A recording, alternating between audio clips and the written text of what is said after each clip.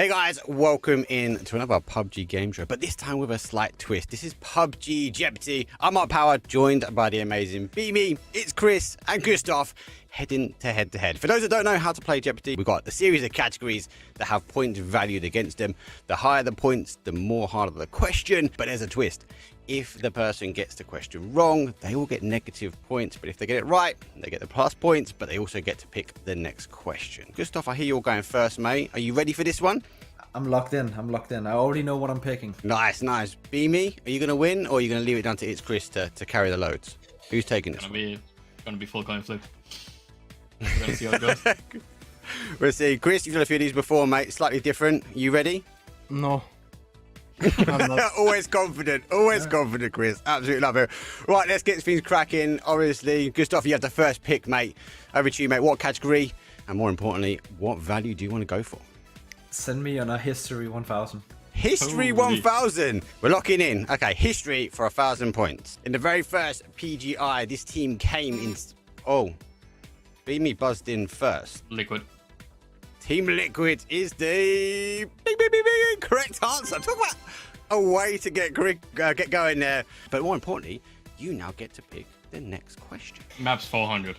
This POI is the most west point on Tago. This point of interest is the most west point on Tago. It's Chris with the special instant being me slightly after. So Chris, for the point of interest. Go for Harpo. Go. Harpo is the correct answer. Chris, for the third question, mate, you now get to pick. Pick the category and the level. I go for weapons 200. The SMG that's exclusive to an airdrop. Oh, Gustav. That was quick, mate. P90. The P90 is the correct answer. Gustav, you now get to pick. Are you going to go extreme again? Yeah, I mean, I need to catch up to Beamy, so I have to go extreme. I'm not going to sit here and pick, I'm going to pick a 200. So he's sending it in on... I'm wondering which 1,000 would be the best here. I'm thinking vehicles.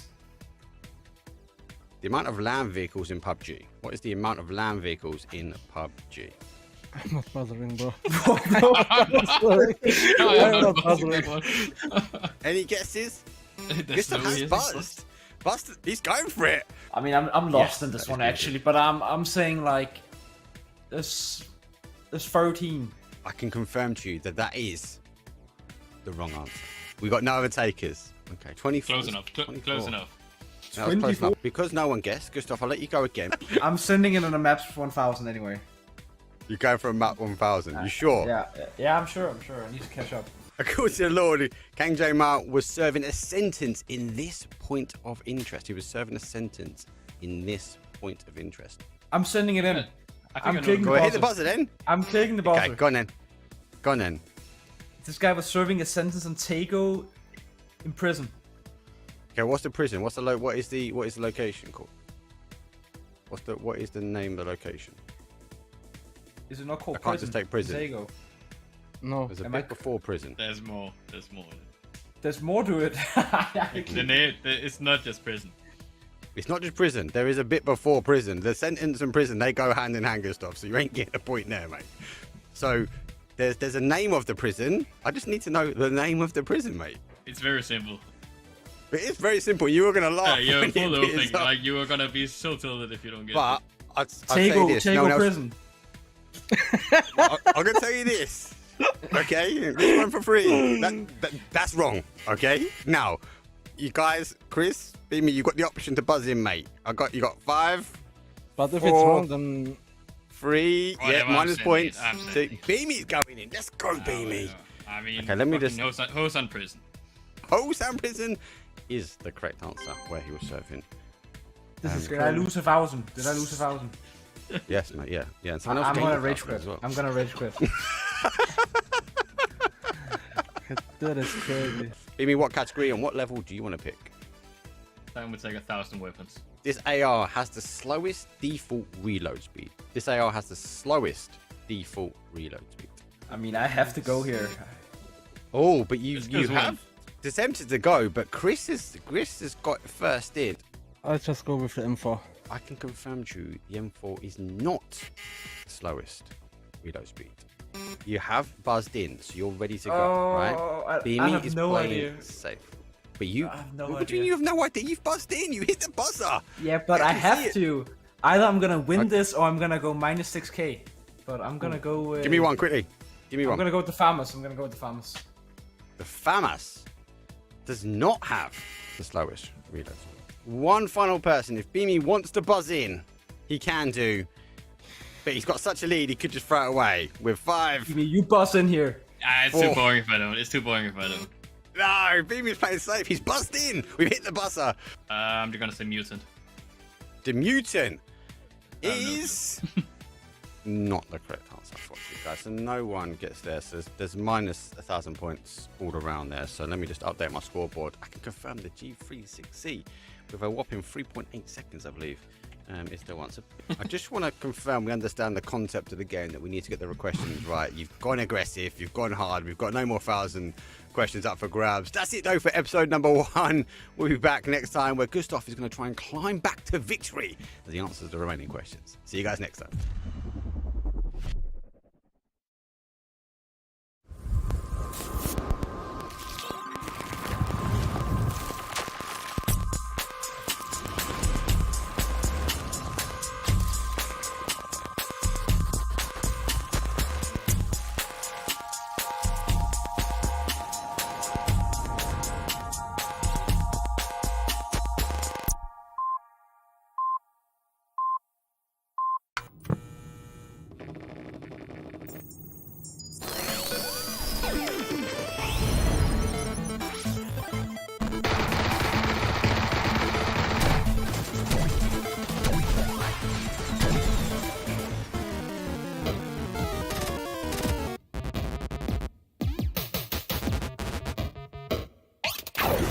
New stage. Parallel. New enemy. Mortar Chicken. New boss. Captain Crispy.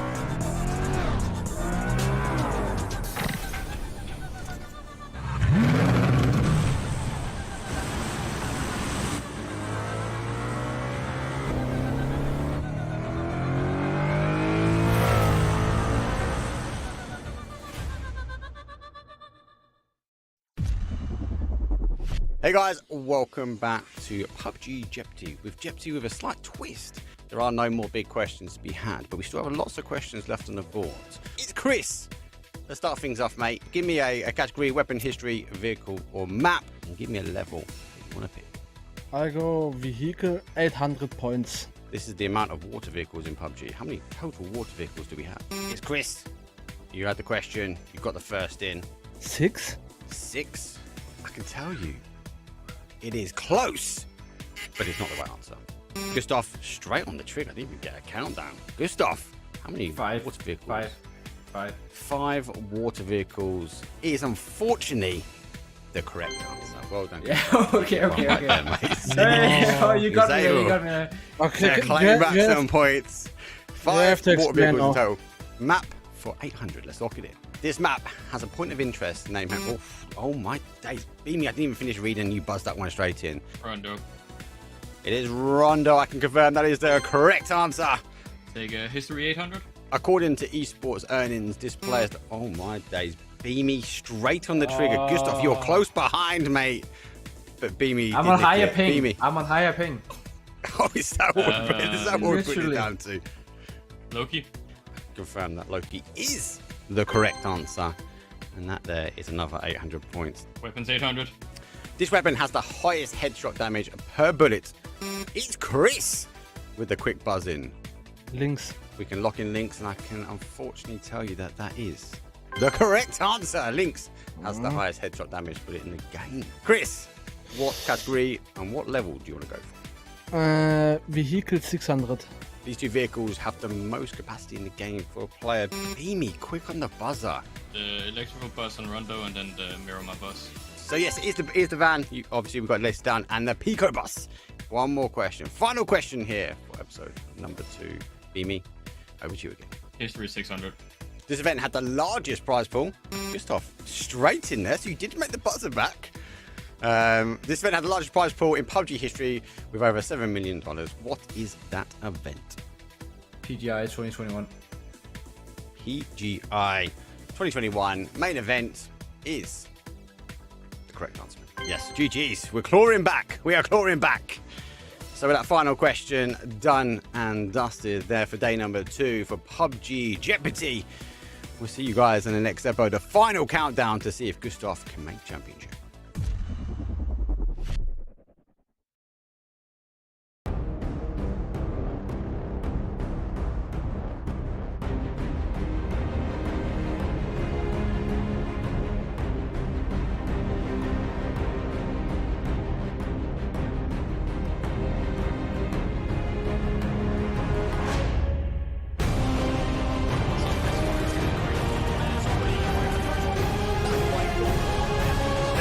Eviscerate the team just like that. They have taken the game.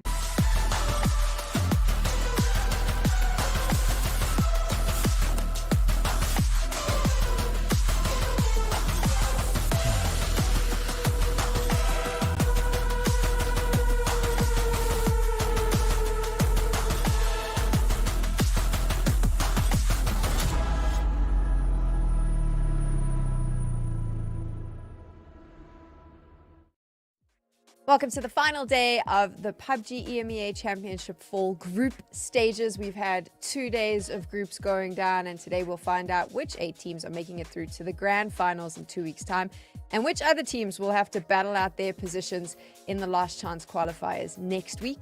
Joining me to start the show, Kylaris and Avenger are here. Avenger, we've had day 1 was crazy, day 2 a little bit more calculated and clever. What are you expecting from day 3 today? I think day 2 was more silly than I expected it to be, all in all through both of the games. But it was, as you say here, the more calculated, and also like it felt like the teams figured out each other, right? And then for day 3 here, obviously there's a lot of teams that have a huge catch up, and there's some teams that just needs a little bit to sneak into that top 8, or even they are still in the top 8 and just solidify their spot here. So it's going to be a crazy day here. It's going to be cool to see what first 8 teams are going to be going straight to the finals. That's the thing, we get to see that. And obviously, Avenger alluded to the silliness yesterday, Kylaris. What's going to be really silly is if you aren't playing today, you've got to sit and watch all these other teams and do maths after every game in the hope that you can keep your spot in the top 8.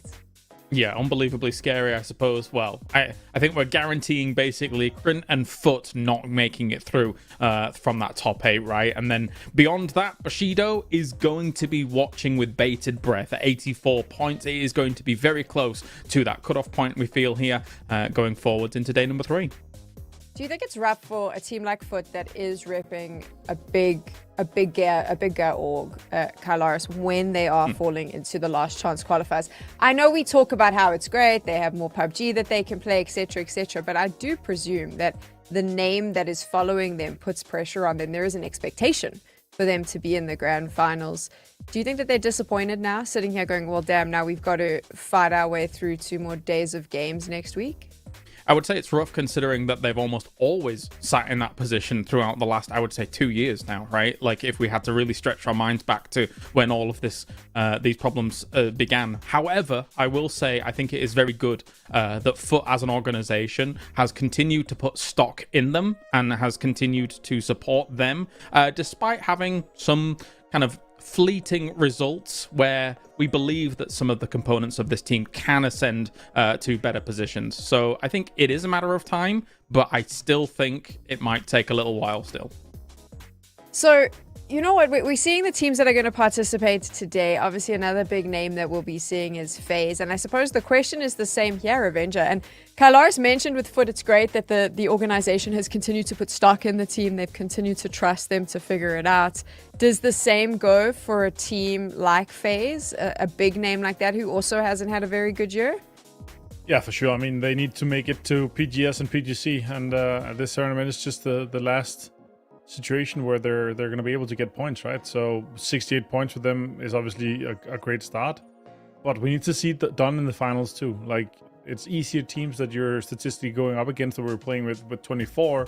So when we get to the 16, the question is, can they really grab one of those top 3 spots to put themselves into PGS and potentially put themselves towards PGC? I think the point of those questions and the direction I wanted to go in is obviously there's pressure on all of these teams, right? Everyone wants to get into that grand final weekend. But I do sometimes think that we as fans forget when you're repping an organization, when you have that big name on your chest, there is that additional layer of pressure that comes with knowing they're not going to take mediocre as a result. They want they want you in the top and they want the trophies, and that's going to add to it if you're not having a good run in this tournament or tournaments previously. So something to think about when you watch these teams. Imagine the immense amount of pressure that they have on their backs as they drop into this. Oh, absolutely. I mean, I think that FaZe has it harder, I would say, than Foot. Foot has gone through quite a little bit, as I was mentioning before, quite a few mediocre results. However, FaZe has only just recently, I would say, started getting those kind of mediocre results, right? Prior to that, it has been, hey, we go to a LAN, hey, we get top 5 in the world at some of those big LANs. And to be able to have that fall from grace from where that was, it's a hard blow to take. However, I'm under the impression a bit of a fire has been lit under them for this one, considering how well they did in that day number 1 and considering how many points they were able to accrue, because they're looking really good to get into the finals already. This was a very fun, somber conversation to start day number 3.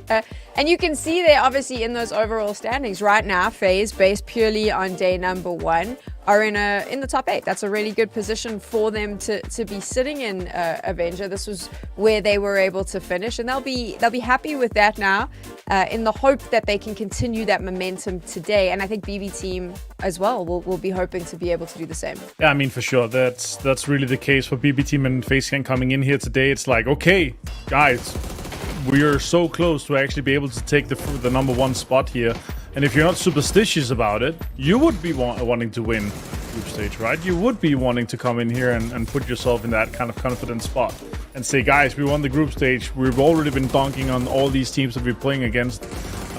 So let's just do it again in the finals and kind of wrap that up. So that's really what I'm looking for. And sure, like with the surprisingly enough here, you know, Twisted Minds coming off as a Esports World Cup champion here. It wasn't until last couple of games, we really saw greatness from them. So even some of the best teams in the world can have a difficult time here in PC. Those top 4 teams that you're seeing, you're not going to see them play today. We got 2 different groups coming in, obviously. And here's the thing. So how do you think that these 2 groups are going to level up against each other? Because we all expected Group C to come in with the same momentum as Group A yesterday.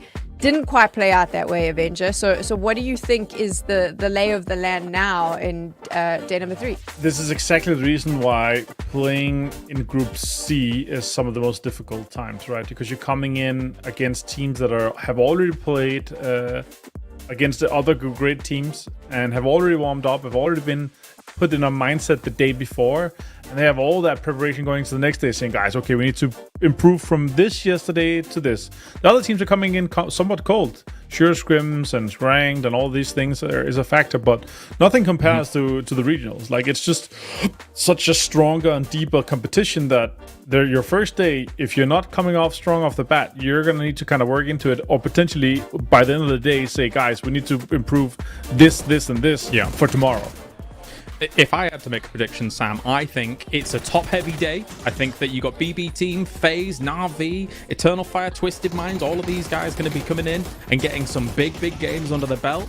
But I also make my second prediction of what is Joga Benito going to do? Because they were hot dropping in that day. One, we have some locations that could quite easily be contested here, and that could scupper some of the plans of those teams that I'm expecting to have a top-heavy day. So those 2 in tandem with one another could create some spiciness here today. Do you think that we are actually going to see that? Like the hot drop situation, it didn't really play out well for them on day number 1. You don't think they may have readjusted their strategy a little bit coming into the final day? I don't know. I think they might stick with it, you know. I don't think that they're expecting a massive amount here of PEC4, and I think that they might want to continue challenging. I would be pleasantly surprised and happy if they don't challenge, because I think that the teams that they could potentially go up against are monsters. But we'll see. They seemed quite keen in that day 1. They did, but I don't know. I'm by no means an analyst. I'm by no means a coach, but I would possibly suggest that they readjust their strategy. But there you go. You know, maybe. What do I know? Obviously, as well, the big thing that's also up for grabs, it's not just an opportunity to be in the grand finals, Avenger, but there is also the opportunity to get PGC points. How much of that is sitting in the back of these teams' heads, or do you think they only think about that come grand finals weekend? For now, it's just like, guys, let's just try to get top 8. If not, we can do it next weekend. I don't think until we see the finals, like, the talk is not really in there. And it's really a big thing. So you kind of don't want to focus on that yet because it's not on the line yet. What's on the line is get top 8. I just had a quick chatter to Joga Benito, and Nodi said we're hot dropping, so we're gonna have we're gonna have some fun today again to be looking at. So that's great. And also to kind of add to that, the guys are really young. I talked to Naleb as well. Like, he's the old guy, and he's even a quite young 20s guy. The other guys are like 19 to 21 years old, and they're like just super cocky, fully confident. They're like, we can easily take these guys on. Let's try to make something happen. So that's gonna be cool to see. The 18 points talks a different story to us. So I was really hoping to kind of see what they can do without the hot drops, because they're great fraggers, but we need to see them play together as a team. But I think, again, that comes back to, like, they want to show that they're hot dropping here. So once we get to last chance, that nobody's going to mess with their spots, right? So they're going to have decent spots coming into the finals. I think that's their kind of thought process in this one, to be honest. Is that the correct thought process to have, Avenger? If you want to have an easier way with better loot spots in the last chance, because maybe they're thinking, guys, we're not going to make it in the group stage. Top 8 is too hard. Let's just show everyone that we're not messing about. We're going to stay in our spots here, and they're going to be claiming the same spots going into our last chance. Then I would say, like, statistically, if you have 3 or 4 across the maps, really good loot spots, your chances are quite significantly higher in a last chance setting when you're going up against the 16 other teams that's not going into the group stage. Okay, this has gone... Yeah, it's gone a little bit off track, but I always love the hot drop conversation, and we'll see how this plays out as we start day number 3. But let's focus in now on 2 teams. We get to see Na'Vi, win or die, Avenger. They'll both be playing today. Yeah, I'm excited to see how deep some of these teams can take it. James already said Na'Vi, I think, is a good contestant for coming into the top 8 here. But the truth is, I think realistically we have 2 spots up for grabs. Like, there's no way FaZe and BB doesn't push across. And then the question is really, can they continue this? Can they gain, more than the same or more that they have already to push Bushido up potentially on the 84-point mark? We might have an even higher cutoff than what we talked about yesterday. Carlos, when you take a look at both of these teams, if you were to make a prediction, which one do you think will be able to push themselves into the top 8? Oh, absolutely, Navi. They will be doing it. And at the same time, I would say, I guess I've got a 80-85% chance of Win or Die doing it as well. Win or Die is kind of my guilty pleasure for PEC right now across multiple PECs, because it's nice to see a team that is technically unsigned, technically and able to have that kind of consistency across the board to the point where they are the most consistent unsigned team, right? We saw them do pretty well when it came to last PEC, and I think that they'll continue to do that as well. Their day one was great. 49 points is nothing to sniff at all for a day one of group stage. So yeah, I'm expecting good things from both of these. Let's take a look at 2 players that you should be keeping your eye on today, both from 2 different lineups, namely BB Team and then Na'Vi. So, Carlos, walk me through their performances so far and what you're expecting from them. Always happy to see Molodok up here, right? Like, when it comes to our performance from the teams that have only played one day so far. Obviously, watching him play out his PGS victory alongside BetBoom was fantastic, and it's good to see him continue on that kind of trend here regionally. Now, 3,000 damage over what fairest has been able to put out technically speaks to how efficient fairest has been with his damage dealt, but Molodok is just having impact everywhere. Of course, Avenger here with the assists as well, so definitely a lot of exerting himself on this lobby. Yeah, this in just 6 games is always extremely impressive, right? It's 2.5 kill per round average here, and both for BB Team, obviously they had great games. Fairest and the boys had great games, but I would say for Fairest, doing it as an IGL or co-IGL is quite impressive to me, right? When you're leading from the front, that's something I really like, because we know Molotov is capable of great things, but when you can just fully tunnel vision on getting the damage, maybe that's the difference maker. Maybe that's why he has 1,200 more damage, because Fairest had to be efficient with the kills, because he also has to go out and get that information, share the team, put a plan down, get some macro strategy going, and yeah, that's really my kind of idea of it. Keep in mind, both of these players only played one day. They played on the first day. We get to see them again today. They would have been watching all the action yesterday, so they'll have a game plan coming into this final day and how they plan to tackle those Group C teams. We also need you to get a bit of a game plan going, because there's an opportunity for you to win as well. All of those G coins, we've been talking about this the whole of the group stages. Today, we get to choose 5 winners who make the talent laugh. And there will be G coins up for grabs. You'll be able to make us laugh next week as well. But today we will see if a giggle can escape. And I do believe when this happens, we will have Toby and Mark on the desk, which worries me because I've seen Toby and he will laugh at anything. Yeah. So like, they're easier than Server's sitting there, it's just going to be like, all the G coins come my way. If it was Kalaris and Avenger, I think they could keep pretty serious. So you might actually have a really easy chance of getting those G coins today. Remember to keep your DMs open on social media if you want to win, because someone's got to get hold of you. And if you aren't a funny guy, don't worry, because we also have the history book competition running. If you've been following PEC for a very long time and you think you know all there is to know and you have the same big brain memory as Avenger, then this is an opportunity for you as well to win. Again, you just need to be following PUBG Esports all over the internet and you'll be able to catch up on all of this and figure out how to enter, how to win.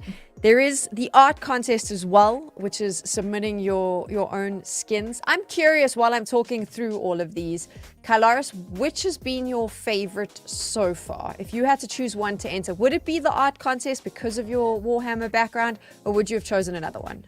Oh, yes, absolutely. I don't quite have a Wacom tablet to hand, so I don't think I could draw any digital art. However, I'd paint one of my own figures in a skin-like maneuver and then be able to show that to my webcam. That would be my plan, definitely. And Avenger, for you, which would be the one that you would enter? I would 3D print a PUBG gun and get Kalaris to hand paint it. Oh, yeah. But then Actually, it's- do that. Do that. But then that's not your entry. That's technically Kalaris's entry. No, because then I would take a picture of it when it's done and submit it as my skin. Okay, so Pass you it would off as cheat. his own. Yeah, there you go. So fair enough. You would I cheat. would Okay. commission it. One of my favorites is obviously the conversation we get to have at the end of the day where Yeah, you that's submit great. your questions. That Q&A for me has been really fun. I feel like I'm learning a lot during that Q&A. And also it's really cool because we get to talk a little bit about our own experiences that we've had, share those with you, our connections with the players and the teams at LAN, things like that. So make sure that you submit your questions today because we will be doing that at the end of the day. And again, if your question's chosen, you get to win G-Coins. There's a lot of winning happening today. That's basically the long and short of our day number 3 here at PEC4. We've gone through all the ways that you can win, and now we're going to talk a little bit more about the teams and what they need to do to win. Getting those points is really important, but in terms of coming into this first matchup, I mean, Avenger, what would be the game plan for a team that's sort of middle of the pack? How should they be playing this one? I mean, there's 2 ways to go about it, right? Either you go full center as much as you can, but it obviously comes down to where the circle is. But what I would do today if I was playing or if I was coaching a team, I'd say, by all means, avoid BB team, FaZe Clan, Na'Vi, win or die, and try to kill everyone else. Well, that's the scary thing, right, Sam? Because those teams, like, they're the kind of teams that if they have no pressure behind them whatsoever, they're going to have fun. And they're going to be able to take some big fights, maybe take a few more risks here and there because they know that there's not too much pressure on them. I would absolutely be echoing that same sentiment. Avoid the big names. Avoid those. So you mentioned those 4 teams. Avoid those 4, but also just remember that Virtus Pro and Twisted Minds are also in your lobby, and they shoot hard. So make sure you avoid them as well. Is the game So plan that's 6 here? teams. You have 9 other teams to go and kill. Yeah. So Go that's find. still a bigger majority. I feel like this is the go find a nice safe place, undercover, hide, and hope you survive till the end game. That almost feels like what you may be suggesting, Avenger. That sounds like how you're playing PUBG, Sam, when I'm playing. That's exactly how I play PUBG. It works well for me 50% of the time. Just hide away till the end. Are you expecting the big dogs? I mean, we keep bringing them up, right? Are we just expecting them to kind of dominate? I think we said this earlier on, but is that the prediction that it is going to be top heavy with the big names, Avenger? Yeah, for sure. I think today's going to be an absolute fantastic day. As you say here, the big dogs are coming in, right? But as we say, maybe 2, potentially 3 spots up for grabs, right? We're definitely seeing BB Team and FaZe Clan pushing ahead of Bushido, but then comes down to what does Na'Vi do, what does Twisted Mind do, what the Win or Die do, and is Virtus Pro going to have a big enough day to actually get into that 80s? Because they're going to need to have 60 points here, guys. Kalash, do you think Virtus Pro can do it? I do think so. I think they absolutely are able to keep themselves cool under what would be the pressure of not having the best of day, number 1. But what I'm concerned about is the potential if we do see a hot drop. Although I'm looking for Yoga Bonito, and I was concerned for maybe Eternal Fire if things were going to go down in Picardo for this game. And it looks like they're not heading that way. So the reason I was concerned for Eternal Fire, Martin, as we take a look at how this playing path unfolded, is because if they hadn't got that win yesterday, it would have been absolute disaster for them in terms of the points game. Yeah, it would have been. Now we see Circus Crew taking some shots here, so maybe we should already now pass it over to the casting crew here with this Southern Plane Path. Thank you so much, boys. Yes, Mark and Toby here. Toby or Mark, whatever way you want to call it. As they said it right, Mark. A Southern Plane Path, a tricky destination if you want to go opposed. So even for Monte, it's quite a bit of a stretch. Circle goes out east as well, so should be fairly, well, if not completely reachable for literally everyone in this first game. Yeah, and the zone goes quite late as well. It doesn't give us the temptation of the island. We know some people like that, but it does go quite late. So into the centre, sort of like Cantera area, Na'Vi would be happy with this position. Hypebeast taking Foot Esports position because they've already finished their 12 games as well. So understanding exactly where they can play on this one. So good reaction to them.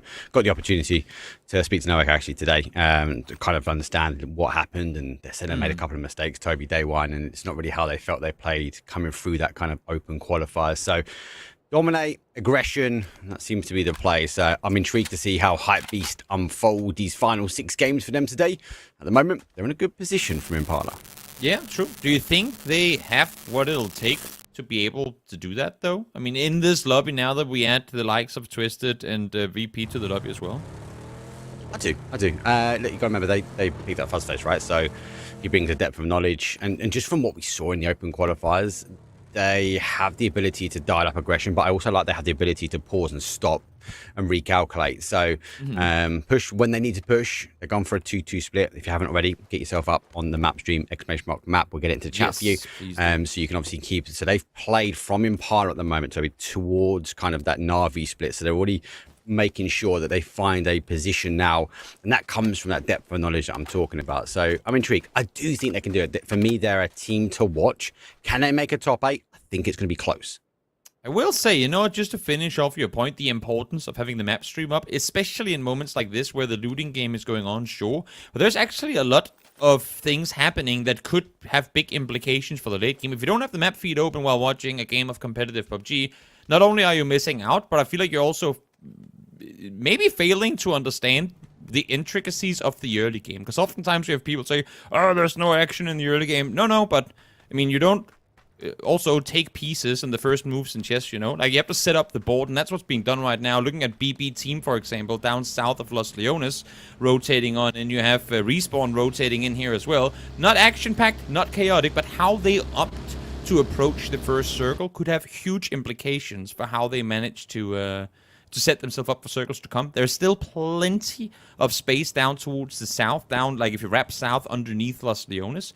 And it's going to really be up to BB Team to kind of decide how many teams are going to be allowed to use that pathing. Because with how they're split right now, Mark, it's if they just stop here and deny any other team that south path rotation, then they all of a sudden will have a ton of room. Because Hype is currently doing sort of the same thing up towards the northeast of Los Leones. If they stop, like, just put a complete block on that on the north, and BB does it in the southwest, everyone's going to be scattering space in the northwest.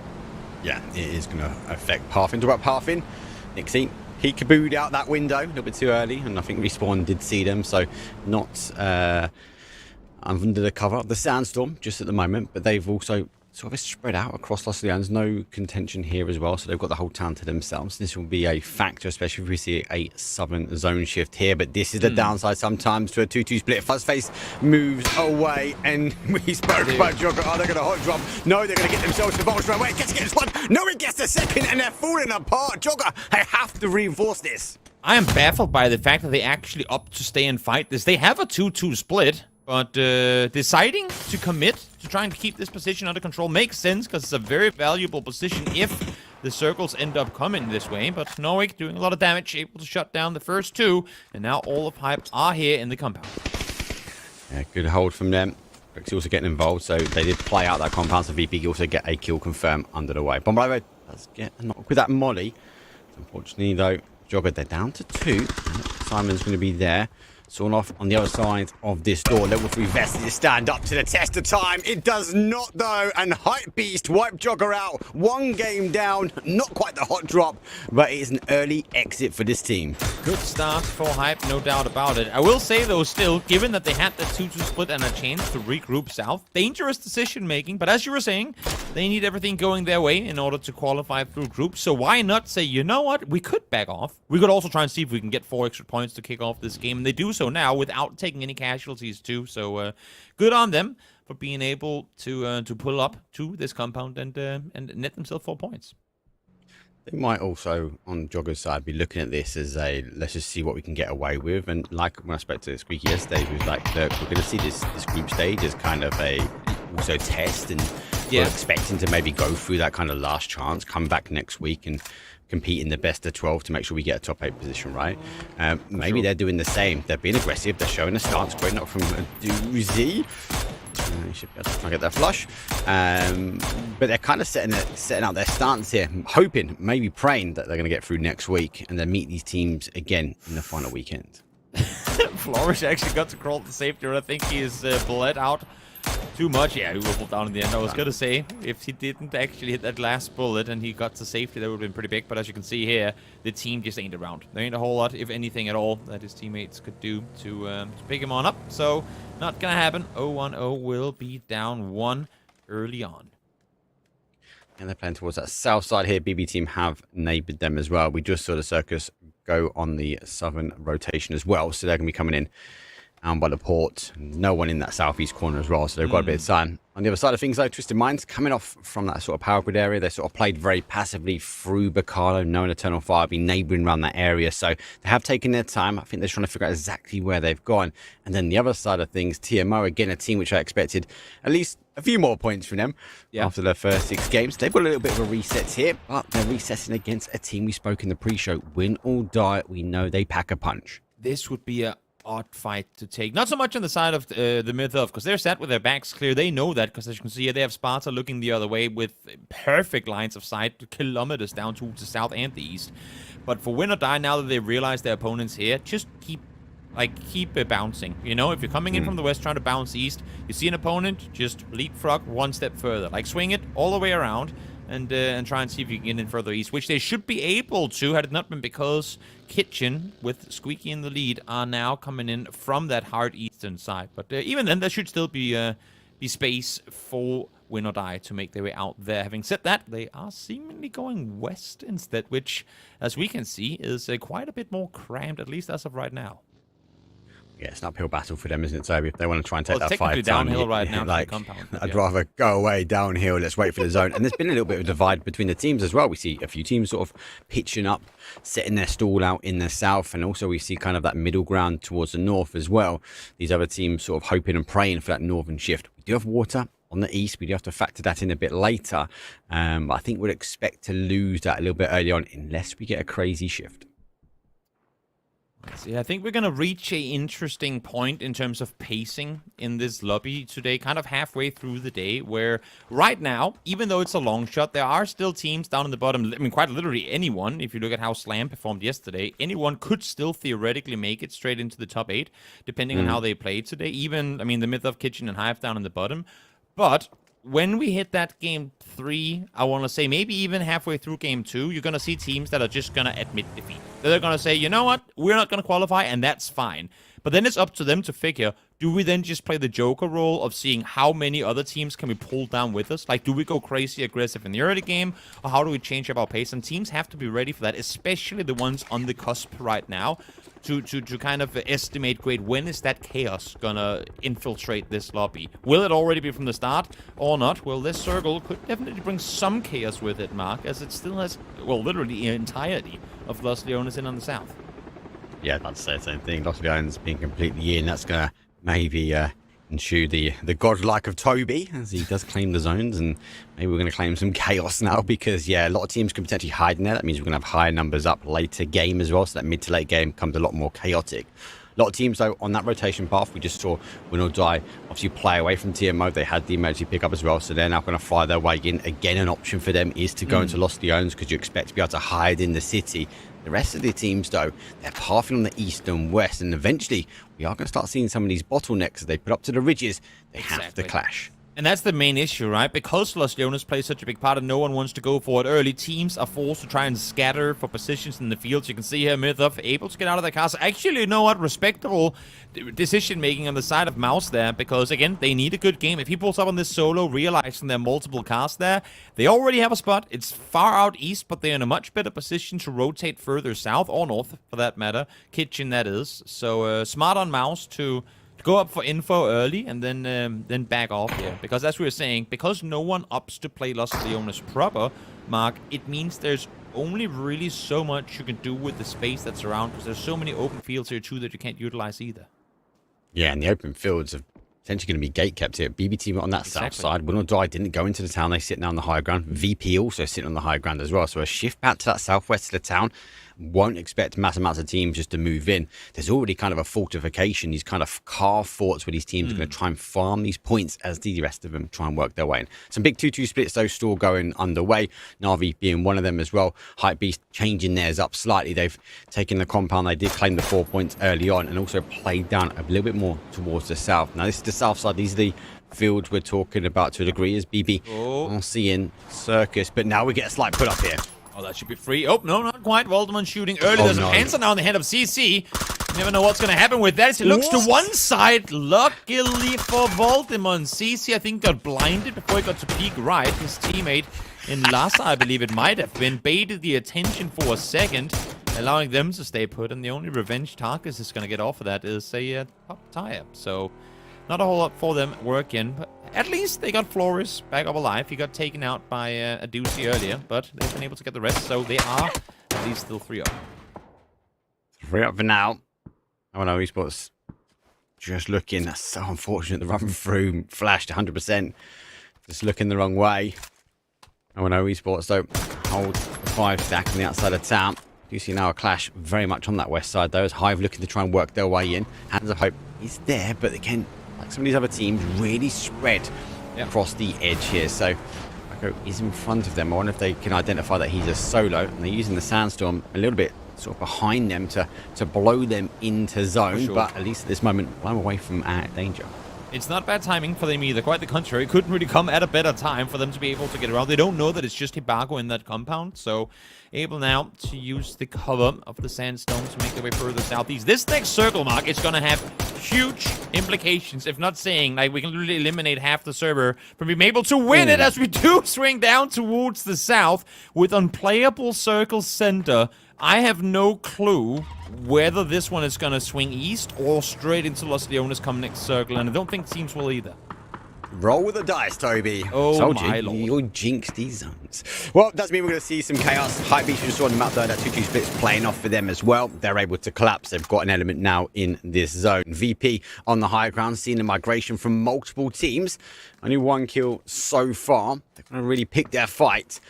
And they also have to pick what is going to be their path into late game, because if they get caught out there and it does shift to the east here, Toby, they are in worlds of trouble. I mean, it is such a coin flip in this. As you say, if you go in early, you might not be able to get out. I think one of the best positions you can get right now is exactly where VP is trying to play this one from. They have 2 guys up in the mountain high, 1 on each side. Issue is they're split thin, so it's hard for them to stay connected. Nixie taken out. He is at least one of the ones that's up in the mountain, so yes, Beamy there to help him out. But if Lucarooks or Corexi falls here, I don't see any way for them to get picked up by their teammates. So I think for now, you're going to see both Lucarooks and Corexi play as quiet as they possibly can, hoping to stay alive at least for that next circle shift, so they know whether or not they have to make their way into the city. So interesting on the map feed that no one else is sort of backfilled into the southwest of Los Leones for me. Everyone is still kind of in that section we're talking about, and/or on the high ground towards the north. So a shift, again, a dangerous Toby shift towards the southwest could be catastrophic for a lot of teams. Corexi, unable to stay quiet sometimes. He plays peekaboo. He takes a face full of bullets to the head, so he has to get med back on. Does some time, and no one else really neighbouring him just yet or able to play into his position. And I think to kind of answer your or not doubt necessarily, but your question regarding the positioning, as we see Win or Die and FaZe getting with the vision of one of the reason that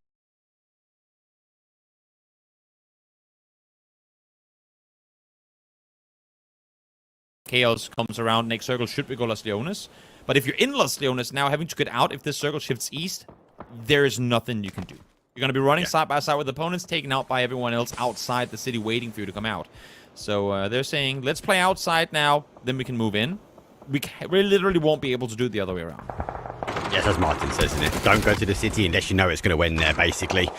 Only take it if you need it. Win or Die, though. The Rooks is bleeding out that fight between FaZe. FaZe definitely speaking with Fex today, saying they're going to play slightly different today, so maybe not as explosive because they're already through, qualified. They just need to get a little bit over the line, but they also don't give away too many game styles and plans. So, interesting to see. They need to get out this fight alive. Let's have the shotgun teams in the spearhead of attack, though. And still, the guys from Win or Die. The Rooks is currently bleeding out. He's just been rezzed, so we're back to 4 alive. Next circle, are we going in city? Oh my, yes Toby. we are. Los Leones circle to start off the day. And now is when you got to get in, because look at the spread of teams. The southern half of this circle has 3 teams in it. The remaining 12 are all set up towards the north. These compounds, everything up and around here are gonna be lit ablaze anytime now. This is gonna be really tricky, especially for the likes of FaZe and Win or Die as well, to try and get into the city. Literally won't be possible as we start to see the kill feed light up with players trying to make their way into the city proper. The RDM was completely deleted. Yep. Twisted Minds looking to try and climb the other BRDM, though, is coming in that west side, though. But be careful here. Here comes the crossover phase, though. James, that spearhead of attack will put down one. Jedrocks will fall. Leosh, hell of my bad. Store trying to hold. These guys are in zone. Third-party action will come in, though, from that hype beast, though, on the hillside, though, as they have to jiggle their way through. The kill feed has started to light up. I can't see it stopping anytime soon. No, not at all. BB team is doing such a good job at just making sure no one can get on the south side and up towards the north. There's so many. I mean, it's a minefield. There's literally players all over the place. And then none of them can really make any moves as Fex. Well, Gustav finds one. Fex finds Gustav. Not what you want to see happening, especially not when you're in the middle of a fight. But at least it's gonna be okay as they commit to the rest on the other side. But had they been peeking at that same time, maybe there could have been more casualties on the side of FaZe. Yeah, out of my bad. Had to get their res back on Jedrock, so to bleed out. Had to be cautious, though, but they are back on the fight. Like, they close the door just to close off one of the angles to start with. Maybe we'll go over the top. Molodok does get her, so again, they're taking long-distance shots. That's high ground to high ground. And I said it wouldn't be long before we saw the likes of Hypebeast come in. Remember, they want to dominate. They want to be aggressive today. And Fuzzface is right under the noses of FaZe and Win or Die. Yeah, they want to, and they desperately need to as well. We'll see if they can get some points off of this fight. If they can claim this compound for themselves without taking casualties, this could be a big game for them. But as you can see on the minimap as well, on the right-hand side, Na'Vi is nearby. You have Circus Crew now joining the party here towards the east as well. Still only 4 teams in Los Leones proper. Everyone else is hoping that this next circle shifts out. Once more is Beanie with the Groza in hand. Is able to find the first. We'll see if he can get more with it. There's 2 players just over on the other side, but he's spending his time at... Oh no, the Molly. Just exactly connecting. Can't do anything, and now it's just Lucarux left alive. Firestone says Steed looking to try and play their way forward, though. Lucaruxo takes a face full of bullets as well. Steed will put him down. VP will go out. 15th place for them. Hypebeast now getting involved. FaZe on the other side, though. Yeah, Navi wasn't going to take them long to finish off.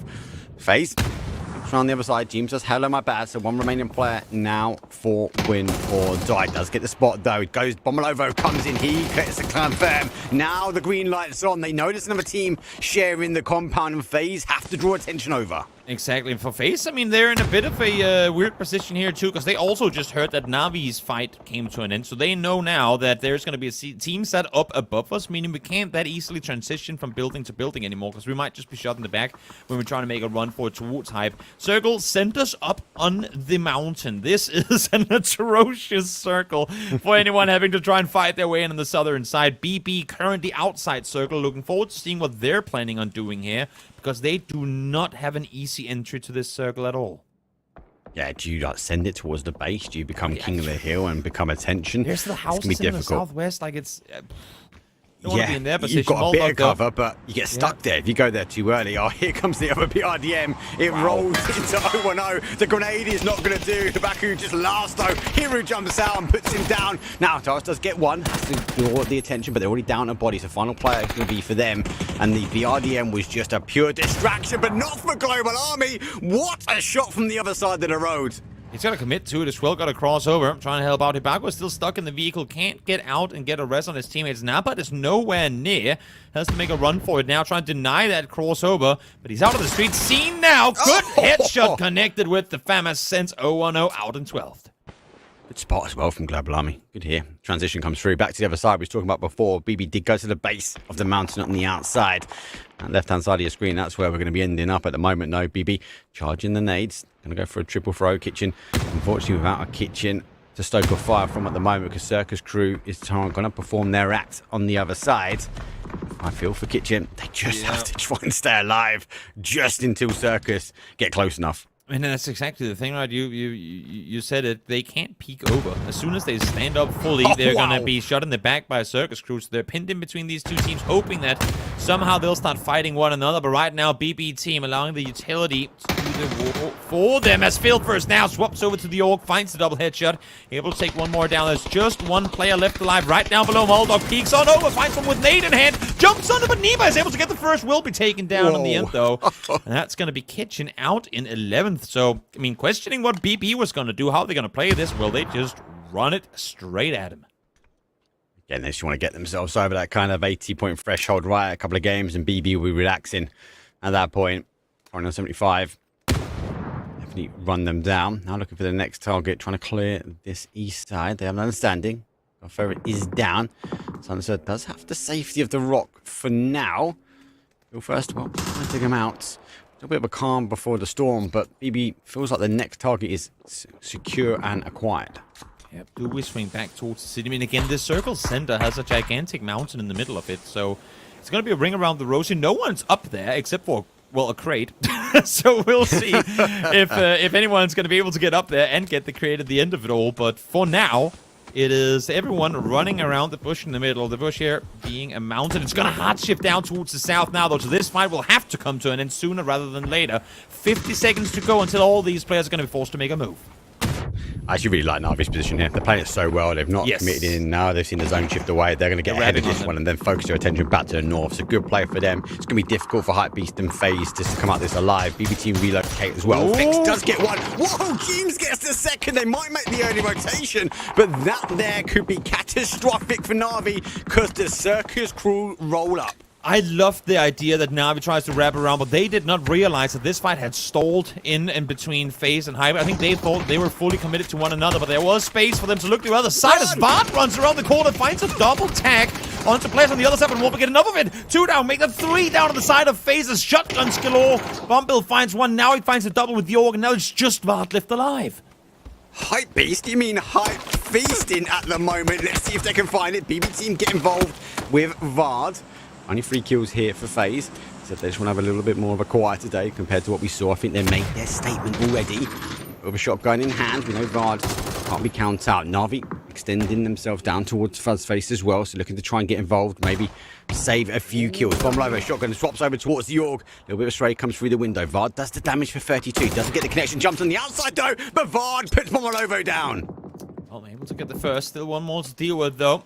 Fuzz.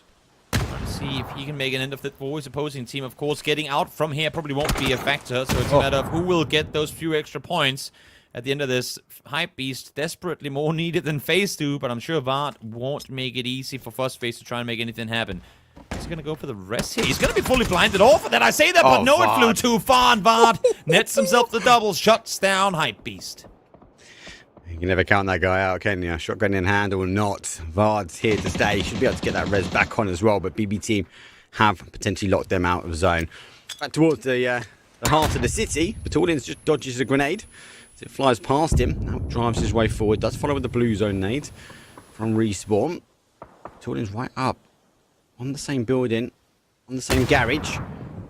Now ready and waiting for the rest of the team just to arrive. I think it's going to be kind of a stack up and go. Blue zone nade goes in one side. Going to try and draw out on that side. Swings all the way around though. The bait comes through. Battlegrounds will take it out. And Twisted Minds running through the blue zone just to get the kill. Yep, able to do so in great fashion. Issue is, everyone heard what was happening there. And Eternal Fire's going to lob over a couple of nades now to try and see if they can shut down Twisted Minds. Even if they're 2, they are still to be respected.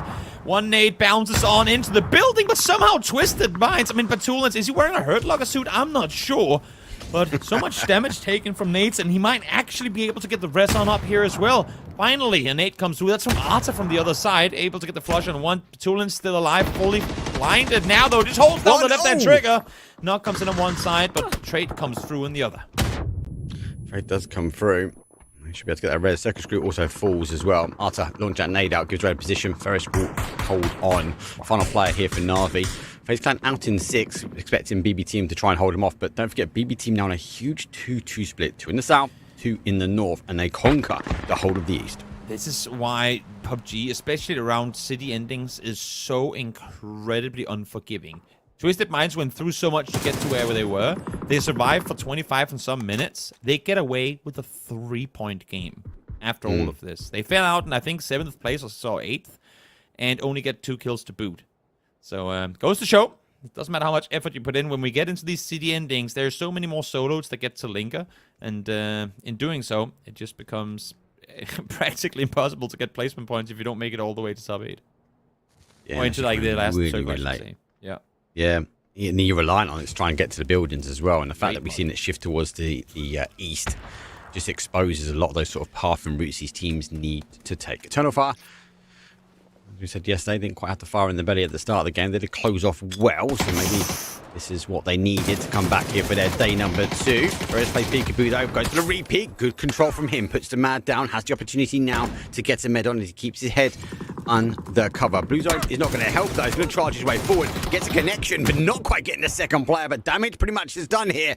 Na'Vi, well, with their fallout in 5th. Yeah, it's Hero Quetpa from the back line, able to do a lot of damage to Fairist, allowing for Mark Home to make that play happen. But good on Fairist. I mean, 19 HP and re-peeking like that. That's why he caught one of the Eternal Fire's players off guard. I don't think he was pretty sure he was going to go back to heal, but not quite the case. And BB team, well, they were the team that had to make arguably the hardest rotation just moments ago. Now they're the ones with the mountain under control.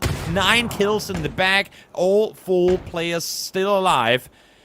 I mean, where was this team during EWC? I'm not sure. But here they go once again. Moldog, just perfect angle. There's nothing Eternal Fire can do to dissuade. This push comes through. Filfirst able to find one more. And just like that, Moldog with the double sends them up into top 3 with 12 kills already. 12 kills. Big plays from the BB team. It's awakening. Now here comes that other BRDM. Still surviving. Hopefully no one else has got the Panzers. Hero this time taking the option to drive. He's done his damage. They got 4 up. Got 4 of BB team and Hive down to a duo. But duo taking on the BRDM. Be dangerous.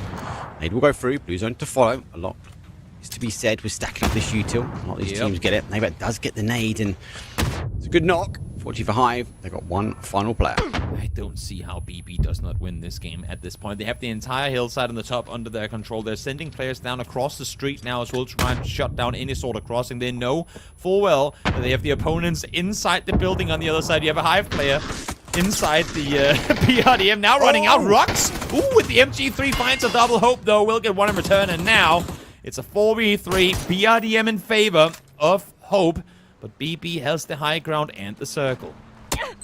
See what they can do. Oh, C4. C4 on its way. Bye-bye, guys. If it's got it. Oh, Bye-bye. that's great timing, though. They should be able to hear it. They're starting to scatter. I think they've got away just in time. The timing, maybe not in the right cue. They have backed away. They've shown their intent. Good path in. Not the right timing now on that C4. You know what? Given that they're 4 alive, I kind of feel like Adusi, I think it was him driving it, should have just literally committed Full to that send. one. Yeah, exactly. I mean, you're 4 guys up, just send him, like, literally drive around the building into, like, in between the concretes where the BRDM was parked, and say, guys, I'll take one for the team, but I'm going to get a triple kill going down and end the game. But, well, that didn't happen, so now we'll see. Now we'll see what's going to happen. How we know what Toby does with C4. You know what? I mean, if it wins your games, man. If it wins your games, might as well use it to your advantage, as BP team now will try and make their way all the way up to the wall. They still have Moldog up on the high ground over across the street, and he has a crucial mission ahead of him. Do not die. A, no one will be able to pick you up. B, they need that eye in the sky. It's amazing for info. Ooh, I see a Panzerfaust in the hand of Phil first. First has the Panzer. Well, obviously, for the guys with Hands of Hope, that played onto the other side. It hasn't got much damage left to be done. That's a great nade. Best just standing on top of it. Oh, he just gets away in time. Phil first doozy, still trying to play around towards the south side. Monodox is the controller here. He has the high ground. He needs to take aggression towards Baku, who is holding out in the shack. Now, the BRDM still causing some problems. They have backed it away, but as you can see, doesn't have much left, but does it have enough to end here? Baku does get the first one. The Famas, though, cause an effect. And that's the Panzerfaust down as well. Don't think they have more of them, as here they come trying to drive through circles. Send the runs once more. Best the lock gun down, and just like that, it's now 2v2. Molotov with the nade lopped on over finds the double. And now we find ourselves in a 1v1. Molotov versus Hibako. They're crawling for info, trying to claim these points. Of course, makes perfect sense, but he doesn't know where the last player is, and he's on his side of the road. No. He's moved at the right time. Now he's completely lost him. He's lost the player. Now the level 3 helmet bullets. and the level 3 vest is going to be key. But I was about to say, the 13 free bullets, Monodoc is the GOAT. Can he confirm it as the Famas has the height advantage? Is he going to see him? Does get the first see. The Famas goes over. It's got a short mag. The spray opens up here. And Monodoc makes the move. But damage is done, but he's right underneath his tippy toes. Oh, jumps down. Could have been caught midair. Not sure what the ammo count is on the receiving end of it, but it does not matter. The hands of home reign supreme. And a 9-kill win will shoot them up the leaderboard. A much-needed win at that as well to try and make your way into that top 8. But what a crazy way to start off the day here, Mark. Well, BB, big plays. It puts them right up there. 90 points as well. So what a way to start things off. Arguably, they needed one good game. Yes, they didn't get the win, Toby. It was explosive.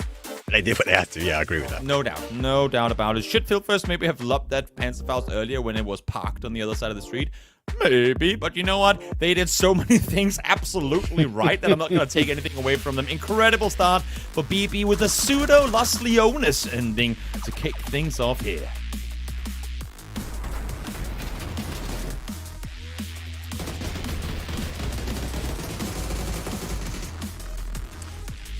The effect of this first game alone on the overall standings is mental, and we'll talk about this in a little bit and some of the implications that could come. But first, we have to talk about Hands of Hope and how they played that final 1v1 Avenger.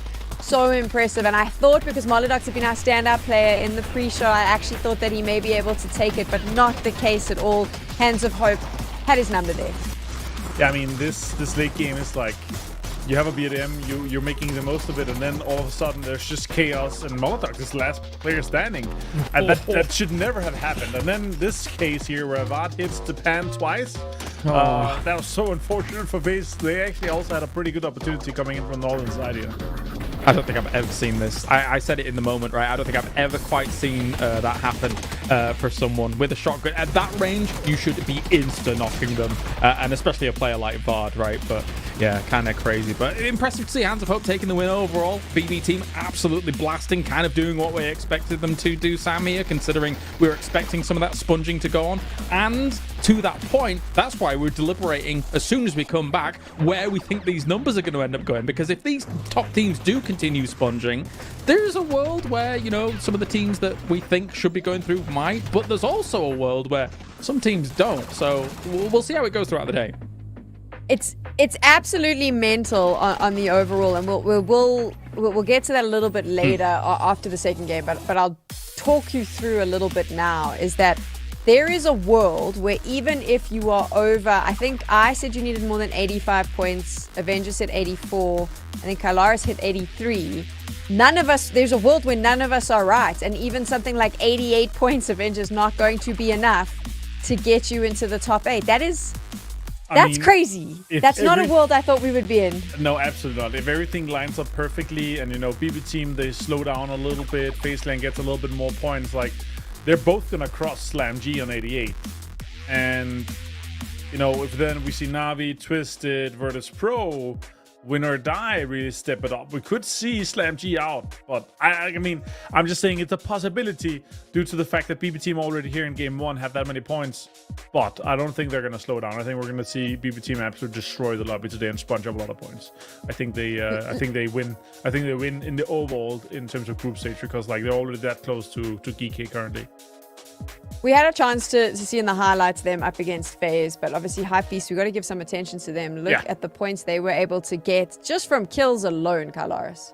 Yeah, they were blasting. And again, I think actually they could have got a lot less had that one moment between Vard and that shotgun go down differently. But regardless, they'd already had quite a lot of kills before that and how it all played out. So good to see, really, because they really weren't on my mind for contention for a top 8. But if they're able to get double digits per game throughout the day, that would put them in a spot where they could contend. But it's a far stretch because placement points wise, only 8 on the board, but those kills coming through, they've got the fragging power, but they've not got deep enough into these games yet for me.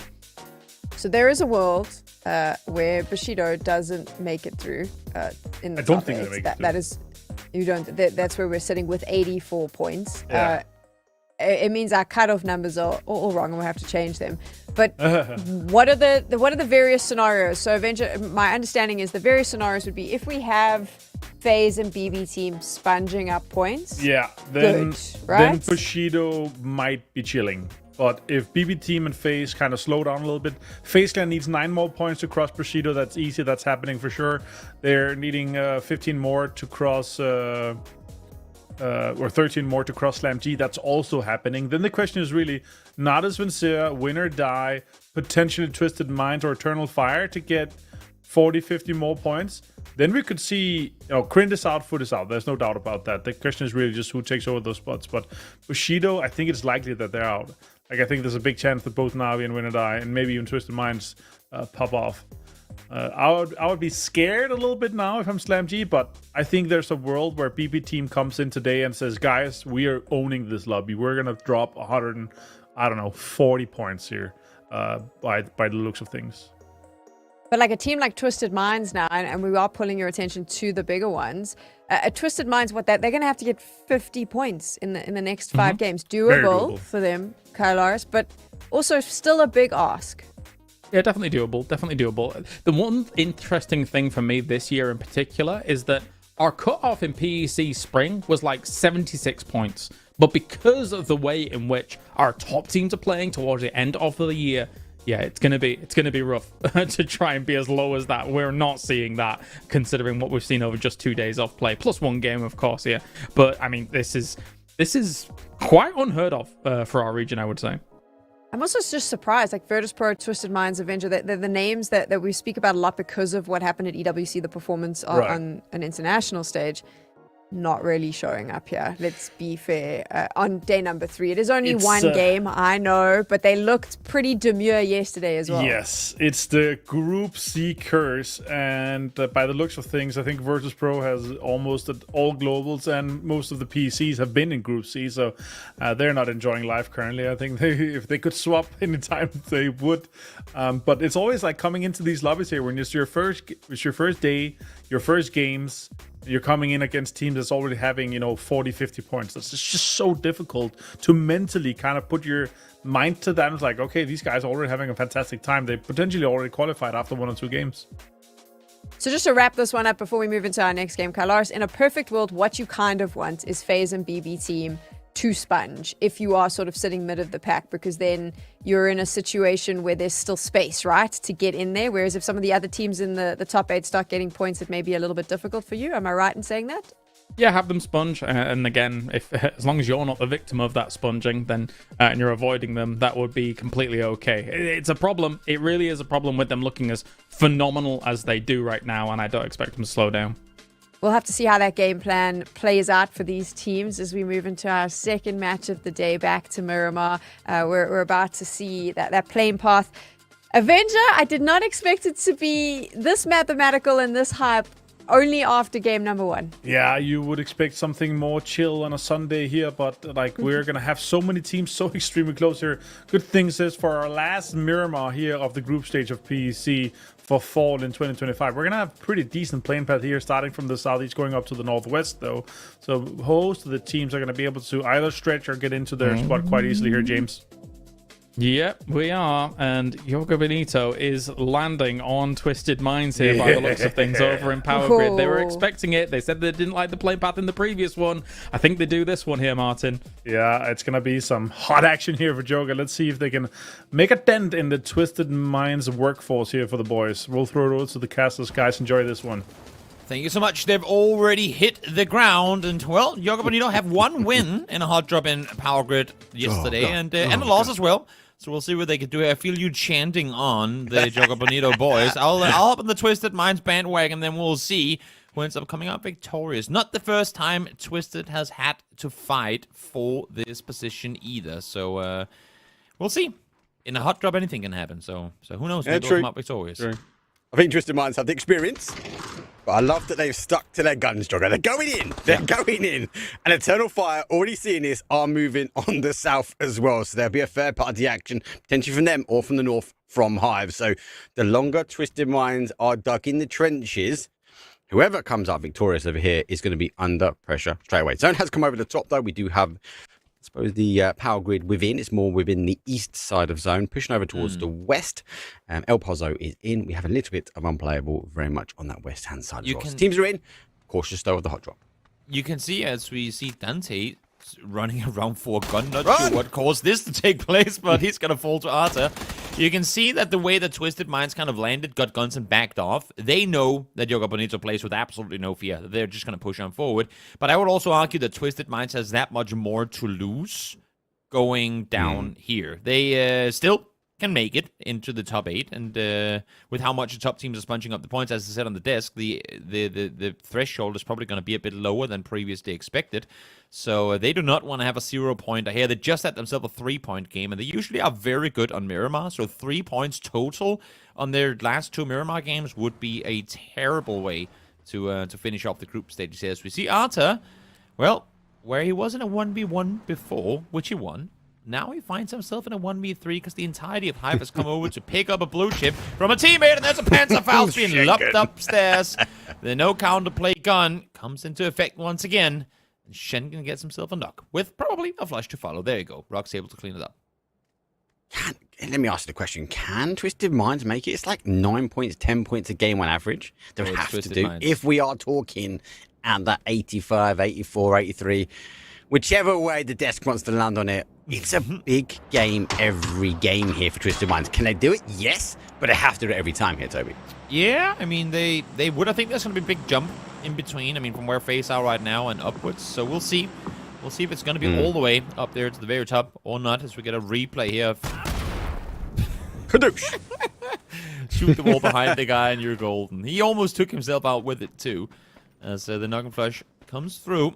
Yoko Bonito realizing that we didn't get the drop on them.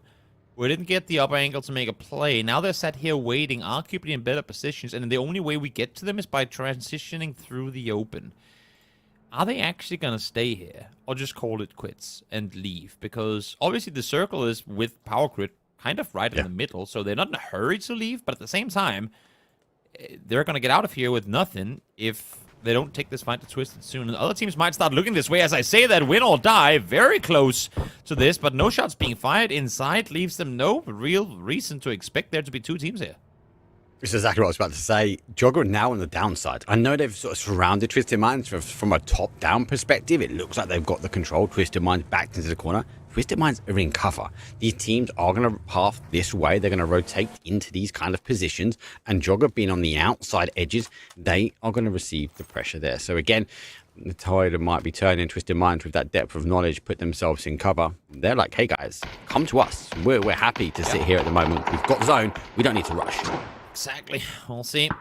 Stalny looking for any flanking player here. Perfectix out in the containers, but Perfectix, again, pretty smart player. Not going to overextend going too far east on this one, so he's going to be within reach of his teammates should something go down.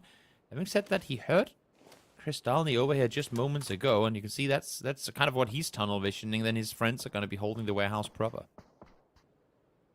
Looks like Will Die receiving a couple of shots as well, so I think there's maybe a little bit to read into that. They've positioned up here. They positioned up here, knowing that Twisted Minds here, knowing that if they can get a couple of kills or at least a lead, then they're going to cause some danger.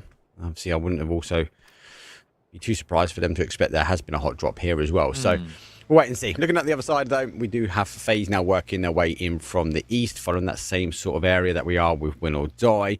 Win or Die, obviously, we're up in that sort of north section where we can see in the distance Jedrocks, though, and FaZe looking to try and take a little bit of the mountain, trying to control some of these teams that might be coming from the south, coming out of Picardo, and sort of maybe even rotating, expecting maybe a VP rotating this way. They've actually gone more towards the west, but that's positioning for FaZe. No need to rush for them.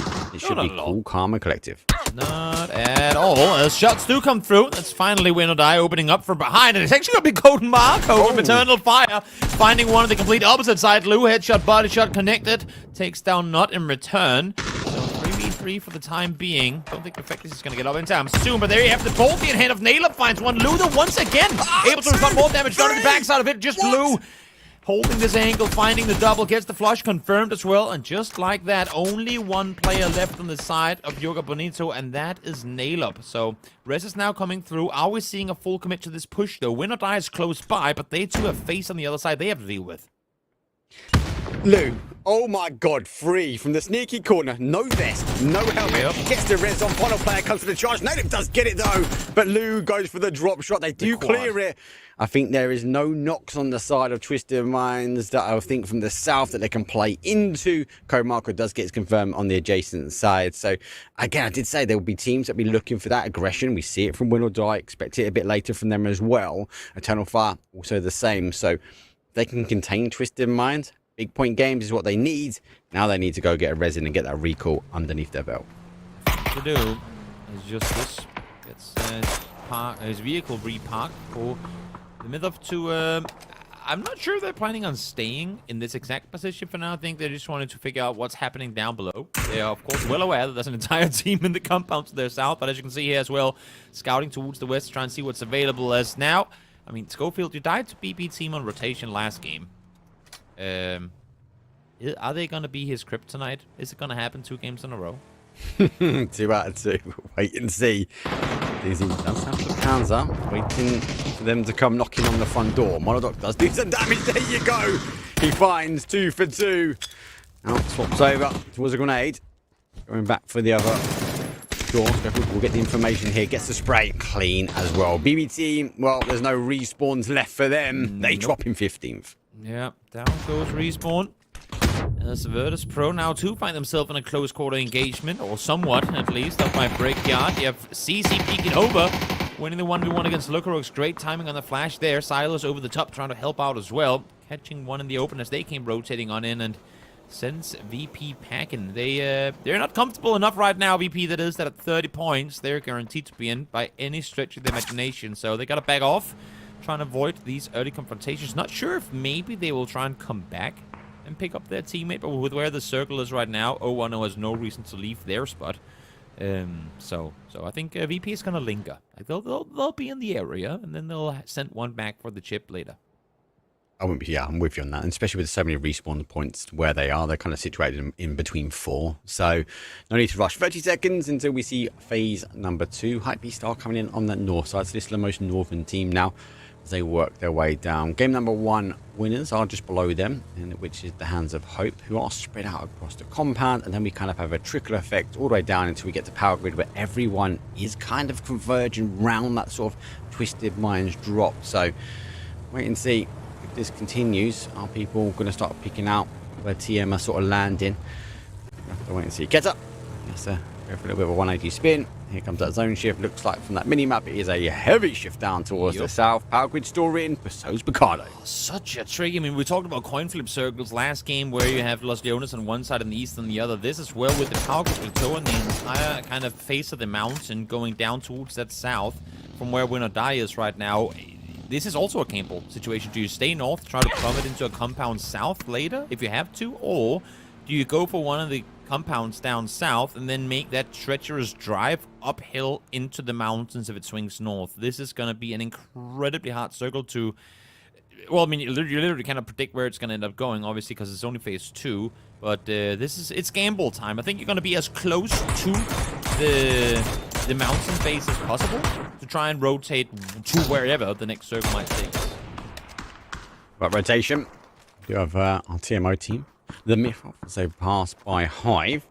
Again, for me, a team was quite shocked. They're lower down on this leaderboard. Didn't expect it so much. Maybe the pace is just a bit off how they play. Twisted Minds, again, on that defensive style. They've moved to the north side of Power Grid now. So, again, drawing their eyes and their attention towards the dangers that might be rotating their way. That has sent TMO round on that west. That becomes towards Eternal Fire. Whether they pull up, that'd be the big question here. Looks like they are going to. They are going to capitalise up potentially on the split. They won't have the information. Code Marco, he knows that his number is done. Gets in the vehicle, goes for a James Bond. J-turn, he's out there clean. I like you bringing that reference up. I tried to do that in the beginning, but no one ever understood it, and then I had to just leave it. You know what? I'll bring back the James Bond turns. I'm all for that. Thank you so much, Mark. As Eternal Fire trying to see if they can replicate it. Marco, will you spin around again? Why not? Not quite. Almost. Close enough. Close enough. It took a little bit of a break in the end, but valiant effort nonetheless. Eternal Fire. Again, I mean, as we're seeing here, exactly what I was saying before, you want to play in and around this mountain face. Treat it kind of like a river, a Rossock River Circle sort of thing, where if you need to, of course, you're going to commit to one side or the other, but if possible, have people on both sides so that by the time this next circle reveals itself, should it go hard north or south, then you can commit to one side or the other. And that's, of course, the ideal situation. The issue is, in this area in particular, there's only really room for one or two teams to kind of just hang around without it turning into a bloodbath. So right now, that benefit goes to Eternal Fire and to some extent Win or Die, but because of Face's position, Win or Die can't really just vibe either. I think a lot of people know, but if you don't know, obviously there has been updates to the maps historically where it used to be kind of unplayable and sort of see it treated like water and it sort of hard shifts away, but that whole sort of east side is not the same, so we can see zones sort of played back that way as well. So and again, historically you would expect a north or an aggressive south shift, but those mountains which Toby's talking about, teams are going to sort of pitch themselves up and around when they can make the play there, because it is a bit of a bloodbath. Yes, you can get in there, yes, you feel you're safe, but one step too far and you come exposed to a lot of people in and around the outside edge. I actually kind of like what we're seeing again. Guys, get the map feed open. If you're not, you're trolling. I like what we're seeing from Hype right now. They're coming in from the hard north. They wrap all the way north around over towards the east. Set east side of the card now with kind of a highway set up to make rotations both north and south. You can see them here far out towards the east. So regardless of where the circle goes now, had they committed south on this, it would have been a much harder transition, but now they already have Fuss up, looking at the mountains, setting up a rotation opportunity for Hype as we do. I mean, just like last game, center up on a mountain, which won't make things easy whatsoever. Do Virtus Pro just YOLO and send it up there? They might just have to. It seems like that's what they're going to do. They're going to shit They've got to try and get that base. They've got to take that base just away, surely. He takes one, quickly takes some damage, but he gets boots on the ground. Somehow, Presenti takes a tumble. That's the wrong team. Rexy goes for the charge, but no, he does get caught. So he gets him, he goes down. Actually, for him, he's trying to scrabble himself off the side of the mountain to try and get to the guys. BB and Nixie are there. They've been unable to go back for the chip. The myth off, doing the right thing. They've got to be kings of their castle. Be the last team remaining here if they stand a chance of surviving. Exactly, you need to dislodge these guys instantly. Well, that's a good way to start it, State. Great headshot connected onto Nixie, but you ain't done yet. You got to clear this. The issue is you can only really go so much. Kobe. Lovely Nate to follow, but this is the issue. Can they actually follow on with it as he lobs one more Nate? Does he get the third as well? No, bounces a bit far. That would have been insane. 3 Nates with 3 kills to boot. Beamy down to half HP, and he will find the last as well. State, he's stuck around, and he gets himself the triple VP out. And the myth of now with a great position to play from. It was a 2v3 as well. Sign that man to the NBA. Jeez Louise. Kobe on the way. Circus crew trying to catch 0-0 on the rotation. Doesn't quite get the tires. And first have to get in the car now. Maybe collapse over to the rest of the team. Survivability for the Circus crew is the question. They've had a lot of teams out as a 3. Hero gets caught by the tree, but he spins around, does the damage, but it's not going to be enough. CCI next will put him down. Gives him a little bit of a breather, but not for much longer. Teams be looking their way. I mean, this is the worst case scenario circle-wise. All these teams, again, they can't really commit to anything. They just have to fight each other in the open, and then you have them, both the mountain and the compound teams with great angles to try and take them out. This is effectively a Russak circle centering on the river itself. Like, you're forcing everyone out into the open except for the select few, less to just sit around and shoot at anything visible. Good shots from Hans Hope.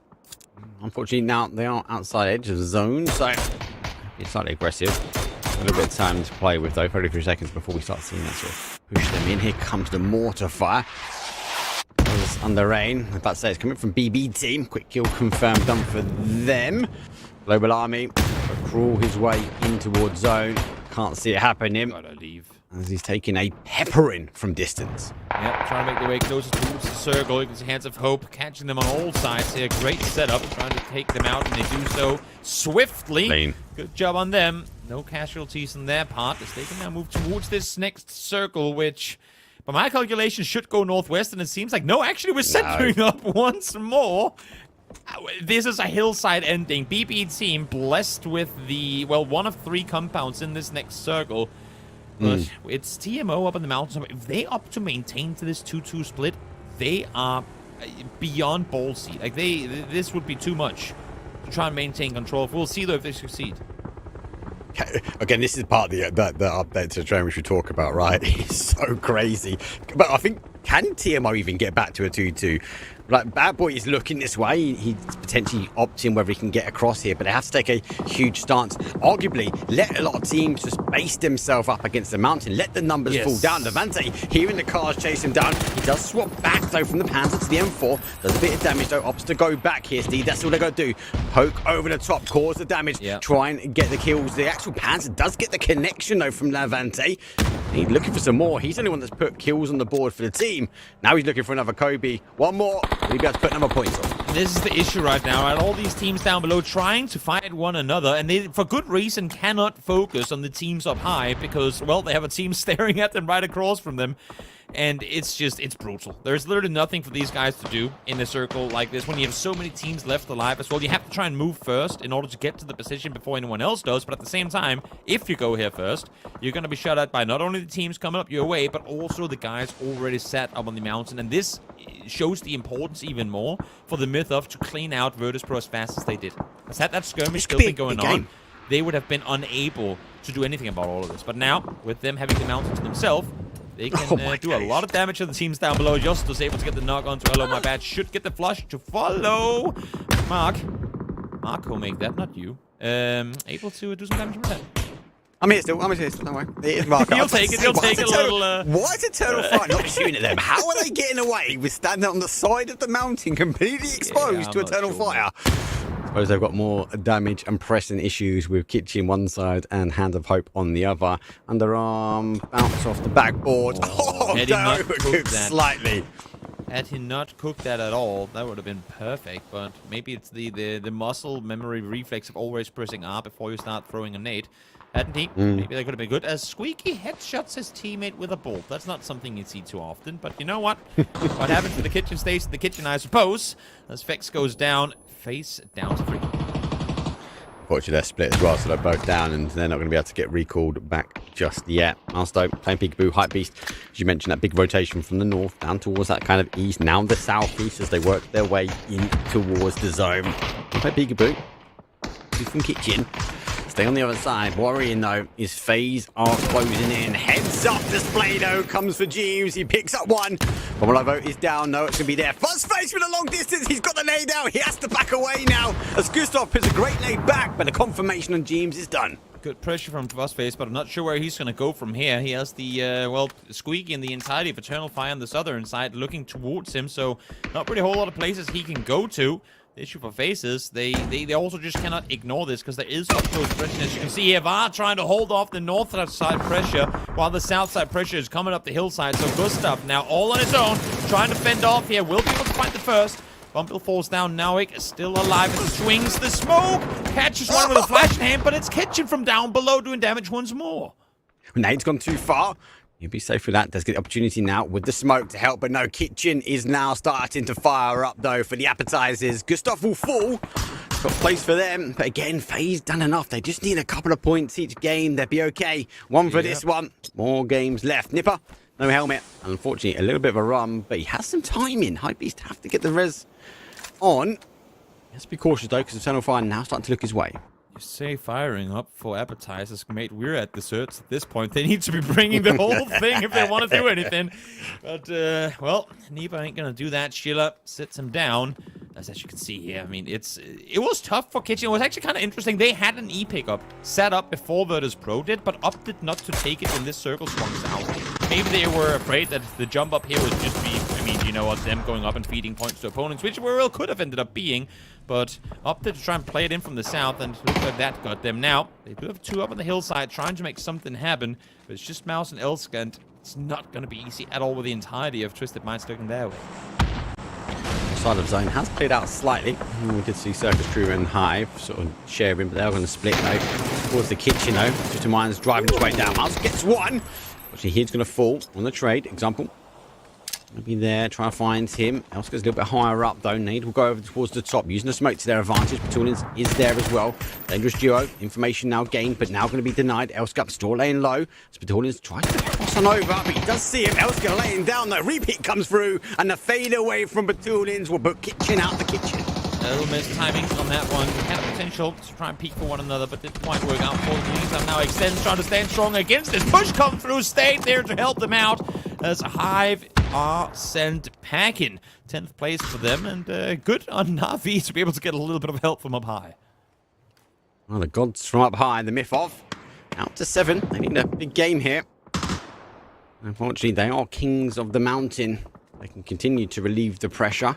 The question will be, when do they have to leave? Phase number 5 is about to give way. Bad Boy 2K, he's just waiting, watching towards the north. We'll be able to start hearing these sound cues of the circus. We'll come rolling in. Shift towards him. Does play back. This is going to be insane. Now, for TMO, they've got a 3-1 split. Bad Boy 2K gets overrun. They will be in danger because they have open terrain realistically between them and Bad Boy. And you can see Sparta on the map feed. They can hear the sound cues. He's trying to find a area where he can fight from. The issue right now is, I mean, the myth of is doing the only right thing. They have to go for points. I mean, they're set at 19 points with 4 games left to play after this one. They have to get as much as they possibly can off of this game, so they can't really fully commit north, knowing that if a fight happens south, they're missing out on crucial points, right? So it's a tough decision to make for them. Maybe you say, you know what, let's not look south at all. Just commit full to clearing out Circle Crew right now, and then we go back towards the north side, but there's a big loss potential in doing so as well here. As Justus able to find the Flushing one. Now the peak does come over. Masters finds one. Instantly sat down by Sparta, though, in return. Able to hold the flank. Yeah, he's going to keep the pressure on as well. That should allow the res to happen. Circus down to 2. Sparta launching over the remainder of the U2 he's got. They've got to be cautious, though, but the actual feed from the Circus, if they can clear that, they're going to get the opportunity to restack some ammo and potentially restack some U2. So it's going to be critical now for these guys to try and survive out. The Doritos will fall. Sparta moves to a new position. Res does happen from Circus, so it's back to a 3. Oh, technically now on 4 because Hole and Mythov have played to this side. Yep, and I love the fact that we're seeing the entire lobby respond to this as well. Once they realize there's a fight taking place on the top of the mountain, everyone starts moving, because that's the one threat. You can't fight your neighbor when there's a guy set in the sky looking down towards you, and until this fight comes to an end, they can still roam around. But there's also the importance for Mythov to try and clear this out as fast as can be, but Silas not making that easy. Justus does get taken down. Sparta will maybe give him a nade. I'm not sure exactly if that's what happened there. But Bad Boy is in a good flanking position, but not really opting to engage on this just yet. He should be over there with them. Boy, he's in a good spot, but he does get the nade, though. Godfer goes down. The godly utility will ensue. Silence does get Sparta. Time is ticking. 2 versus 1. They have to get these reses back up. They have to try and stop because we see Will or Die climbing to victory as well. Bad Boy 2K makes the push forward, though. He has to stick it. He hasn't got the helmet, so he has to be cautious, though. But the peak happens and he stands tall, though. 11 kills for the Mythov. They've got to get the reses because win or die are coming. Yeah, well, they're down the bottom of the mountain, but they're crawling up by the second. We'll see if they get all the way up to them fast enough. As Eternal Fire now the man with the links in hand, trying to take out BBT. That would be a great threat to deal with early on here. I'll say early on, but early on in the end game either way. Small Dog down to half HP. Will get the heal on up at Doozy, trying to hold off as well. They're smoking to buy time for this rest onto Phil first to come through. It seems to me like Eternal Fire not too keen on aggressing too far forward. Marco is the only one in position to really do anything, but great utility usage from BB. And then, of course, as the fight came to a close, you can see now they're all starting to look up the mountain once again. They know, wait, they're done shooting up there. They're going to be looking our way as soon as we run across. Cautious, though. Thinks could have an impact. Here, rattling in the distance. BBT making the applying pressures say. Turn on fire code Marco. Looking to try and deny it. A good Kobe will stop here. And there we go. The nade has been delivered. Doozy does get caught. Let's go a little bit further now towards the left. That should roll down towards Phil first. And 2 of 2, though. The utility dump this game has been outstanding. Starting to see the big Doritos roll down the hillside as well. They want to be playing Donkey Kong right now if you're on their side, as Nate's are thrown in return. But best of luck trying to fend off on his own here. Has Small Dog further back, but not a whole lot he can do to suppress should they peek the bottom side of this. Marco, for now, up here on his own. As I say that, no, they are 2. So, again, trying to strike the last 2. I think they saw him down below, but best of luck. Great peak timing from him. As Sheila still with 2 playing from afar, but once again, it's the trade come through. Maldog finds Quetba right as he finds the knock on the other side, and Matt and Sheila are nowhere near in position to try and help out on this. No, they've been focusing on Twisted Minds and Lou, the final player for them. That's going to give him the option when he understands that he's free, because Na'Vi, Win or Die, and TMO are fighting for the high ground here. Sheila the Mad have to clutch now. Applying the pressure, it might not be enough. The timing couldn't be any worse. Sheila now lobbing a nade over. Worst case, he accidentally nades his teammates with this. And no. Never mind the double on it. I thought it was going to be short, but Sheila knew exactly where to place that nade. Great job by him. As the mid of now, well, they still got the mountain under control, but for how much longer? Win or Die still sat down below. I'm not sure if they've even fought each other yet, but here they come jumping on down. Hello, my bad hurt. No. Hasn't opted to shoot just yet and stayed. Well, maybe he should have stayed on the mountain, because well, then that's what happens. When the gods come off the mountain, they're not the gods of old, though. Bad Boy 2K has to lay down. Justice there to trade over, but the gods are already bleeding. 13 kills. Some would argue that might be enough. Sparta is also down as well. It is 4 teams remaining. It's a 4 versus technically 4 from TMO. Now we have 3. We'll not die. Still have a solo. If Justus can get Levante here, he can get all of them up. No one can get up to their mountain. As of where it is right now, Sparta does get flushed, meaning Levante reveals his position once more. Bad Boy is up and alive as well. If you just jump over the hillside here and commit to the rest with one holding the angle, it should be possible. But State is crawling for info. I'm not sure I like this play at all. They know where they have him. They have 2 guys up high. State could still be rest here because Navi can't really get up on the mountain. No, Navi have to work their way around. They have to take the fight with Eternal Fire. Exactly, isolate. Bad Boy Great does play. get him now. Go quickly, get the res. The godly trio will remain. They do have the high ground and arguably a lot of refill when it comes down to that utility. 14 kills, though.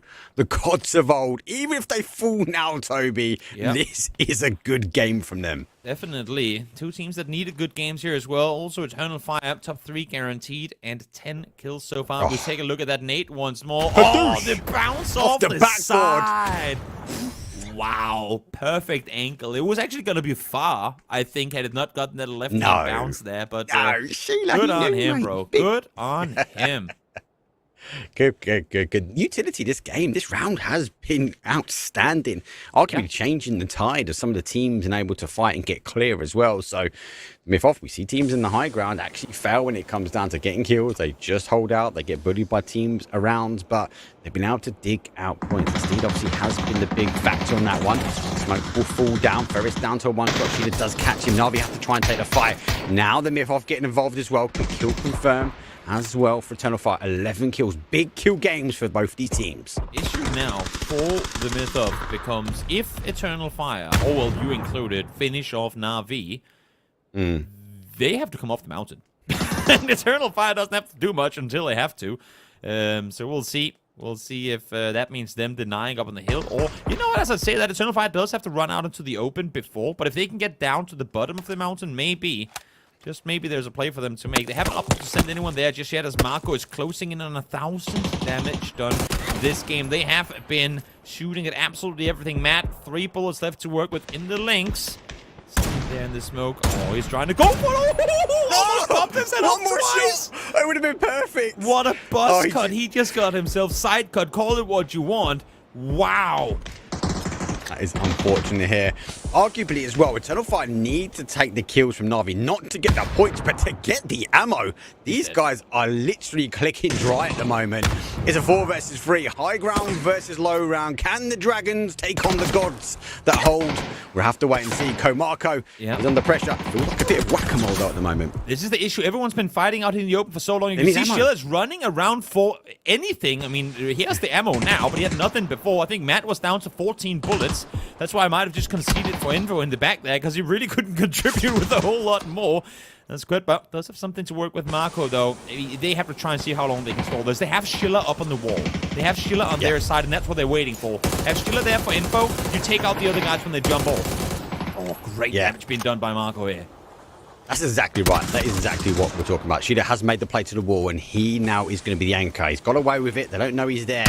They're going to try and stop the play. But even if they have to come off the high ground, they've got the animation for them falling. Insane shots from Komarko. Down to 1 HP. He's nearly clicking dry. 24, 21, 19, 13. Getting that one through as well. Final player here from the gods from above. Well, it's only one to remain. The information's going to be try and gain. But can Steve do it one more time? It's a 2 versus 1. But Komarko hasn't got the ammo. Aggro peeking with literally 1 HP to try and bring this one home. State is going to be tanking blue by the second. He gets one, but it's not going to matter in the end.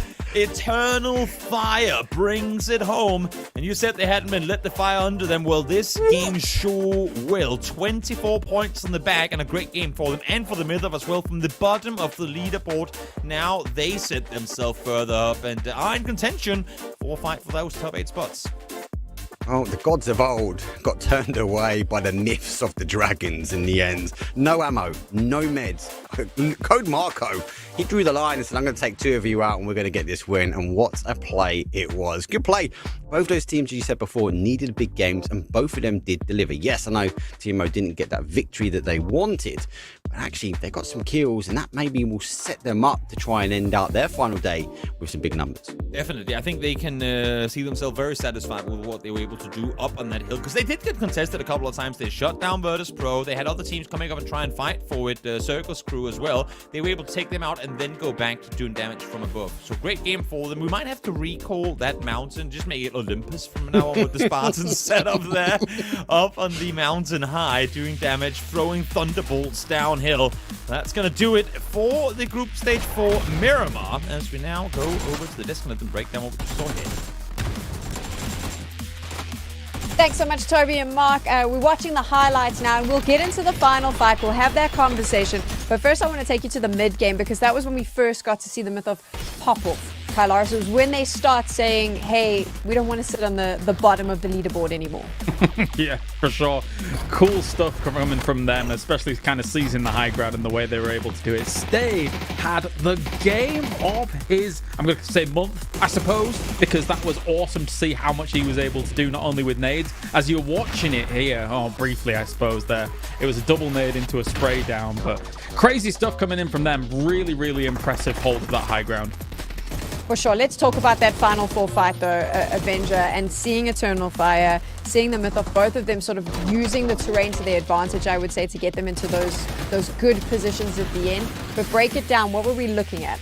I mean, Eternal Fire had the low ground compounder advantage, right? But they just knew at one point these guys are going to have to come up for the high ground. So either they're dying by our hands or they're dying to the blue zone.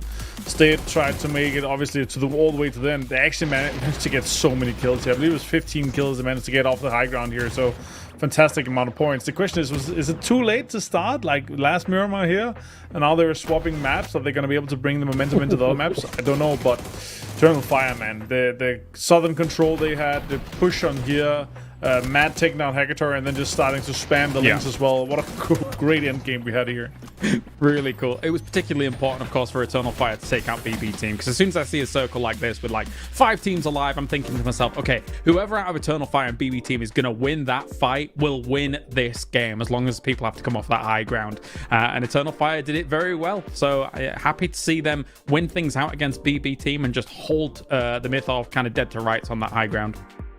I want to kind of turn this around on you and ask, what could the Myth have done differently in that final fight to ensure that they could have taken the victory? Was there a different way for them to play this to make it work in their favor, Kylaris? I don't think so. With them having to try and come off of that high ground the way they were, they would have had to have hoped that Eternal Fire was going to offer them more angles of attack or more opportunities to be able to get knocks, but they can't even follow up the knocks. They're probably starving for kind of resources in terms of utility, lethal utility, so maybe a knock into throwing some then, but they probably had nothing left, honestly. Avenger, in agreement? I mean, the riches that Eternal Fire had just disallowed any move off the high ground that we saw Bad Boy and just as kind of tried to take that side angle there where Navi got absolutely destroyed. And like even with smokes and stuff like that, I don't think so. Like they already maximized that point share. 21 points here, great to see for the mid off. Was that more that they had prior or double the amount? I think they had 11 points prior to that, right? So they're not going to be in 32. They're going to have banger on banger games to have any chance of top 8 here. But it's great to see that they are improving from day to day, right? They got back after their first 6 games and they're like, guys, this is not good enough. Let's see what we can do better. And here they're obviously popping off. And this is, I think, what we saw from Stade here. This is one of the reasons he was had a short stint on Navi. He's a great player with fantastic mechanical skill. Big games for Eternal Fire and the Myth of there. The double-digit kills is going to help them a lot. The points are going to help them. But also, the Navi Twisted Minds kind of sneaking up there because of the kills is important when we take a look at the overall standings. And look at that. Eternal Fire, they're going to be very happy, Avenger. Yeah, I mean, jumping in here at 71 points. Only 14 more points for them. They're pushing Bushido down. And I mean, this is 18 more points pushing Slam G down. Now it's just up to, Navi, Twisted Minds, Win or Die to step it up. And we might be seeing Slam G and Bushido be getting pushed out today. Yeah. And also, actually, it bears kind of repeating here. Looking at the numbers that these guys were able to put up, but you've got to put a spot highlight on Code Marco, almost 1,300 damage from that game. And on the opposite side, Stade must have had at least 1,000 damage up at the top by the time this game had finished. So really awesome performances, individual performances, alongside the fact that, your team's got to enable you. But that is some awesome stuff coming out from these guys. With the big numbers we're seeing and from these different teams, I'm suddenly going, ooh, a phase may not make the top 8, Kylars. There is now this weird sort of situation where if you are not consistently in the top 4 putting in big numbers, there is a very good chance you're going into last chance qualifiers when we take a look at this overall leaderboard. It'd be kind of crazy if it happened, right? I mean, day one, obviously, I think FaZe has always been a very momentum-based team in terms of, like, if we get game 1 rolling, we are going to be able to roll it into successful games later on. And obviously, day 1, they had a few knocks, but then they're able to recover. They get pick up onto a good compound, and then they get that day smashed out of the park. This time around, just small things like Vard not being able to hit those shotgun shots and then them losing out that fight against Hypebeast, maybe that has knock-on effects. I'm not saying it does, but maybe down the line it does if they're not able to really get things rolling in the next games. Avenger, it's not the names I would have expected in the top 8, and we're moving into the third match of the day. We're almost at that halfway point. A team like Virtus Pro, the names that we've been throwing around, they are going to have to come in and do these big matches. Not just once, not just twice, possibly 3 times. I mean, you're coming in here. I mean, for me, like, what I'm just looking at right now is if you're a Virtus Pro right now with 30 points, I'm just thinking, guys, where is the Virtus Pro that had an amazing PGC performance, had a way better performance at PGSs and at Esports World Cup here? Like, how are you not dominating this lobby already? Is it due to the chaos? Is it due to the kind of difficulty that we're seeing here? Oh, look at this, though. Comparison of these 2 teams, TMO and Eternal Fire. This is a nice comparison, obviously, from that last Miramar that you just got to see, the 2 teams that came first and second, Kylars. And we have a chance here to see how they both played out. Amazing that as I was referencing those numbers, that means Code Marco did half the damage from Eternal Fire alongside the rest of the squad. And again, Stade probably ended up doing about just over a third of what TMO was bringing out here for the Mythov. But again, from that high ground, brilliant to see the Mythov being able to control that. It did get sketchy. Win or die, Levante, a phenomenal player himself as well, almost put the boot in against the Mythov, but they were able to recover and at least get themselves a very strong spot. The question is, based on what we've seen from the Mythov on their first day and now coming into this, can Lightning strike twice? Are they now able to come back on Tego and find themselves in the top half of the leaderboard, Kylars? Is it you're on about the Mythov, sorry? Yeah, specifically, I was like, can they do this again, or is this just a one big day, one big game?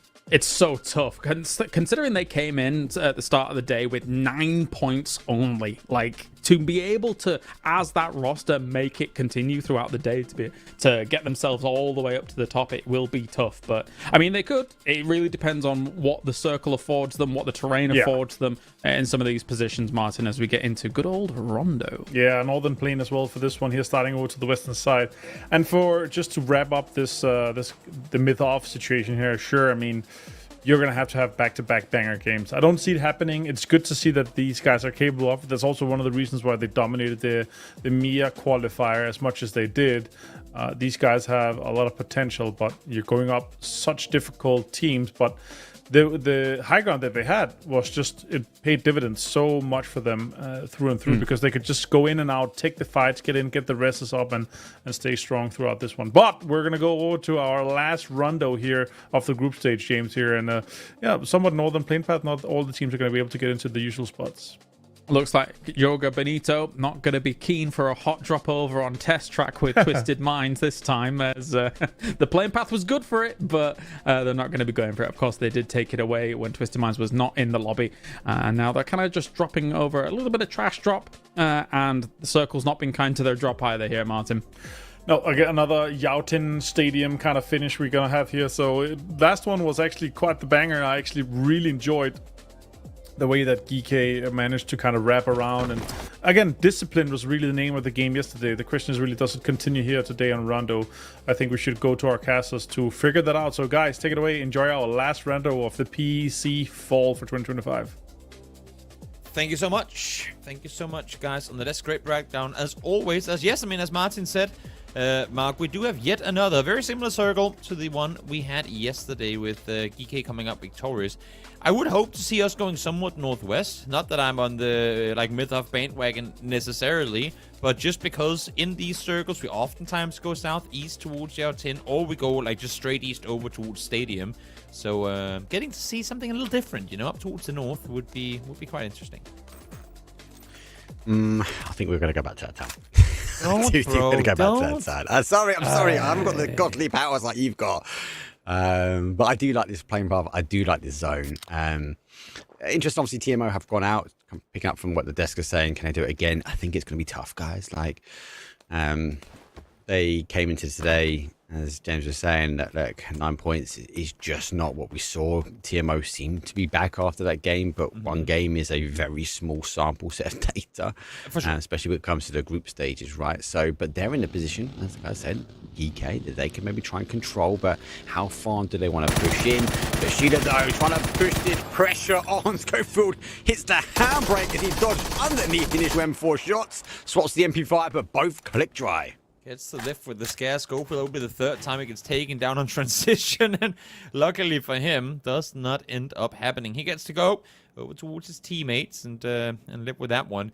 But yeah, to go with what you're saying, I think for the myth of, even if they don't qualify straight into grand finals, which, let's be real, they probably won't, I still think this win for them is going to be a great mental boost for next week's last chance games. Had they come into next week with 9 points on day 1 and maybe, 15, 20 on day 2, the vibes would have been different. At least now they've come out victorious, and not just that, but had an incredible Miramar game. So when they set up and get ready for last chance, should they not qualify straight to grand finals, then they have that game to look back at, keep emotions in good spirits, It is sometimes about building up. And taking a good game like that is that sort of, oh, we can do it. We can get these big kills with these teams in the lobby as well. FaZe, this is their home turf, though. I expect him to sort of spread too far up. We have seen him do 2-2 splits as well, so we'll be too alarming if maybe two maybe go towards that north. We'll have to wait and see. Lots of pathing issues, though. We obviously had so much round bamboo in test track when it comes down to engines on Rondo. So, obviously, it now being in the northwest. Yes, we've had a few zones over here, but I think we'll get a lot more teams sort of pathing a bit close to danger each time. Definitely. See Hype now. Waiting for their E pickup. They'll be going in just a short moment. As out towards the east, team still looting up, taking their good time, not in a hurry whatsoever. BB team down towards the south, not really seeming like they're going to be in a hurry to make it towards the circle either. It's obviously quite the big map, Rondo.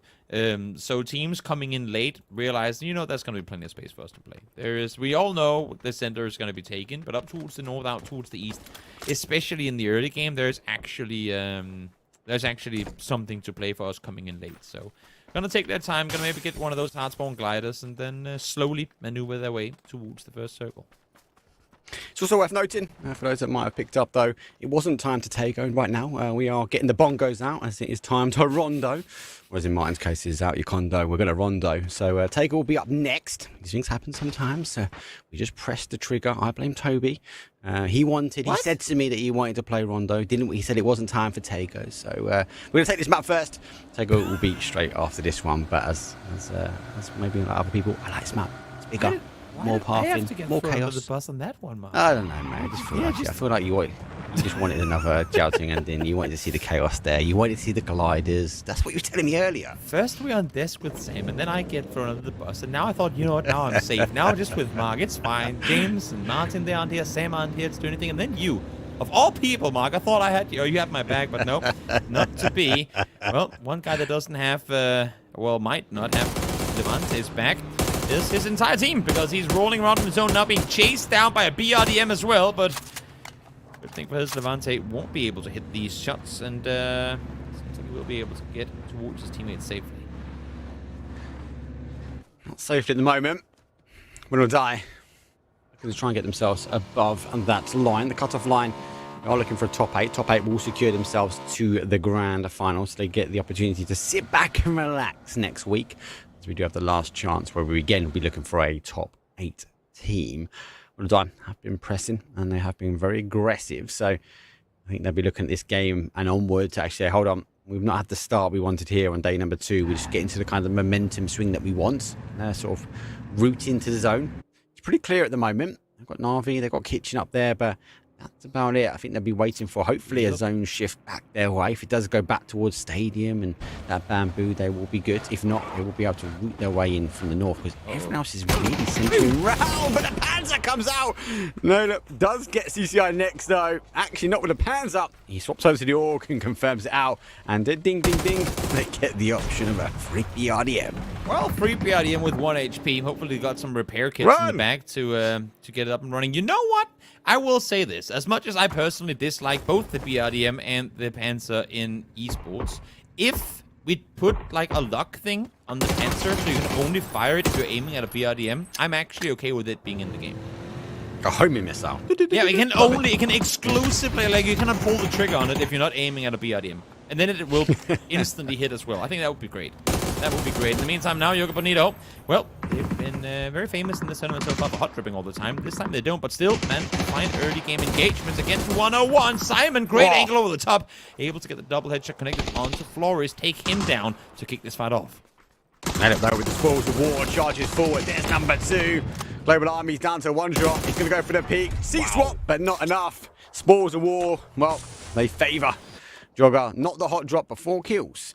An early start. Not too shabby, some might say. What's that? You know what? That's why you need to instantly think back to all the hot drops they've had and go, I wonder if they just hadn't. When they can coordinate fights like that, I wonder if they just hadn't hot dropped. Would they have been higher than 22 points? I think they might would have. But let's go back and see that replay. Cristiano, whoop, instantly. Doesn't quite hit the BRDM, does he? Just stops before it. Yeah. Yeah, I'm not quite sure, but nonetheless, able to get it and then nail up with the reload and the peak on over, finds himself the double. Clean sweep for Yoka Bonito, who can now continue their journey and enjoy 4 points in this game thus far. I think it was cool last minute. We want that. Don't shoot it. Okay, fine. I'll shoot at him. But he's able to swap to the Orc. That might be what they need to rotate their way in. BB team taking more of that sort of passive rotation. They're coming on the south now. They are following in Circus. Again, that team on that west-hand side. Nixie a bit further behind the team, playing catch-up on the bike. Maybe taking the scenery in. He's working his way. No one to be shared. As FaZe have now pushed 2 out, so they have a 2-2 split in and around the town. And we're about 10 seconds away before we get to figure out where exactly we go. So no surprise, we've got a few teams now looking for the emergency pickup. Just a reminder, do put theirs down first. Yeah, I mean, I noticed this on the map just before they have set up an E-pickup, and they're probably going to send at least 2 into it, but now they're going to say, get off, don't start flying, because the circle, as per usual, has swung back towards the southeast, and Twisted Minds have themselves a very, very good compound up towards that north. Like, just on the southern side of Stadium proper is a compound that we've seen a lot of circles go towards. So we'll see if that ends up happening once more, as O2 start their rotation, going straight past BB team, and somehow, despite a tire being damaged, all of them seeming to be able to make this rotation through. Look, VP using momentum. BB team obviously going back the way they came. Do they follow that same route in as VP? Not yet. They have sort of stopped. Lots of teams have that kind of glider in hand. So we've seen Kitchen has one, Squeaky's up in the air, Doozy's in the air, so Fuzzface jumped for one as well. So 3 gliders so far. Obviously, all to be said when it comes down to Rondo, but it does house lots of information gained. You're able to get ahead of your team, can keep your team safe, kind of be that UAV. That's Squeaky. Oh, Nabat as well. It's got a little bit of a dogfight happening. You've got to remember, if you can stay behind the glider, they can't turn around behind and take shots, so be cautious. So, I've seen a few aerial battles. I'd like to see a lot more. Yeah, gotta add some more gliders to the game. I've seen some fun game modes in oh, here we go. In UCG with glider battles. Maybe that's where they've been practicing. Maybe that's where they've been getting ready for a mid-air jousting battle. You see a doozy swapping over to the MK. They are shooting at one another, but seems to me like Circus crew are gonna opt to go the other way. Arta will think better of it and fly further north. Yeah. Is the map for gliders. Come on, give us a glider battle. Mouse, though, sneaking his way in, as quiet as a mouse, towards Hive. So Zeki's his way towards the hillside. Well, it can be as quiet until he pulls that trigger on the Groza. Hive on a 3-1 split. Dante is a bit further towards more of the centre. He has the high ground. Mark's looking to try and take this compound. He can get the information. Well, there's the initial spray. There's a Hive do collapse for a 2-2 split. Presenti now knows the team is coming from the north. But back to the aerial battles. Oh, Hands of Hope, we've got 2. There's a squadron now unfolds in the northwest corner. Everyone's flying around. They're going for the full 4-man, each their glider type play. And you know what? It might work out. There's a big likelihood that it probably won't either. But we'll see when they opt to land their gliders and actually play for compound. Because soon they will have to. They're still outside circle, all of them. And they have yet to find a good entry to this next circle, which, I mean, honestly, the north is definitely looking better than the south right now. Stadium itself is still completely free, but do you dare going that deep when you don't have that info available? I'm not sure. Yeah, very dangerous place to play into, right? And we've only had like a really, really small amount of stadium endings. Yeah. A lot more have ended around the outside, and arguably more between stadium and bamboo, as we've said before. So obviously we won't have the option of bamboo because it is out at the moment. He's taken some aerial damage. Now, he's more of a UAV. Is the fighter pilot that is going to be Neighbour is going to come swooping in. First one is down. Harvey will be waiting. Unfortunately, he's had to turn back the other way. That's maybe more to pick up the players. He's on the outside. Great shots from Hakatori, though. Needs a little bit more of a connection, but obviously with the variation of speed with these gliders and how they can change, very, very difficult shots to hit. Definitely. So kudos where it's due. It's a great connection. Definitely, and as I was saying just before, if you look at the circle as it's just swung east, Twisted Minds were set in a great position, and this time around it has come fully their way. So many games during Esports World Cup ended here as well, and well, this one is going to be no different. There's magnets in those eastern compounds when circles come this way, and this game won't improve either. You're right, it's the outside edges of the stadium are the problem. I've tried to get some confirms and height pieces as they rotate past. So, out of ammo, he's on double 5s as well with the scar in hand. Fuzzface takes out Bomalovo in the safety of a compound, so should be reservable. Maybe a misclick there, but no one else. They are the first team really to re-enter stadium as it speaks. The rest of them are on the outside in kitchen. Well, now starting to ignite the fire. It could be his. It bounces off. It jumps off though. One remains. Outskirts gets very stone. The spray comes through. The second comes in as well. The growth at Navi has been underpinned though by the kitchen. You know what? If only they knew them only losing 2 is actually saving grace. Oh my god. That could have been way, way worse. Is he lopping a C4? Why not? Are you Why crazy? not? Smokes will come out. They want to keep the numbers up, though. Let's leave his here. He might be misclicked as the grenade bounced off the car. He heard the ding. Now he wants to try and take the fight. Kitchen. 1 down. Zone is pushing. Phase number 3 here as everyone has to move towards more of a south. Squeaky is just going to just check off all of these bushes. Rondo can be deceiving. A solo player can sneak their way into safety, but Nipper, well, he's got other hands. Panzer fast, ready to roll. This should be a no bueno for Suicide. Maybe he can make magic happen. Does manage to find Squeaky. Has eyes on the guy down below. Does connect on Nipper's side. Swaps over to his own. Med! Oh, mistiming, misclick, maybe, I'm not sure, but now he's gonna fall. The flush comes through, they're probably all gonna fall to the blue here, unless if they can come over, get the res up, get them in the vehicles, and get going. It is only phase 3, of course, so you can heal it through, and get that res on up, even if you don't have a blue or a jammer back. But we'll see. They make that happen as Mythov finally making their way out of the blue into the circle, but look out for that western side. There's so many people in the area. 4 for 1 here, Doozy. And he's keeping an eye on the guys. Information gained. Beamy does get the first transition. One of that's called full go. Let's not go for the C swap. Beamy has to go back in towards cover. He dances to dance around BB. Now be careful, Doozy crashes everywhere. The rock though, and gets out though. Lucrox is providing the cover. A Doozy goes down. The final one's here. Beamy hasn't been flushed here. Best luck though on the other side of the rocks there. Tried to deny the information, but he's going to be cautious because again, he's running low on ammo. Beamy out here playing 5D whack-a-mole with this PPC pull-up. Not easy to make anything happen as best of luck. I think he's lopping over some blue zones. At least one. Trying to see if he can get something with the molly as well. Not going to happen. Rest does come through. I think Beamy might have a jammer pack on him, so it should be alright to run out of that one. As best of luck now finds himself on his own, and it's going to be Lugarux with the triple to get him down in the end. Good save, and honestly, good initial effort by Beamy to stay alive for as long as he did. Yeah, 5D whack-a-mole like that. You're on top of the mountain, dance and dance. Steed that, playing under effect. That boy gets confirmed by Hive at distance. Eternal Fire still trying to hold off, and this is on the west-hand side of that zone shift that we just saw. Does have to be cautious. Hive are further out, so they have to try and maybe play through this. The timing on their side could be a factor. Yep. Mad, just trying to figure out exactly where these other players are. So they're gaining the information, but Hive already pushing in, Toby. Yep, definitely Hype trying to fight forward. Voldemort able to shut down two of those. Dante now trying to push through as well. Able to get the flush on. Just should allow him to push for the forward. Had it not been because Sparta was here ready and waiting. So the remaining players from Hype now forced to make the play on through. And there he comes with a pocket rocket running on up. Taking down the two, and that's the Mythov out in 13th.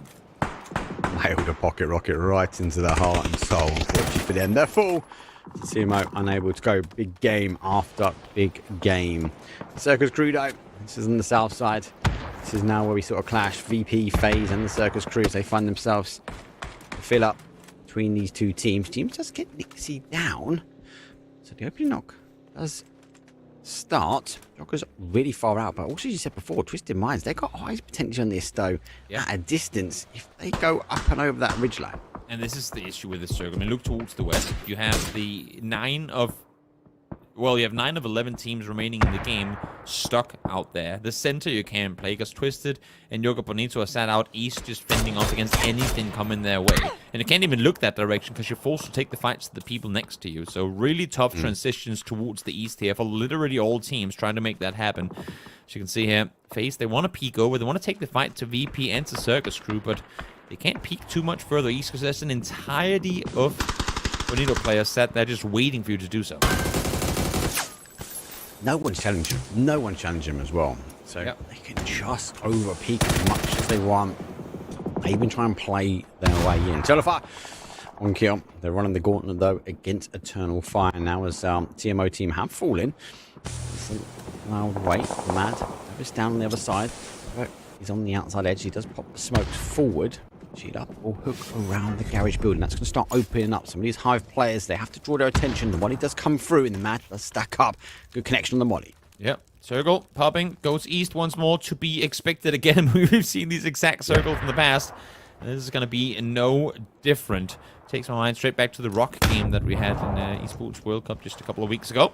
As we now see what could be a pretty important fight because whether Eternal Fire Hive gets up victorious, if they can rotate east up onto the kind of the dark brown area of the map that has a little bit of elevation over the rest of it, if they can get the knocks and then go up there quickly and claim it before anyone else does, that's a winning position if you ask me. Yeah, you're right. That elevation will help. Oh, shoot up. That's the reposition. They tried to get some height here.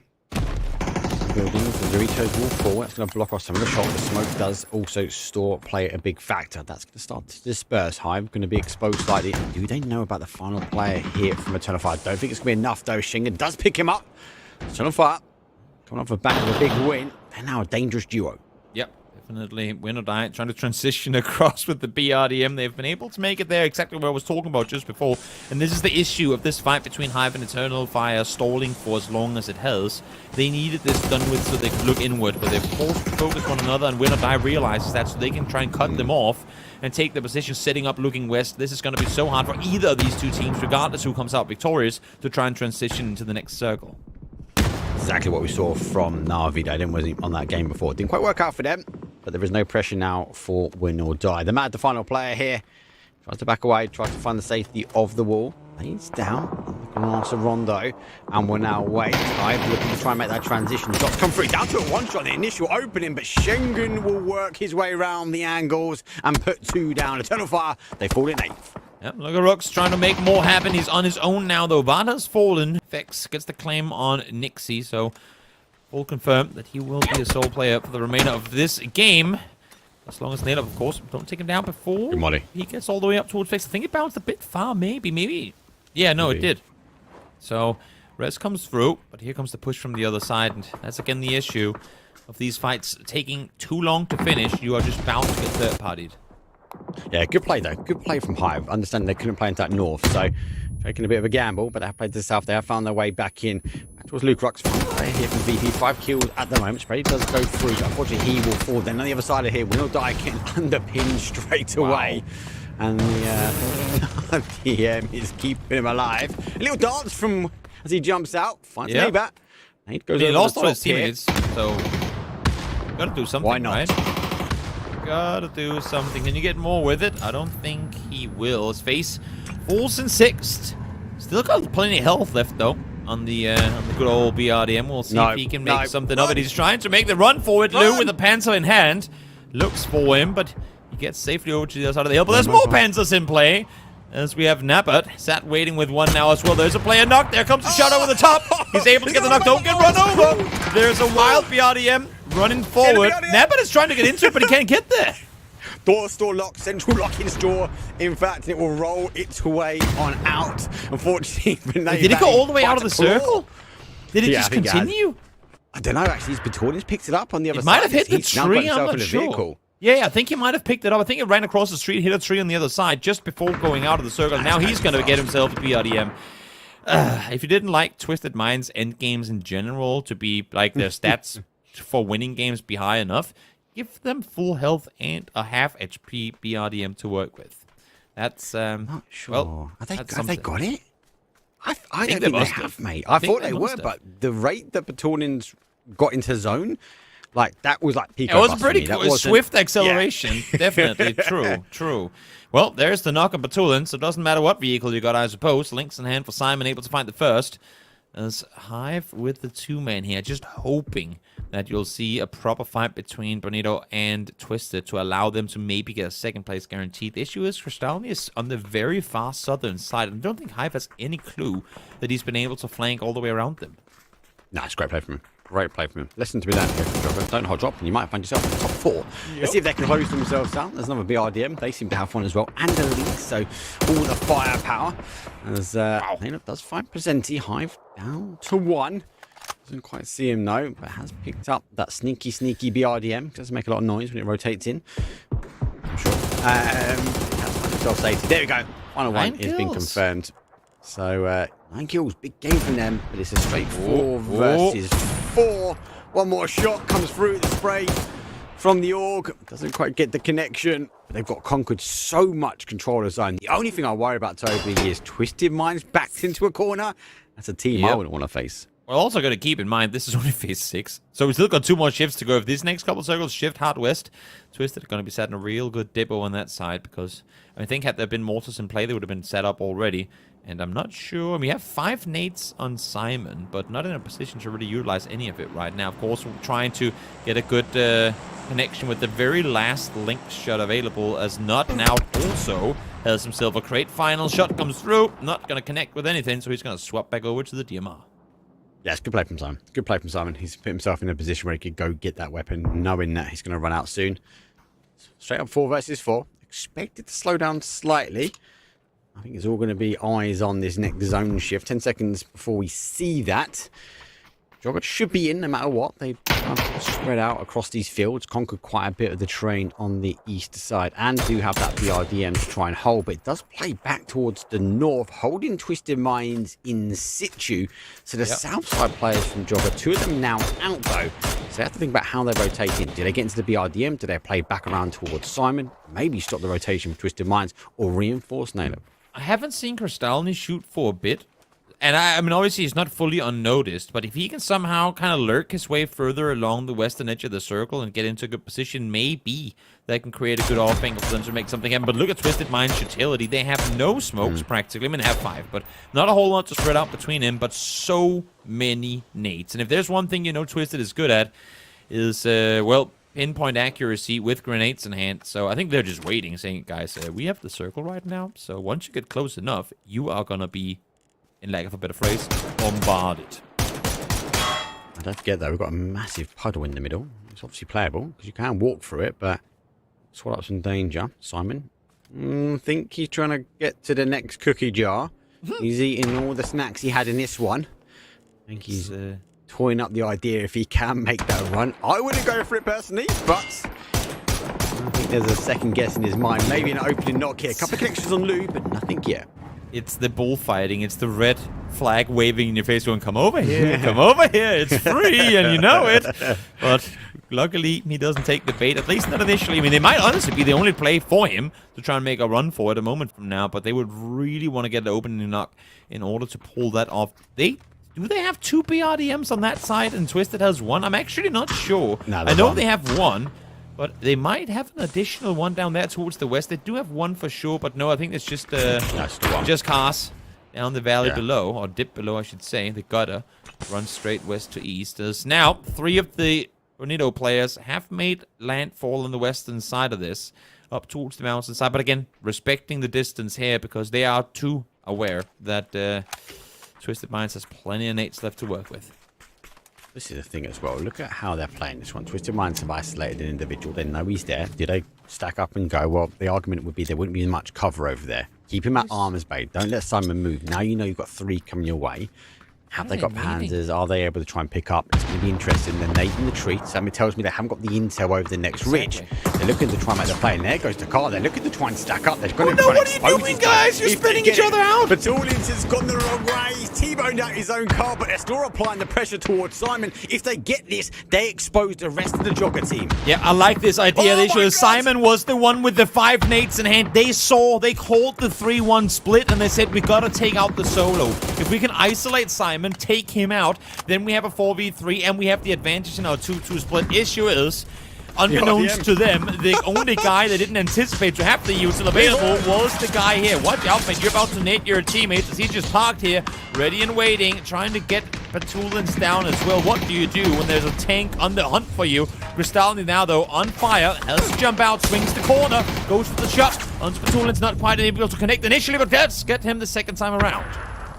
Simon, he said to get the opening. He got it with the grenade. Now he can run his way forward. BRDM is out. What a play from them. Straight across the zone. That was a big stack up. Now for Twisted Minds, only 2 remain. They're taking the charge on the other side, and there it is. An easy, clean jogger will take the win for this one. It's a big game. 23 points. A lesson to be learned. Don't take the hot drop and you get yourself a victory, Toby. Exactly. Couldn't have said it any better myself. And for Twisted, I love what they were trying to do. I think they got immensely bamboozled by the fact that Simon, the off-edge player, was the one holding on to all of the artillery. He was, like, they hadn't been naded at all for quite a while, so the guy stay out of utility. There's no way the guy left furthest back is the one sat with all the nades, but miscommunication on the side of Bonito actually ends up paying dividends as a couple of nades lopped on over, allowed for Kristalny to peek up with the BRDM and say hello to Patulins. I do like it, though. I do like it. Simon says did get it, and he obviously got that nade. And more importantly, I love that Twisted Minds were able to identify and farm that information. There's a solo there. Let's make the pressure. If we get it, we then get the angles on Jogger. That being said, they stayed firm with the BRDM. We'll stay firm and throw it back to the desk. Take it away, Sam. Thank you so much, Mark. So Rondo was different. Avenger? Unexpected map placement as well, but you know, we take those. And actually, I think it threw off some of the players and teams as well, to be honest, because you know what, this was a rough one. Like that east shift off to stadium, not all the teams expected that. Yoko Bonito was down there already, Twisted Minds in the dead center, and yeah, with a hard shift like that, it's going to be those 2 teams that already have the kind of 2 only good spots in that circle that actually come in and battle it out in the top 2. Yeah, I mean, getting only 2 teams left in Phase 6 is a very rare occurrence, especially for our region, where teams are normally quite stalwart. Teams are able to survive quite a long time, but as Martin says, this circle is difficult for them. Funny, actually, how Twisted Minds has the north compound in a lot of this and then decides to go to that northwest angle to try and kind of assault from this position in the end, because they felt like they didn't have much opportunity to get towards the center of a circle like this, where Jogger Bonito was holding those kinds of positions. But good for Jogger Bonito to take the win here. I've got to say, I was concerned because it is Twisted Minds on the opposite side of this, and even though they had a disadvantageous position against Jogger Bonito, I did think Twisted Minds might be able to round it out because of sheer skill alone, but not the case here, Sam. I think that was my thing, Kalaris, is I kind of expected Twisted Minds to move a bit sooner and take advantage of it. But obviously didn't quite happen. The pace was quite slow in that final 2-2 fight, and they were able to get it in the end. Was there something that Twisted Minds could have done differently, Avenger? Do you think that may have changed the results? I just want to wrap up quickly that I was really expecting a 300% larger player profile from the last one there, but it didn't happen. So I was a little bit sad there. I was like, ooh, big face. Is it gonna happen with a big Ooh. face? No, but Joga Benito No. here with 23. Honestly, the way that they cut it out, also having the BRDM like that, the way you can do shark in the water and forcing a team like Twisted Minds to kind of make moves like that. They just had the angles, they had the riches to make the play there for them. But as you said, James, here, like there should be a world where Twisted Minds, even though they didn't have the advantage in terms of terrain, they should have been able to close it out. But it was too much. Naylor was too good, man. 6 kills for him. Okay, so as we're taking a look at the results here, obviously this also shakes things up. We're at the halfway point of the day, Kalaris. And when we look at the overall, I think having some teams that we weren't really even speaking about, right? Because they haven't really been in contention. Now finishing in the top 4 and getting some points, it'll change things up considerably when we see where we are at the halfway mark. Yeah, there's a decent opportunity for them to try and continue on this path, but again, for Yoga Benito, even for Hive, which we had great expectations of because of PPT, they've looked honestly pretty terrible compared to how they did in PPT. Like, these teams, as much as they're getting points on the board, would still need to be very consistent in the next 3 to try and get into that top 8, and I'm not sure I see it happening really as we take a look at where that cutoff point will be. Oh! There we go. This is what we're looking at now, Avenger. Yeah, I mean, Na'Vi jumping in there, total fire. Bushido's done for, man. There's no way that Na'Vi in 3 more games don't get 20 points. That's not happening. And then, obviously, Twisted Minds getting some here. I'm seeing Twisted Minds win or die taking that 8th spot for sure. Okay, and for you, James, I mean, both of you are jumping onto casting now, so I'm curious to get your insight. Who's taking that 7th or 8th spot? Yeah, I have to echo what Martin's saying. Win or Die or Twisted Minds, those two should be jumping on up. Technically, Hands of Hope is in a good position where they could try and strike out for it as well. And I mean, actually, now that I think about it, even we've seen them in PPT also look really pretty decent. So one of those teams, if Hands of Hope has a stellar day somehow, able to beat out the 2 favorites compared to them, which are Win or Die or Twisted Minds, yeah, one of those will be taking it for sure. Is FaZe safe at 85, Kalaris? Yes. Well, yes. They've got 3 more games in hand, right? They should be totally fine at this point, I should say. So we're all agreeing that 85 is a safe number. I would say so as well. But the reason why I'm saying Na'Vi is completely safe here is because they're good on a wrangle, man. They had 26 points on the 2 wrangle games that they played so far. So I'm actually pretty confident in those guys. Then it's just one more that needs to jump in there. Because I'm losing you now to commentating, I just want to remind everyone that at the end of the show yesterday, I frustrated Avenger and Kalaris by insisting that they give me a number of what the cutoff was. And it turns out that the number that was correct, as they've both agreed to now, was the one I gave. So thank you, gents. That's all I wanted. I just wanted to prove a point, but I appreciate your time. None of this matters. Who cares about the numbers? We just want to see who makes the top 8. And there you go. That's what the overall leaderboard looks like right now at the halfway mark. And this is coming up after the break. We are going to have the funniest submissions, and we're going to see if you can make the talent laugh. I do believe if your submission was chosen, you get G-Coins. I kind of feel like you should only get G-Coins if we laugh, but I'm going to confirm the rules when we take a quick break. But there is other ways for you to win some G-Coins as well.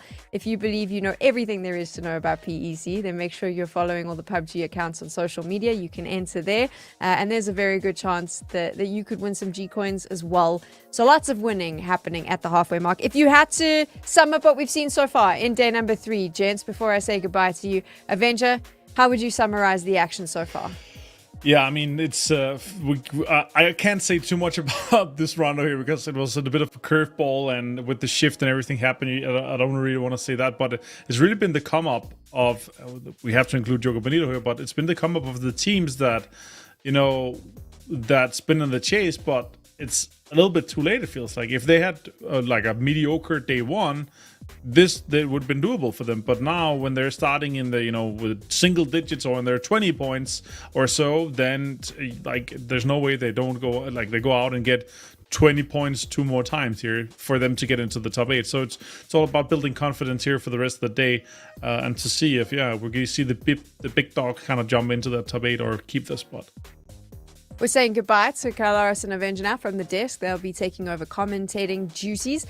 Mark and Toby will be joining me in a little bit. It will be time to Tego after this. Hey guys, welcome back to PUBG Jeopardy, or Pub Jeopardy in this case. Now, I received, unfortunately, a complaint from HR because we was being unfair to one of the participants in Gustav, and there was no way for him to come back, and he threw his toys out the pram. So we had to add some additional points. So this time, we've added another 0 just to keep things easy. Gustav, you get the opportunity now to pick the category. Send it on History 4000. This is the year that PUBG 1.0 patch. Gustav straight in the money. He's had his coffee. 2018. I can confirm it is the wrong one. Beamy, you have also pressed the buzzer, so I'm going to go straight over to you. 2017. 2017 is unfortunately the correct answer. Ding, ding, ding, ding, ding. Gustav, how you feeling, mate? I'm feeling awful. I need to get over this. Just speedrun. Go, go, go. Beamy, more importantly, you get to pick the category and the level that you want. Map 6000. This point of interest on Miramar translates to the Lions. Beamy buzzed in. I'll take it. I have no clue, but I'm just gonna say Los Leones for some reason. He is right. Beamy, again, you get to pick a category and the level of difficulty. Weapon 6000. Send it in. This pistol has the single highest shot damage. This pistol has the single highest. It's Chris. I have to gamble now because I have no idea. I go for Deagle. Deagle, the 6000 is unfortunately the wrong answer. Beamy, you did come in second. Thought it was the Deagle, but I guess I'm gonna say the revolver now. That is the wrong answer. So Okay. Gustav now. I'm locked in here. Okay, guys. It's all on me now. are- I can tell you with 100% confidence that it's the R45. I can confirm you are the right answer. So we get plus Hey. 6,000 points. I'm taking weapons 4000 then. There are 12 different weapons of this type in PUBG. Gustav has buzzed in. I'm gonna say Four. AR. We're locking in assault rifles. It's the correct answer. This could be an insane comeback in the making here. 4K vehicles. This vehicle only spawns in Destin. Gustav is first. It's the ice cream truck. It's the ice cream truck. It has another name. Ah, come on. Gustav can take the points if he makes the melody. Okay, there you go. I will take that as well. For Gustav to confirm that you've got the right vehicle, but we need to know what is the sound that it makes. I don't even know. I will take that, mate. It is technically known as the food truck, but yes, everyone does refer to it as the ice cream van. So this is the last question. Gustav, it's all in your control. It's Chris. If you had to choose one, which one will you take? Maps. And what about you, Beamy? Probably history. You do vehicles 2000. Oh, wow. I thought you was being nice for 2 seconds then, but no, you just opted to go for the one that didn't want. This is the fastest moving Gustav. Now, I'm getting the feeling you're just pressing a button and then trying to delay. So I'm going to count you straight down. It's the Mirado. It's the Mirado. Yeah, Is 100%. not the correct answer. Now, it's Chris has also buzzed in. Okay, if it's not the Mirado, then it has to be Group. No. Can I pause in again? I can pause in again. No, you cannot buzz in again. It's down to Beamy. Are you going to go for it? I'm Alright. chilling. I want to Okay. guess. It's the police car. Yeah. I think it's that one. You guys didn't go for it, but the Pillar security car was the fastest one. Beamy, Cool Karma Collective opted not to go for it. Well, that's the end of our questions, and unfortunately now we have to decide a winner. But in reverse order, It's Chris ends with minus 7,800 points. Gustav has made a comeback. It was nearly to victory with 6,600 positive points. The champion, though, for this time, GG's and big victory. The Cool Carmen Collective Beamy with 7,200 points. You are this PUBG Jeopardy champion. It was close, mate. I mean, it was pretty chill when most of the opponents decided to completely throw the early game. Thank you very much. We'll see you guys and girls on the next game show. This was PUBG Jeopardy.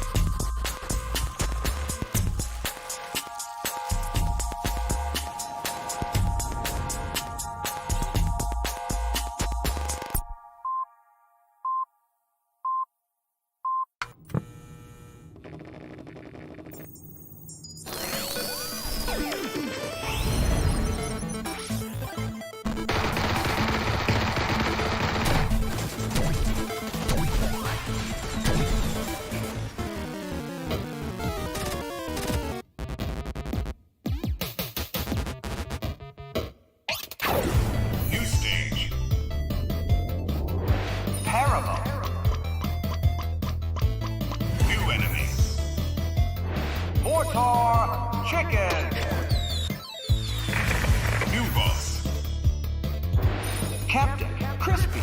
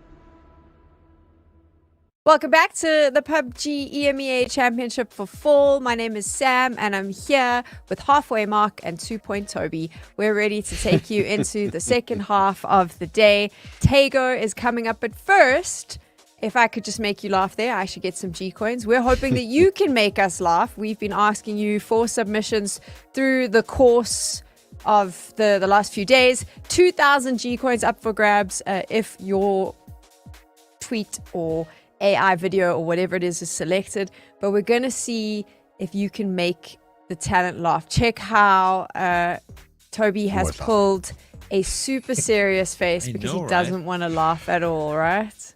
I mean, yeah, I can laugh at anything. It is true. But you know what? I consider that a perk in life. Just being joyous and laughing at stuff. It's healthy, you know? I've heard somewhere doctors saying that laughing is healthy. I like to believe so. Okay, let's take a look at our first submission. Let's see if we can make the talent laugh. Toby's already laughing. There you go. I like it. That's We are the worst two to do this. This is the worst. I do think it's going to be quite fun because these two giggle at everything, whereas Kalaris and Avenger are so serious. I only read the top part and I was like, what can this joke be? And then I just saw him as his face and I was like, oh, that was funny. Okay. I got caught by surprise. I didn't look at the whole thing before reacting. I got caught. Nicely done. Okay, super serious faces, boys. Okay. I'm ready. No, you can't giggle when I say serious face. I'm ready. Okay. No laughing now. No laughing. Oh my gosh, this is how to make the talent laugh. I'm just gonna turn off my monitor. You may make them laugh. Yep, there you go. Okay, let's look at our second submission. Not laughing.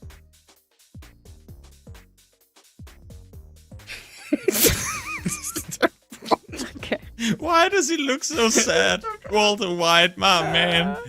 Oh. I kind of enjoyed this one. This did make me. There was a slight giggle here. These are great. If you've been making these, good job. Obviously, if you think you can do better, we will be doing more submissions next week. What's the G for in the logo? There's so many things going on. G-coin. G-coin. Oh, he knew instantly he was gonna G-coins. get him too. I respect that. Okay, focus.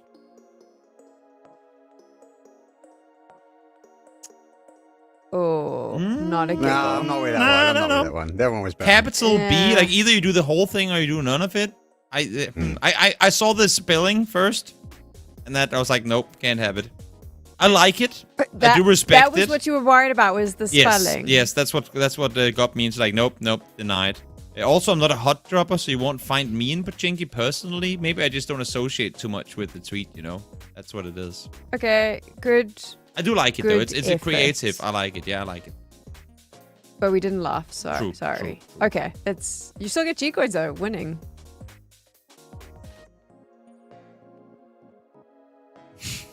This is not a laugh. I'm just breathing out my nose. That's funny. Because I just- that's I- deep I- game. It's funny because it's true. Kind of No, well, I literally didn't even read the text. I just looked at his face and started nose breathing heavily. But yeah. So just to explain, if you want some advice for future submissions with Toby, just put like a funny face or funny picture, and he's giggling already. You know what would have gotten me real bad on this one? If whoever made this, Cole Beans ___0, had you been real? I mean, you probably are very in tune with the tournament and everything going on over the past couple of years. But if you had edited this guy in a Foot Esports jersey as well, I would have literally fallen off my chair. That would have been the best. That would have been the best. So maybe for a second edition, I'll happily laugh if I see that being the case. All right, final submission. Let's go. Okay, here we go.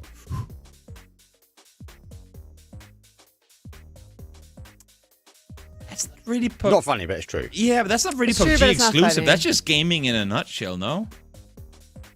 We always do. If you make top 10, you have to keep gaming. You can't come off. That's the What it Yeah. should have said is, That- we can't finish that's on a loss.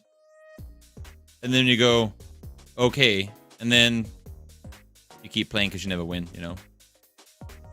Okay, so Toby, you shouldn't make funny gifs. What do you... I would have you know, I'm This was- pretty good at that. Yeah. You're pretty cool at that. Okay, we'll see if you can submit for next time. True, I Good should. effort. It's true, but no giggles.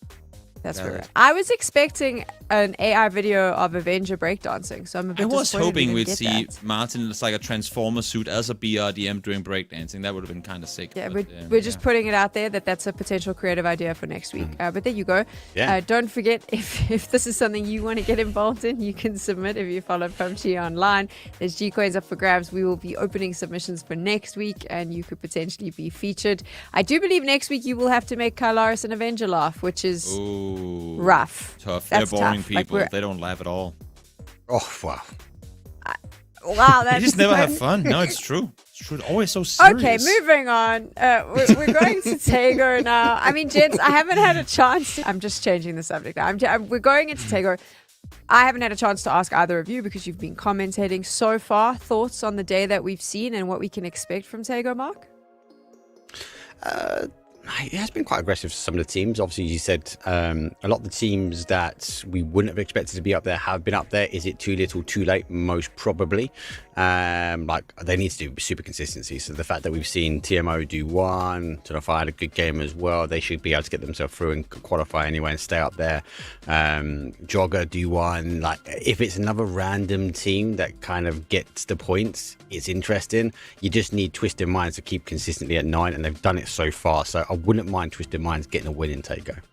Toby, you think that we are going to see those big boys moving up the leaderboard? That would be the likelihood, yes. What I want to see, though, is continuation of some of these maybe less, I don't want to say famous teams, but teams that maybe needed more right now to go out and get something done. We've seen that pretty much throughout the day.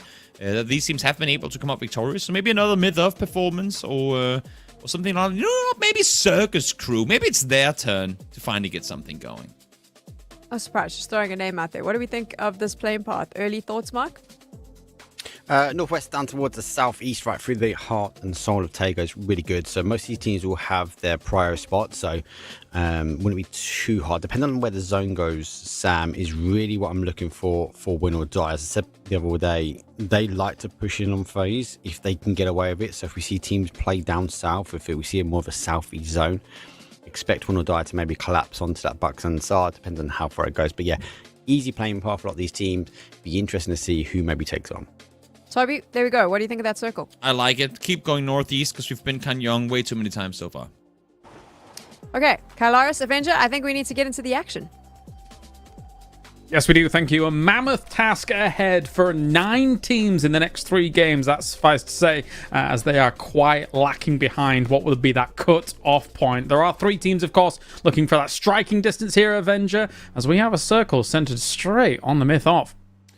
Yeah, and even if they go out and have a banger game, they still need to have back-to-back banger games on Erangel if they were to get anywhere close. But yeah, thank you so much for the lighthearted effort of the laughs. The most that made him laugh in that segment, though, guys, was the halfway mark and 2-point Toby, which couldn't be more accurate. It's the best bit. It's the best bit. That was great. Yeah, I think for our community so far that submitted those, don't quit your day jobs, guys. At the same time, better luck next time. We'll see if you can try and help us in the next segment when we get to do it, I suppose. Yeah, I think, they say we're not laughing, but at least we're not laughing all the time like Toby is, you know what I mean here? But for this one here, and for Twisted Minds, and for TMO, already sitting dead center, I'm kind of expecting some early fights here. Like, there's so many prior compounds, there's so many situations where these guys can kind of sneak up on top of each other here, and yeah, if Twisted Minds lose a few guys early on, it could be a little bit rough for them. And then again, as you said, within striking distance currently, but they need 2 decent games here to get into that 80 mid-ish points here. No, for sure. It will be tough. As much as we have had what is already an array of winners from today, which I wasn't totally expecting, it has still been some of the teams that have been at the top sponging, also continuing to do so, but just not getting the wins under their belt, right? So there is still quite a close position that's going to need to be contested as BB team, the big gamers themselves, are already going for an E pickup straight towards the circle. Having dropped up there, having a circle shift like this, not too surprising that they'd be getting moving fast.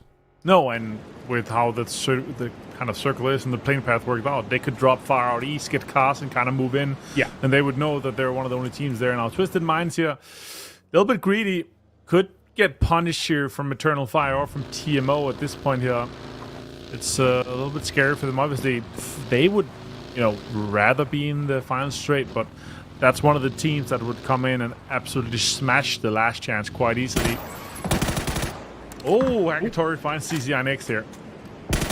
Well, already 0-1-0 has only got themselves 18 points on the board. They will be going to that last chance qualifier, so losing people out here. Unfortunately, not too surprising for a lot of people. Hakatori taking one early. Not too surprising for people watching on. It's Hakatori, a bit of a star in his own right. Just being able to deal with them on this little rotation. They already know where the rest of 0-1-0 is as well. They were looking that way. So they've got to be very cautious about their approaches to these next positions. Early moves here. We've seen fights before, and this compound is always kind of developing in a rough situation. All these third parties coming in from the north of that compound and kind of saying it in. Hands of Hope here. So far, decent day for them. 61 points currently, tied with Winner Die. Did not expect Winner Die only to get 12 points in 3 games, James. That was not on my bingo board for today, but Hands of Hope really stepped up and are currently just 5 points away from Navi, who's sitting in that 8th spot. A really good start for them, right, with that win and then being able to convert potentially off of that. It does feel like they've been able to roll with the punches because of that. Unfortunately for Kitchen, as they're chilling out near a bridge, they drop over by Yongchon. They are just sitting and waiting to see if anybody tries to maybe move over that bridge as well. See if they can spot anyone out and get some free points here and there. But it's an almost insurmountable task that they would be qualifying through to grand finals. For Kitchen, which is a shame because our Finnish squad, our little Finnish phenoms, I'd have a soft spot for the Finns. Love it, led by good old Squeaky. I'd love to see them get a little bit further in this tournament as a whole. What a fall from like the 2019's high with your Sam TGM, Team Mexi, so many great Finns, and now it's just there's just not that many left. Obviously, Correx is still up there in terms of one of the big smack bangers at the LAN events, but it's a little bit sad to see, honestly. But I have to really get credit to Hands of Hope so far. 36 points in just 3 games, averaging 12 points per game. They've really had a comeback here. And again, as you see these guys move in, Hibaku and the boys are obviously experienced guys, but that was a really difficult way to kind of come into things here. Correxi, though, finds 0-1-0. And Flores goes down. Oh, shots coming in from the back. Tarkus finds Beamy. Really need to save Beamy here because they are not in a safe spot whatsoever when it comes to the standings. They really need to get them back up on their feet, continue to get a lot of points in these games. It's going to be difficult if you lose Beamy this early on. Tarkus is going to peek across the hill here. Ready to open up a flash. They've got 2 down at the moment, and Nixie's angle is far away. This is going to be on Kurexi to really do something about this. Yeah, 36 XP. He has to get that first aid pop. Tarkus trying to get off the angle here. These 2 knocks here. Double nade. Easily find it. Good nades coming in. Nixie on the distance as well, helping here. Good nades onto Corexi. Has to heal again. Shots coming in from the distance again. Nixie really helping this one here. Global Army's low. Not connecting on the nade as well. Now Corexi can push up. Try to get this done. Nixie has great angles here, James. Yeah, I eat my words. I didn't think they were going to give him that angle, but they did. Beamy does go down, though, to a nade. Global Army as alongside Tarkus, not doing too bad against this. But again, I mean, they were already wounded coming into this, so they've taken this fight. Now Nixie, I believe, is driving forwards to try and properly reinforce this position. As soon as that knock was delayed Global Army enough, Nixie feels fresh and clean to get a little bit of a alternate angle. He's going around all the mountain here to try and find himself a spot to deal with this. Great nade to finish off the Kurux now. Turris 2 Global Army takes down Nixie. Down to just Corexi now. At this point, Global Army has the angle. Tarkus comes off from the other side. Could cook this nade perfectly. Could connect onto Global Army. Oh, that's great. 48 damage, but almost a knock here would have been great. If anybody's going to do this, it should be Corexi. Here's the shots from behind him. He realizes that both of them, that is a shot and a half. Throws a nade forwards as well. It's not going to connect with Tarkus, but he's looking for more on the hunt here around the corner, trying to finish him off. He's definitely being very urgent about these moves. He understands that if both of them move in at exactly the same time, he will be dead to rights. So he was trying very aggressively to find an angle on Tarkus, but he's not found it. Wow. Perfect stuff by 0-1-0. Yeah, really well played by them here. Obviously taking down VP. And with just 2 games to go, I would already at this point here, I don't see VP coming back from this. I do not expect them to come in and get back-to-back wins, which is basically what they need to get into that. They would need, 25 points per game to get into the 80s. So that is Virtus Pro straight into our last chance of next week here, which is a scary team to go up against next week. Like they will completely farm that lobby for sure, but still, that's a team that we're expecting to go through quite easily in the top 8 here, James. Yeah, I mean, you're totally on the money with them farming that lobby. Because, I mean, imagine if Virtus Pro, from last chance, is not top 8. That would be an unmitigated disaster. We're not expecting that at all. So, well, we'll see how it goes next weekend, I suppose. Sure. Oh, shots coming in. Oh, there. I think he crashed or get a disconnect. Maybe the power went out here. So he knocked him, so he didn't run too far. Vance flushed over from Hackatory. That's a little bit unfortunate for FaZe Clan to lose one player here. Next circle about to pop here in 10 seconds. As you see, Joga Bonito grab one of those great emergency pickups here. I like how you say Joga Bonito. That was cool. You have to go for it. You have to pronounce it correctly, you know what I mean? They're actually dropping back towards Yongchong. No way! What is... The cars, that's interesting. I mean, they want to go back and grab the cars and maybe just go across the bridge, right? So that's fair. I guess this shift was just in case it was going south or southeast, right? Yeah. And then from there, they could try and go for cars all the way down there. But yeah, they're feeling comfortable about getting back to their vehicles and then heading across the bridge. But some of those bridges could potentially be contested. I mean, technically, the kitchen one, yeah, sure. Actually, now that I think about it, the one on the west is really not that contested at all. So yeah. No.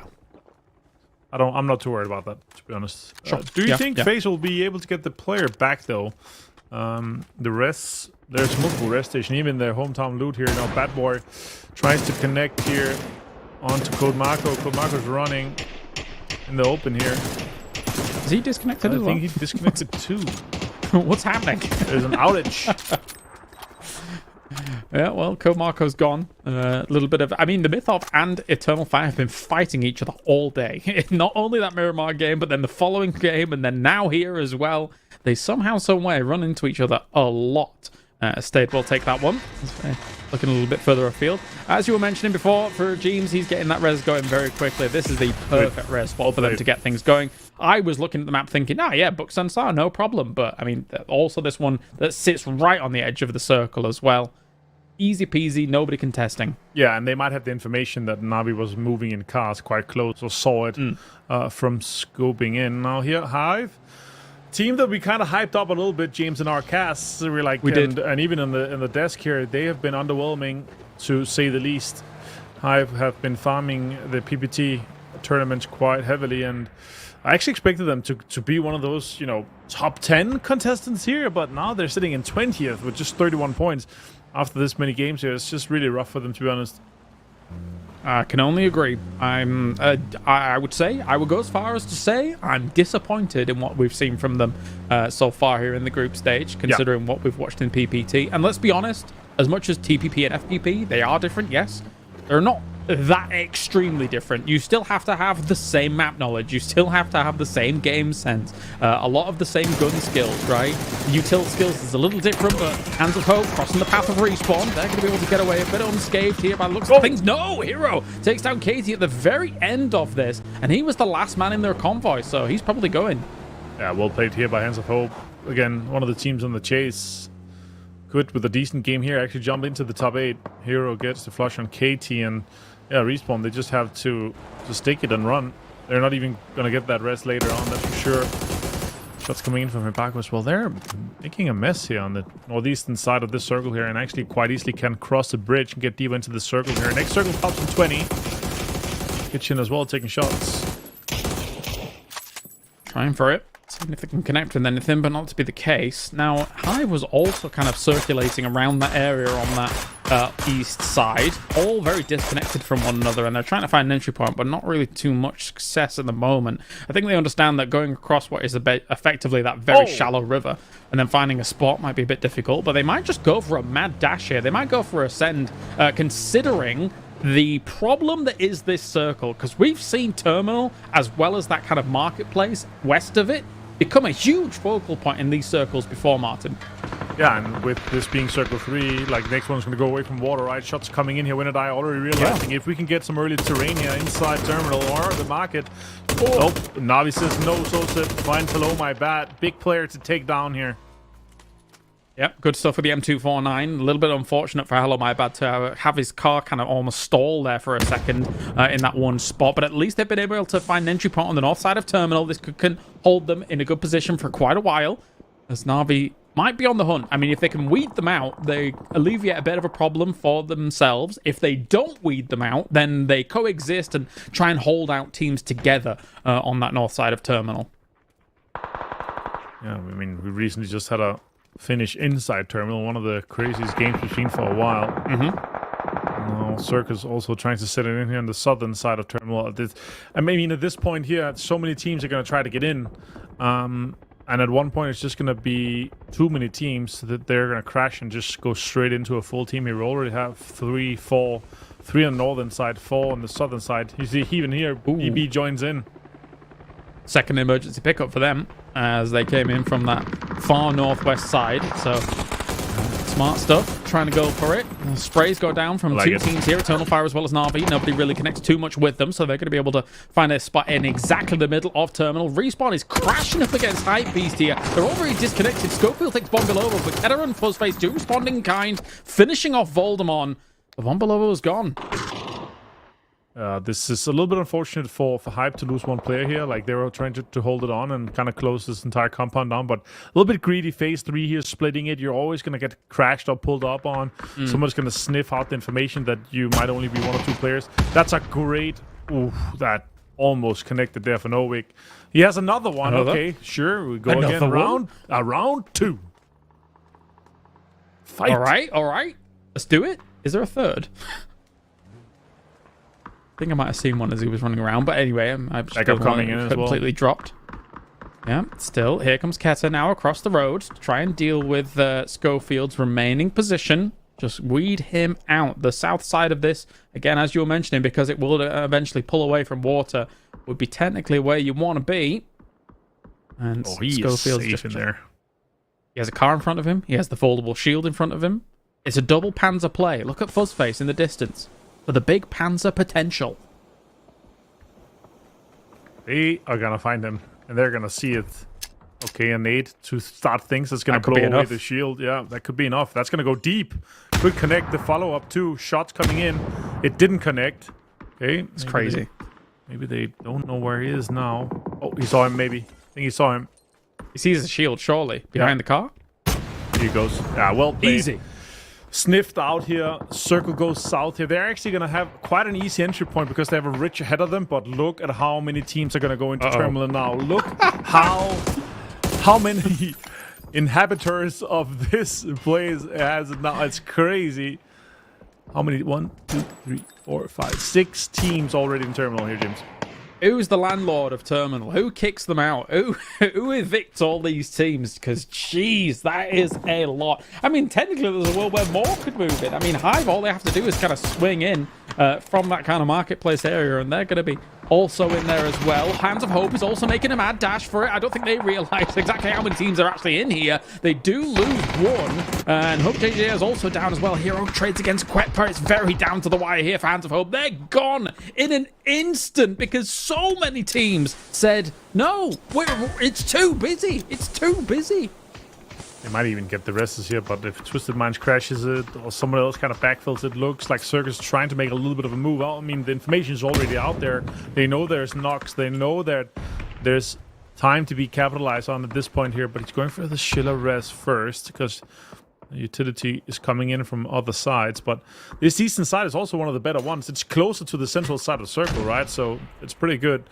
Now Hackatory is going absolutely ham on Kitchen here, trying to send in some mortar. Let's see if that connects once they land. Oh, a bit far. No. Do you know of Kowloon, the walled city built on the Imperial Chinese military fort? Do you know that like with the population density? No, give me the law. No? Well, basically, it's an extremely densely populated city, right, that exists in the world. And now we've got Terminal here, right? Okay, so, yeah, very exciting stuff. This is as populated as there. feel like this is a max story, but yeah, we'll talk about that after the cast. You gotta look I it up. guess. It's cool. Yeah, I'll do that. I'll do that for sure. Thank you. Thank you. 0-0 here, though, and Hypebeasts are going to be fighting here. This is the ridge that I'm talking about. You have like multiple ridges here before going down into terminal. Very playable area, and inside that circle, Foss is already kind of sitting on that ridge there. And yeah, 0-0 has to decide: are we going to take a fight with Hype, or are we going to try to get deeper in somewhere else? Smoke's already deployed here. Global Army sitting on that ridge. I hope that that other side is kind of free for them. CCI taking damage here. When the circle closes, we're going from 3 to 5 damage per second. It's not really worth staying unless you know exactly where your kind of point of entry in this next one. But circle about to pop here. We are going to have a very terminal-ish ending here, James. Yeah, and then for any team coming in from that northeast side, it's going to be an interesting time. But Levante taking down some of the members of 0-1-0. Now, do bear in mind they were able to get both members up that they lost prior, so the reses were successful. They still have 4 kills, but not enough really to make things happen against Win or Die, who should be able to farm up a few points if they go any further, because this is on the northwest side of Terminal's position, so they're being able to batter them as they try and make an entry to the circle. I still don't have the information. They're getting delayed. The circle starts moving in 20 seconds here. They need to scout ahead and figure out if this dip ahead of them is actually playable, or if they need to set up a car fort or get smokes deployed here to survive, because it's at this point it's too late to get into terminal. Too many teams are already there. There's crates in there as well. Yeah, it's crazy. Not that anybody's really going to be scrambling for them because there's just too many lines of sight for in the middle of those roads. But I mean, at the same time, Fuzzface here trying to kind of get things going. Obviously, his game sense very high. Obviously, you was able to see that foldable shield from before, taking that Panzerfaust, cleaning people up. But at the same time, this is a big push from Jorge Benita, as well as 0-1-0, who were just kind of sandwiching them and forcing them to have a bad time. Didn't connect onto Novik. Now he realizes, saw the nade coming in here. Hypebeast just getting absolutely sandwiched here between Joga and 0-1-0. Novik trying to maximize. Shots connect here. Good shots on Tarkus. Finds Novik. Gets Hypebeast down, but down to 43 HP himself. 6 kills is still good for them, but they're still on the lower end of the leaderboard currently.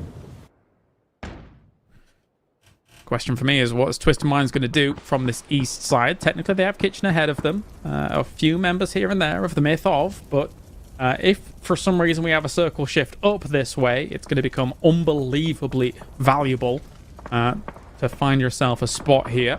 With this ridgeline, you can see it on the right-hand side of Elska, which will be very, very important if we shift away from Terminal. Example, be careful. You're going to continue to make this mad dash through. See what he can get done, but these shots, they're not connecting just yet. And a big nade from Lou, shutting down Kitchen completely. Huge stuff. And Jogo Benito helping as well. This is exactly what Twisted Minds were vying for. This is a great game for them. One big game here, James, that could put them up into the top 8, depending on what, of course, happens with Eternal Fire and Na'Vi, but they need an eastern shift. If they have to make it into Terminal, they are to ride here. But look at that. FaZe also fighting. FaZe is stuck in that corner. Look at that. They're just 3-4 guys sitting on top of each other. Don't know how you're going to really get out of there. As we do have an east shift. Oh my days. All right, everybody in Terminal. The alarm bells are ringing. How are you going to deal with this? Are you going to transition from building to building, clearing out the teams yourself? That's the only possible way, along with a ton of smokes between each of those building transitions as well. Meanwhile, as we said before, Twisted Minds going to be looking for a huge game off the back of this one, Martin.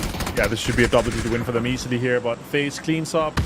The Myth off here, loses Vex in the process, but Twisted Minds is busy with Joker Benito. Great nade to finish off Vex. Exactly what FaZe wasn't hoping to happen here. Obviously, they're already looking good. The amount of kills they have, already in 4th place currently, could jump up even higher. Another nade on that exact trajectory from Lou would absolutely shut FaZe down, but not to be the case just yet. He doesn't have full information as to exactly where they are. Example, going to be peppering some shots towards Joga Benito as well. Twisted Minds knows that if they can shut down these 2 angles of attack, it is going to be perfect for them here. Doing it with this KSN style here, but Tulins, more shots coming in. Naylor pulling off. A lot of damage done onto Twisted Minds here. They're really hoping they can get this fight done fast here, but FaZe should be capitalizing on this. This should be a perfect third party. It's coming in. Perfectus gone down to Gustav. They're turning around here now, down to just Example and Lou. And P5 in hand, coming around the corner. It doesn't work out though. Lou takes far down. He's going to go for a second as well. Gustav falls. That is FaZe absolutely in shambles at the moment, thanks to the fact that Lou is on point right now. And even just James down to the south has got no answer for that at all. He's going to be playing for just a few placement. If it wasn't for that foldable shield, Lou would have been just knocked immediately, but he got 2 from that. Look at that shot from Naleb, though. Absolutely disgusting onto Naleb. Completely flushed in the bin. Down the drain here for Jogo Benito. Twisted Mind trying to survive here, trying to close this one out. There's a huge moves happening in Terminal as well, as Circus Crew has been able to shut down any hive movements that were going on in the south side of Terminal. Meanwhile, Win or Die was moving down there as well, trying to skirt the west side of Terminal and come in behind Circus Crew. But Marcus, a formidable force. We've seen him in the past PEC, looking pretty darn good for his previous team. So let's see if he can continue to shut that down. But Eternal Fire has a great spot in Terminal to eventually greet the rest of these teams coming forwards against them. But BB team is looking to pierce that location. Lou got the bleed on Gustav. Now don't you just James. He's not in the same location. Levante here, though, on Win or Die. Can he swing around? Can he find him? The drop shot onto Masses.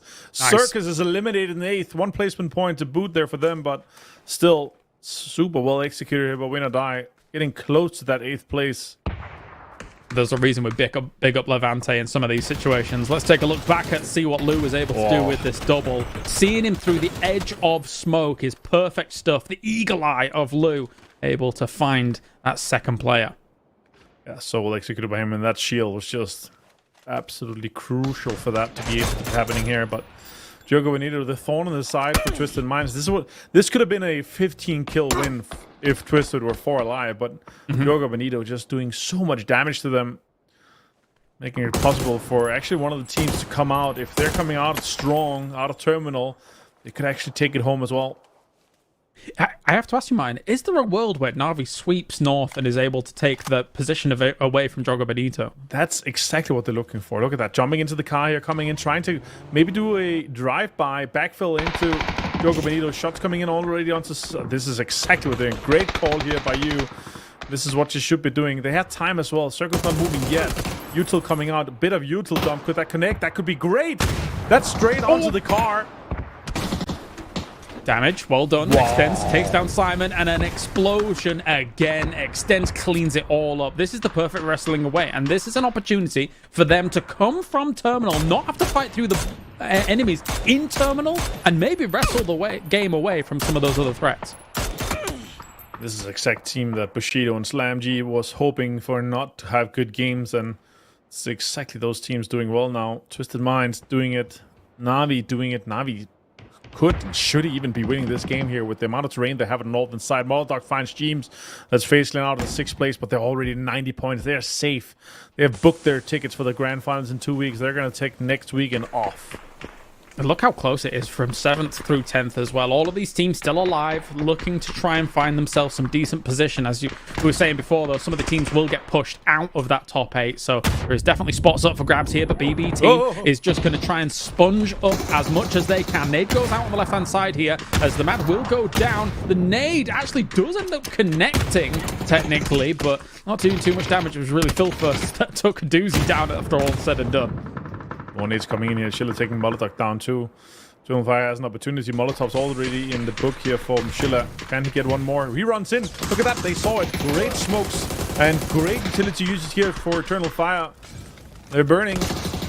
And a lot of damage being done here from the guys. Blue Zones too, running through the Molotov. That's so well played here by Eternal Fire. Gets all of BB team standing strong here inside this building. Super well executed by the 2-man. It was going to be tough, but they somehow made it work here. And now 2v2v4. Technically, if Na'Vi can get up the remaining member for the 2 duos at the bottom, I think technically there should be an onus on Twisted Minds shutting out Eternal Fire from trying to get in. But then how do you deal with a 4-man of Na'Vi trying to find their spot? Oof. You don't. You let them deal with each other, and then You as Navi, you just win the whole thing. But look at that, a Lynx in hand here for Schiller. It's big damage potentially onto Twisted Minds. You've got to have some crazy individual plays to try and win things out against Na'Vi here if you eliminate yourselves down at the bottom. And a lot of damage been done by Lu. Almost 1,000. Example at 800 damage as well. Twisted Minds has really made a good meal out of where they were coming in from with that E-shift that did happen. Of course, as we said, though, the casualties really did cause them a lot of problems earlier on. The other team's trying to weed them out of that position, but Na'Vi's taking huge control now. They realize that these two teams are looking at each other dead in the eye, and they've moved across the other side of the hill, so they're not even in line of sight of Eternal Fire or Twisted Minds. Schiller, full freak here. Oh, well played by Lu. Finds the Molotov connection on to They'll move Crespa on as well. Well played by Twisted. This is potentially a double-digit game for them, but look at that. So they're just swarming them. Na'Vi just backfilling everything. Schiller with a great nade onto Lu. Finds a lot here. Schiller gets the flush too. Schiller with a great game so far. He's just going to bleed out, isn't he? Oh, he finds extents before he goes down. Nice. This could be a door opening up for example. 1 versus 3. He's done it before. Can he do it again?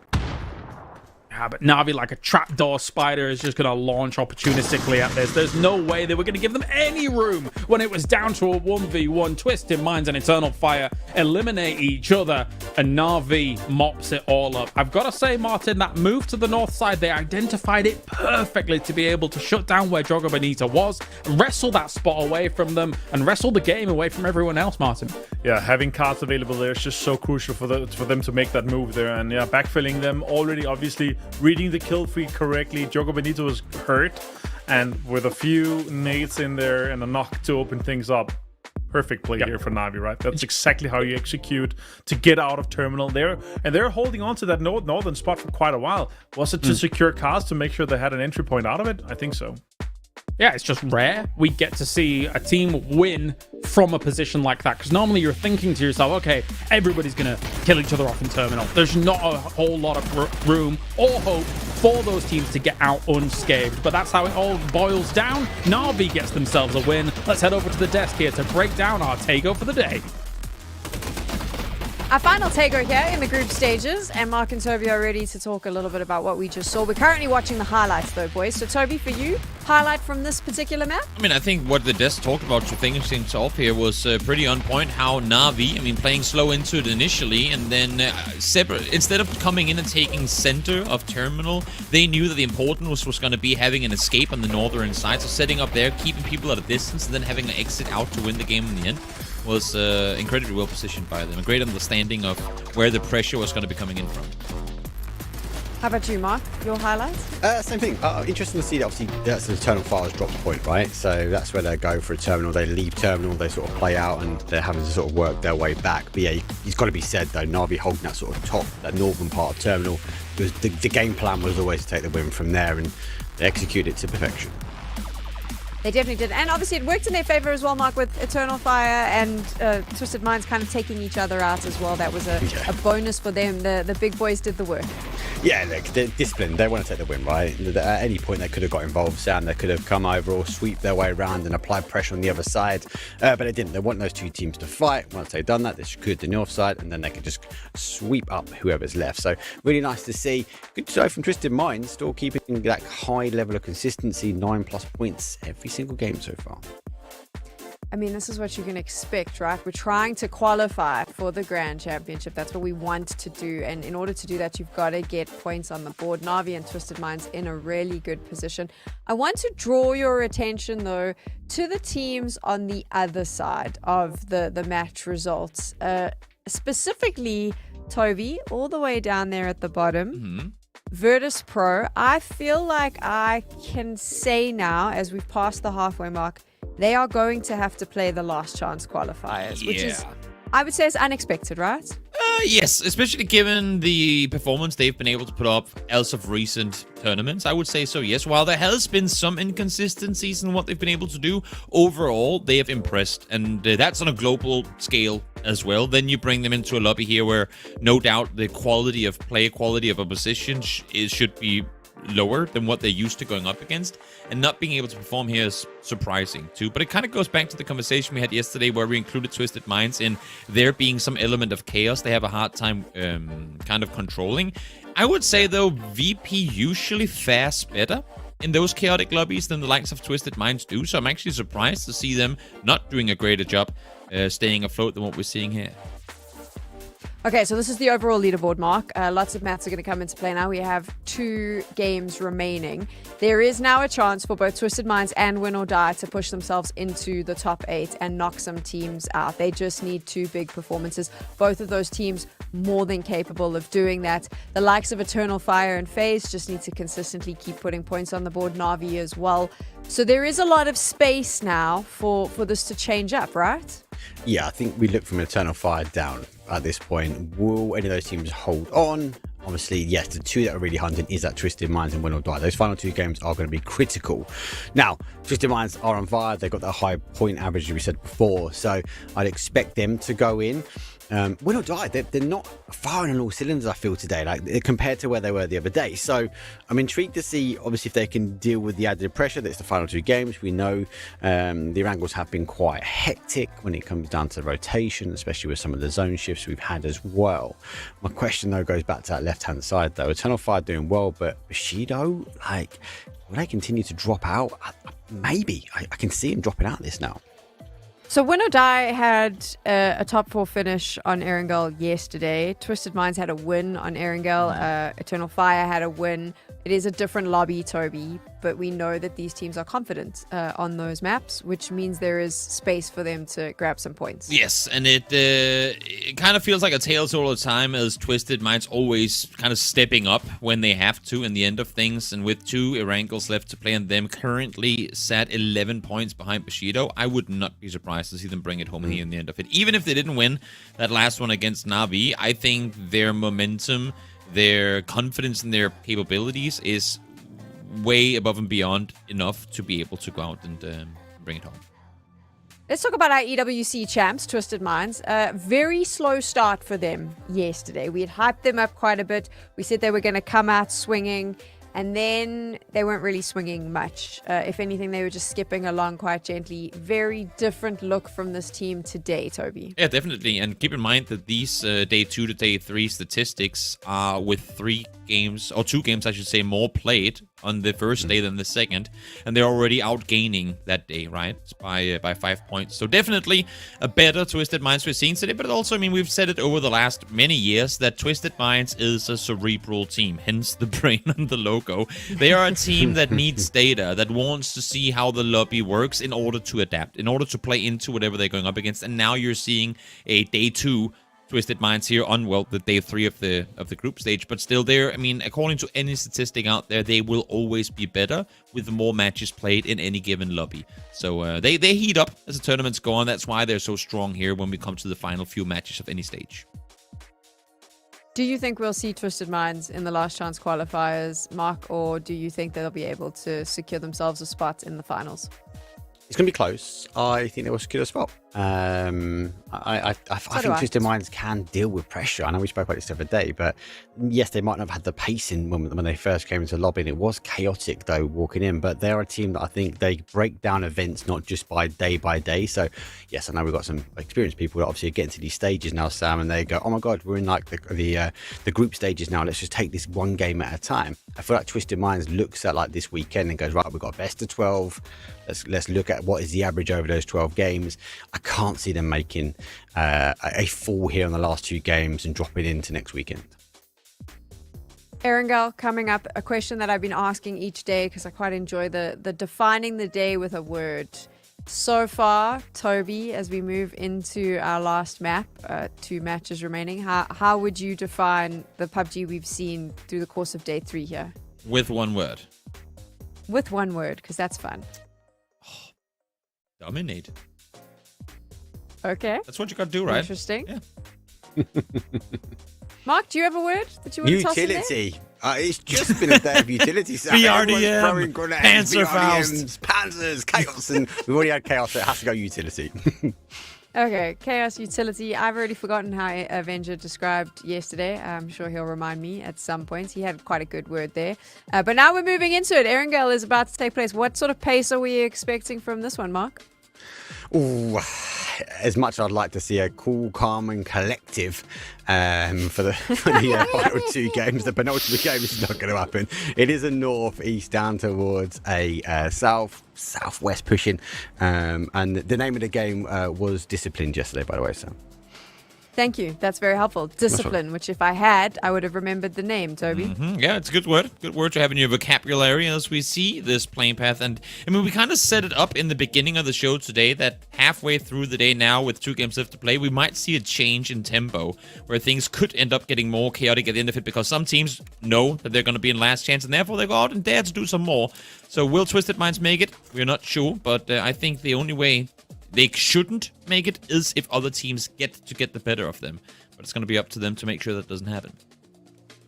Up to them to make sure that doesn't happen. And now it is up to Avenger and Kalaris to take us into game. And they'll be able to talk a little bit more about where that circle is popping. Boys, what are you thinking?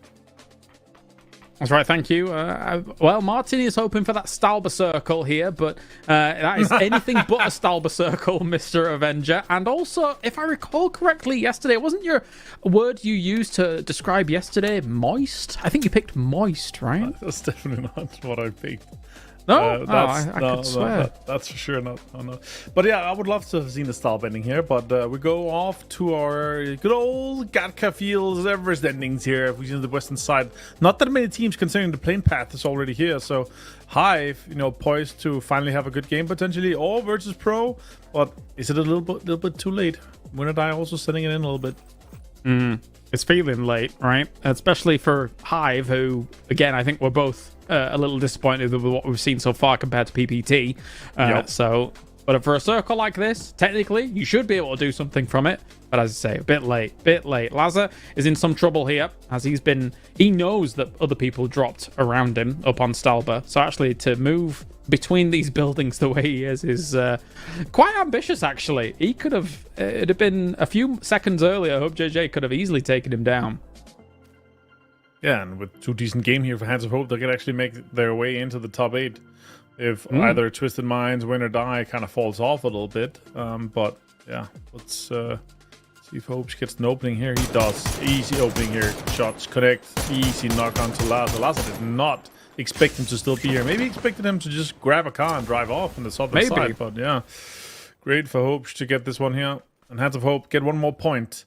They need, I would say, to get across. They would have to pass Slam G here in terms of total points because I'm pretty sure that both Navi and Twisted Minds ends above that point as well. I think Bushido's done for. What do you think in this case here? Yeah, it's looking likely, right? Considering the threats that still lurk below them, the potential that does still reside. I mean, even in this game, right? Eternal Fire, Na'Vi quite easily could launch themselves up the leaderboards even further with a circle like this. As we already have an emergency pickup coming in from Hype Beasts. Probably, I mean, I won't be surprised if they got all the way to that west coast, try and find themselves some vehicles from there, and work it on out. That's some crazy driving here for Schiller, but early moves here for Eternal Fire. Are they gonna go straight into a Hive team that's splitting currently, or what are we opting to see here? Hype Beast as well going off early. Also, I mean, they're aware, plane path, you can go west coast, west of hospital, grab cars, and you'll still probably have a pretty decent priority into the circle. As you see, BP team here in Novo, they're going to be very late. Maybe they're looting for 2 E pickups once more. Maybe. Didn't work out too badly for them in the previous game, getting deeper into the game, but then obviously Terminal did provide a bit of a problem for a lot of teams by the end of it all. As still Respawn is looking at where Hands of Hope is moving. The glider's circling around up at the top. Respawn's not taking their loss of Lazar too kindly. So they'll be looking for try and move towards where that blue chip potentially could be, unless it's been picked up. Oh, the box. It's the dead We've box. seen that you might be able to move those boxes soon. Crazy scenes. Yeah. I mean, I thought they would, disallow non-team members picking up blue chips, but here we are. Now they can also steal your box. Just run away with all your loot completely. It's like Sea of Thieves, just like run away. Sail away. My loot now. Respawn, obviously here with Hands of Hope. This is just not a fight at all worth taking. I think Hands of Hope is just realizing, okay, let's just grab our stuff.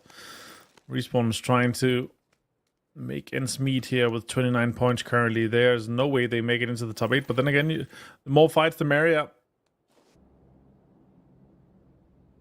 If Win or Die continues on this trajectory alongside Twisted Minds as well, Slam G, Bushido, terrifying stuff. It's looking way too problematic for Slam G, which is actually really a shame for me because I thought coming out of yesterday, maybe Slam G will be safe and stuff like that, but it's looking anything but now. But they would, I think, do decently in Last Chance as well with Slam G personally. Oh yeah, I think so too. 16 more points for Twisted Minds to make it. And obviously 18 more points for Win or Die to make it into that and cross Slam G. Bushido, I think they're out, man. Win or Die, good shots here. That's one easy point for them. They just need 17 more and they're going to be able to cross up Slam G and Bushido. I mean, I'd love to see Levante's numbers on the day because I think he's been really good for Win or Die so far. And he continues to be. Every single time we check in with Win or Die in multiple tournaments, Levante has been definitely a standout for this team. Still looking for the Myth of, who had a great start to today. It's just a little bit too late overall. They've lost one player. They're trying to move on from all of this, but yep. I can tell you that Levante is on 8 kills and Lewis on 11 currently. A lot of teams and players on 9. Schiller stayed, Code Marco, Molotov on 9 tied for second place. And Levante's on that 8. It's also looking good. So yeah, Levante looking good, to be honest, overall. Always been pretty impressed with what Win or Die has been able to do, but they just still haven't been able to kind of really smash through it. They've always been that, top 8 team that haven't been able to really come on through here. But yeah, Levante and the boys have been doing well. Myth off, stayed. Impressed with what he's been able to do today. It's been mostly off one game, though. Now Hypebeast looking to be the welcome committee of the Myth off. Maybe it's going to be great shots connecting here onto Sparta. Not enough. No EMEA. And that would have been, maybe have been the difference maker here. TMO makes it into the little weather station here. Yep. Yeah, if Fuzzface had got that, he'd have posted another clip saying the old man still got it. No doubt. We already we had one of those from before. But I mean, Fuzz is, it doesn't matter how old Fuzz gets. He's a legend of PUBG, and he continues to be a legend when you get to see him play these games out. So good stuff. Also had the chance to duke it out for his nation's last tournament he didn't make, and he got a chance this year to represent Team Sweden. Good to see him do that, and that makes it a kind of full board for him. Tried it all, done it all, and now still here grinding with basically almost a new team every single time. And in the finals, in the groups, every single time, it's just real impressive, no matter with who it is here. Now that you've said that, I'm wondering to myself, obviously, you say kind of done everything and stuff like that, and I was thinking, Grand Slam. But obviously you need to win things to be, a Grand Slam winner. Do we have Grand Slam winners, like winning a PNC? I guess it would be a Korean player like a Loki or something. Winning a World Championship, winning a PNC, winning regionals. Yeah, Loki and Soul. Probably. Yeah, those guys. Have done it. Done well. Shot coming in here, connects. Had to reload again. The EMEA didn't pay off here. Stayed. Nowick though hasn't side to it. Gets stayed down here. Nowick, last player, tries to get the flush, and the last 2 players for TMO off to his side here. That's a good nade. Didn't get not cooked enough. Nowick. That's gonna get them found here. Hypebeast off to. Probably with 50 points here, that means that they're going to go into last chance as well here, James, unless they have an insane record-breaking game in the last one. I don't see it happening. But yeah, 2 banger games would have been potentially doable. A little bit out of there, but one last record-breaking game. Tough stuff. The Myth of, though, also getting shut down as well. From the distance against Sparta. And I think that actually they can continue rocking up on this, but also Win or Die is on the way here as well. They're moving in just kind of on the low ground compared to this. Doesn't look like they're being too aggressive on it, but a compound that they've got, it's not too bad a position, not too bad a checkpoint in a circle like this. Yeah, good circle pop for this kind of swamp area, and all the compounds kind of surrounding it, all the terrain around is really great here. That's going to be another knock on to Sparta. Krafton here really getting things working. Bad Boy has to get the first aids back-to-back here to make things work. Simon also with the Panzerfaust. That's going to hurt. Another blue zone. If they stack that would have been an easy knock for that. But Bad Boy coming out. It's going to be an easy Panzerfaust. Panzerfaust, yeah. Oh, great. Nice. Oh, it's Naleb. Naleb grabbed it, and that's the middle of out 15th. And that really talks, again, big stories here coming in. You don't want to fight on too early. Twisted Minds moving. This is a big move for them. They're going straight through so many teams. They're really threading the needle here. I mean, it does make you wonder what Yoga Benito could have done if they'd not been hot dropping all that day one, right? Like, actually, they came in with 18 points. Now they're at 49, and with 2 games to spare. They could have done something a bit more, but Twisted Minds still just rocketing on through, trying to find a lose spot. Just shinned just straight into the swamp here. That's half HP. Okay, yeah, that's how we get things done. Cover for battalions. So, I mean, it's a 4-wheel drive here. Get that in. Oh, has to get smoked in. Takes out the repair kit. Now is not the time. Simon double! Oh my god, he comes over the ridge line alongside Yoga Benito. They've been able to really make this position work for them so far. Got bestowed one of them for Naleb. Yeah, that's unfortunate. Yoga Benito. I mean, there's just going to be so much third party coming in. Winner Die coming in as well. Hello, my bad. Gets Krastalny down. Flush as well. Gets a flush onto Batulins. That's Twisted Minds. Again, they need a decent game here. And now they might be a little bit in shambles. Down to potentially just 2 players. Example finds Simon.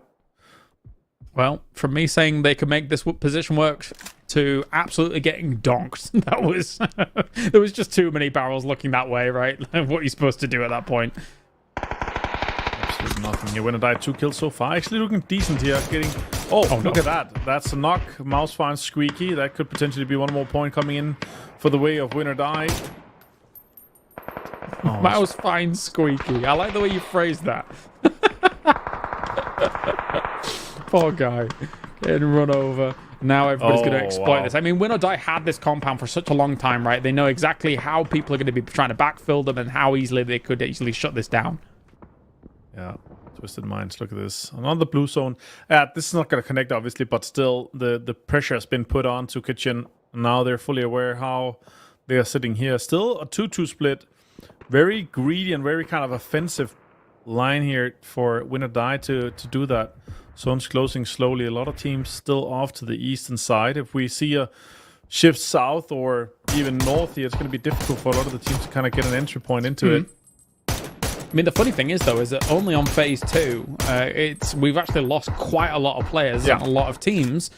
So there is technically a little bit more room than usual. We'll see where it goes. Okay, straight to the problem field on Erangel. Okay.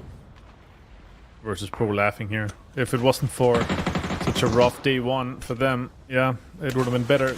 Levante here gets the bleed onto Perfectix, and Twisted Minds potentially could not make the top 8 unless they get a pretty decent game in the next one. 74, they would need, again, to pass Bushido and Win or Die not to have good games. So they would need 10, 11 points. Teams around them, I think that Twisted Minds feels quite stuck down there, right? Oh, yeah. If Win or Die wanted to try and hold them in a little bit alongside some other teams, I think it could be very easy to shut Twisted Minds down here. 76 points now for Win or Die with the 4 kills here for them.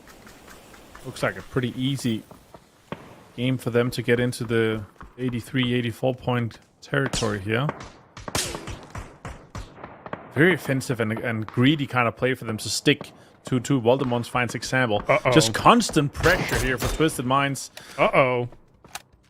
Yeah, with example now gone, only 1 remains. Only Lou. How much can he get from this game? Again, he feels stuck. He feels very constricted in his position. That means that into the next game, Twisted Minds, we're going to be focusing very heavily on them to try and do something big to get into that top 8. And this lobby would love to not have Twisted Minds straight into top 8. Maybe some of those teams down to the boards at the bottom, maybe not keen on having them in last chance, but still, you could try and limit them.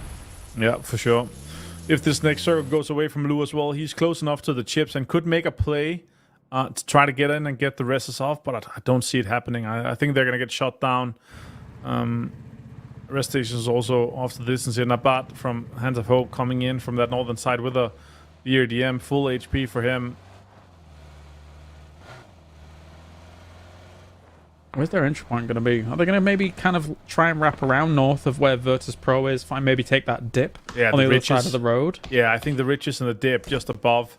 Yeah, I think it's the entry point for Hands of Hope here, and that could be the kind of leapfrog. Virtus Pro, though, staying in this could be a little bit too greedy. One-on-one, also taking shots here onto a glider. A rare sight. This late. Good old Adoozy. He loves flying about, loves getting all that scouting info, and really there's no onus on them to do much of anything at the moment. They could just be a problem for anybody moving around. Of course, Gold Compound at the moment here, being kind of held up here by 0-1-0. Trying to move on here as BB team, and Adoozy's just still chilling. He's not even really with the team, as the nades are going to get prepped up here against 0-1-0. Well, that's Adoozy out. Ah! I can't believe the glider almost landed on him.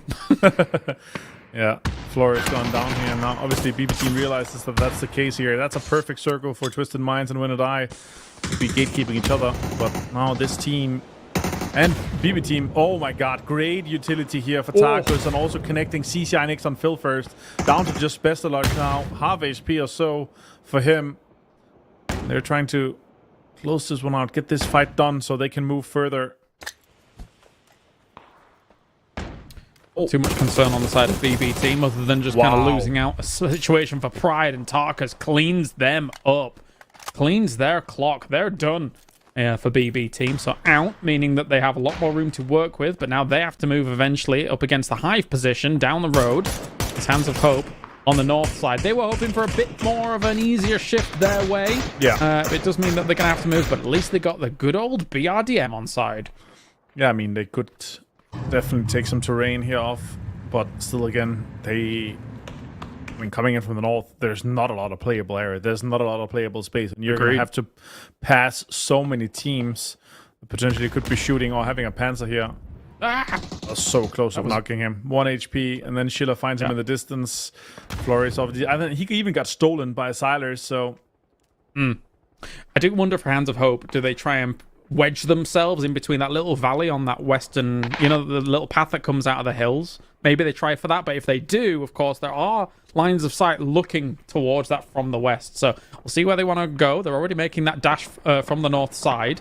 I think they're angling for that path between the two hills. There they are. Looks He's like got it. an opening on VP here, and this is the 2-2 split we're talking about. Could be greedy and could be punished, and that indeed. They got 3-2-1 by Baseland, and now they have an opening on the eastern side here. Shots coming in. Arta finds Schengen. Nice. Hive in the bin here. Don't shoot that. No, you don't need to. I was concerned there. I was like, okay, are we going to finish him with the Panzer? Just in case reinforcements will come along in a vehicle, right? So it's like a good foresight to know, just in case Hive's moving forwards with a car of their own, have that Panzer out ready to blast it down if it comes forwards. Well picked by them. Face is really farming on the eastern side here. Taking control here. Now trying to get Respawn in. Fex finds two. Finds both of Respawn. I think that was an E-pickup coming in here. Now Circus Crew in another fight. Multiple angles have to be covered. 0-1-0 is one of them. Levante finds Elska. Another one here for Levante. All gone. All gone as quick as that. Gedrox finishes off Squeaky at the very end as well. Win or Die understands that they are moments away from breaching into top 8. They've been playing fantastically. Hello, my bad gets Lou, finally shutting him down. That's some of their biggest competition here at the very barrier. Yeah, getting more kills than they have in this one. They're quite a hit far ahead of them now. They're going straight into Eternal Fire. One of the teams they're trying to chase, and the Mad just absolutely destroyed Win or Die.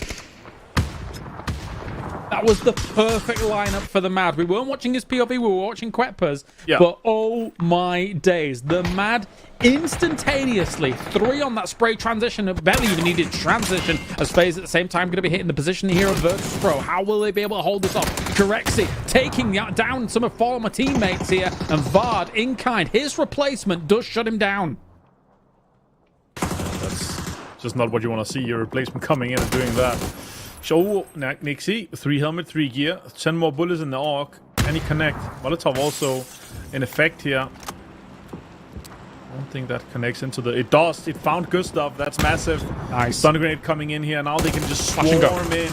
Try to take 1 down. Vex is still alive. Finds 2. Oh! Out with the nade. Takes down Virtus Pro. Perfect play here for FaZe Clan. Talk about kicking the teeth. FaZe has been looking great, and unfortunately for Virtus Pro with Corexi on board, they have not. That's suffice to say, 18th place at the moment as Eternal Fire empties magazines into this BRDM. They understand, just get rid of it. Don't allow it to do anything. Hands of Hope, they are looking for some consolidation points here, with still Hero only at the last remaining player alive, and now the BRDM is burning. You got to get out of there, drop some smokes down, and keep yourself alive. Yeah, and Tarkin, the Rich is also making it rough. He extends, and Silas, Circus Crew, big fights here. Silas gone down, but 4 kills for him, 3 for Marcis. One of the better games for Circus Crew so far. Delaying Na'Vi just a little bit, but delaying the inevitable here for Na'Vi. They're going to take control of this southern side eventually. So who can make a move is the question right now. Na'Vi Blue zone. is just Double looking to blue shore zone. up their defenses. 3 still alive. Yeah, get those blue zones down. Just flush him on out. Whoa. And there we go. Ratted him out there. Perfect stuff. Just kind of pushing him out of the hidey hole he's in. And now beyond them, what lays here? We've got Eternal Fire north of them. 96 points. They're going to be safe. And Hero, that's a free point for Na'Vi, which could mean extra placement points. I'm gonna die just trying to heal here. 6 first aids, 33 bandages. But at this point here, just drop the bandages. Just get in there. Yeah. No point. Godfur, look at that. That's disgusting. Oh, he threw the smoke. I did not see that angle. That's fantastic. FaZe Clan, though, has an immense amount of control here. And this is... We only have 13 alive. We're in Phase 5. We only have 13 alive. But the fields crazy. are just so dominant here. And there is not a lot of playable space. But look at that. FaZe Clan trying to send in and get the control of the western side. And backfill somewhat of the spot that Eternal Fire left here. The riches are in play for them, but they're gonna have to have a fight here, and it's the 2 big crews, the 2 only teams with 4 alive on each side. Yeah. Vex found hello, my bad. The spider senses were tingling for the Welsh Dragon himself, and he found hello, my bad. But 5th place and 8 kills for Winner Die is fantastic. And honestly, this is a different phase to what we saw in PEC Spring. In PEC Spring, they looked lost. They looked lost for placement points. Not so much the kills, but in rotations, they looked lost. This time around, a proactive phase here from PEC Fall as they look to just continuously make it hard for the other teams to even move on. In that said, though, the Mad has been playing a blinder of a game so far. He will knock down Gustav, and I don't think they're going to be able to get him up anytime soon, because the Blues are about to start pushing against this. And with the Mark 14 as well, it's just so unfortunate. Hagatory finds Vex too. Na'Vi joins in on this one here, and it's falling a little bit apart. Maybe it's too greedy. Maybe this is just to play at the fields. Bart coming in too with a drive-by. Finds Quedpa. Nice, to find Schiller as well. He's having fun with this one. He's having fun. Let's see what he can do. A little bit more here from Vard would be fantastic. He gets Code Marco as well. Is Vard going absolutely mental? No, he gets shut down by the Mad in the end. But FaZe does feel like they're having some fun with it overall. Extends finds Hero finally. Hands of Hope actually getting 3rd place here. That's enough points for a mad dash towards the end. Our last game is going to be absolutely insane. Bushido and SlamG is going to be biting their nails. But Eternal Fire has made the most of it here. 11 kills so far. Fantastic game for them. Na'Vi also just farming now. We could see many teams here actually penetrating those triple digits into the top 5. Easy stuff for Na'Vi here. Eternal Fire is going to have nothing to say about this one. As much as The man's hit some fantastic shots, some fantastic sprays here throughout this game. I don't think he's going to shut down the rest of Na'Vi. There it goes. Na'Vi gets the victory, but this sets us up for 3 main contenders in that last game, Martin, here, to try and brace themselves into that top 8. Yeah, what a fantastic last game. A little bit sad for Twisted Minds. That would have been crazy to also have them in the kind of early 80s here, but yeah, both were Hands of Hope. But also win or die here. This was a great game for them. They managed to get good placement points. They managed to really play well around the terrain that they had and get tons of kills. They're super proactive. They're very greedy with their split, still holding a compound, having 2 players out being offensive there. Fantastic for them. But also, what a way for VAR to say to Na'Vi, hey guys, I'll give you 3 knocks and then you can finish the game yourself. Yeah, the writing really was on the wall once we got down to 13 teams, not as many people alive compared to what we normally do after that phase 2. And then from there, just all hell breaks loose with a circle like this in these fields where nobody can really have any room at all. But for now, Martin, it's time to head over to the desk one more time here before our last game of the day. Thank you so much, Kylaris. The final game coming up, and gosh, based on what we just saw there, Toby, it's going to be hairy for a lot of these teams. Before we get into that conversation, though, walk me through what we were looking at here on Erangel. For you, how did you think this played out? I mean, I like to think these highlights we're seeing right here showcase the match pretty well. First, we have Twisted full on sending it into Swamp in phase 2. Then you have gliders crashing onto roofs. Chaotic fights happening in phase 4 on Erangel. Keep in mind, I mean, this is the map that everyone goes, oh, they know it inside out. They always play it super smart. We were down to 15 players or less in phase 5. I mean, this is unheard of. Unheard of on Erangel, but it goes to show us, as the casters were saying, to the difficulty of this circle. When pretty much 90% of the circle is out in the open, and you still have those 1 or 2 compounds in play, it's just impossible for anyone not in control of one to do anything with it. If you like a little bit of chaos and creativity and insane plays, then the word that Avenger likes to use that Kalara shared with us earlier is possibly how you might be feeling right now. I mean, Mark, if you look at this Final Four, walk me through how Na'Vi was able to claim the victory at the end. You saw what I did there. It took him a second. It took him a second, but I got there. You said it without saying it. I like it. No, cool, calm, collective from Na'Vi. Again, game's attack for them. They held on the outside. They know when they want to take the fight. Very different Na'Vi day 2 compared to day number 1. So kind of back on form. So really good to see. Interested to see if they continue this sort of pacing.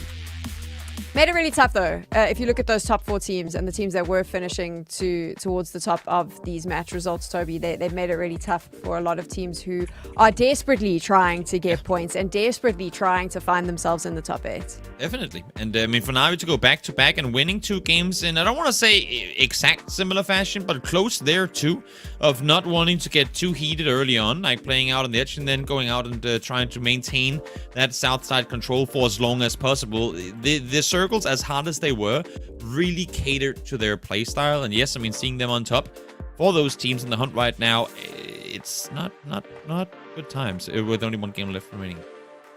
1 game left. I can't get over this. A back-to-back win from Na'Vi is going to change that up completely. If we take a look at those overall results now, it's tough. I mean, FaZe getting those double digits as well. They're going to be moving up, and you can see there what it's looking like currently. BB team is making sure that they're sitting pretty. I would argue they were qualified. FaZe is there. Who would have thought that Slam, with their 88, is potentially on the cusp of getting knocked out, Mark? Because that is where we're sitting, right? Yeah, that is it. We go back to what we said before. Win or Die and Twisted Minds have the capabilities if they both have a big game. Now, Sam, what we saw in the last game, though, was when Twisted Minds went for a full send, all good. The moment they received a knock, teams like Win or Die reacted to that, and it wasn't just them. So many barrels, as James said, were pointing in the direction, and Hell on My Bad refused. He picked up all the spare meds from the team. They went to zone. Unfortunately, they didn't last much longer than that, but he had one objective, and that was to deny the opportunity for Twisted Minds to go in. Coming to the final game now, does that mean a team like BB team, like Na'Vi, like FaZe, or Eternal Fire, who have nothing to lose because they've qualified, could potentially cause some problems for Twisted Minds? can we say, and are we comfortable saying, that any team from sort of 11 downwards on this overall leaderboard, Toby, they're going to last chance? Like the options, there's always okay, let me phrase this correctly, because I have screwed myself in these instances many a times. There is always a chance one There of you go. these She's learned teams, it. She's learned it. one of these teams could have a big game, but realistically, the averages dictate that probably anything from 11 onwards will mean that you are playing in the last chance qualifiers.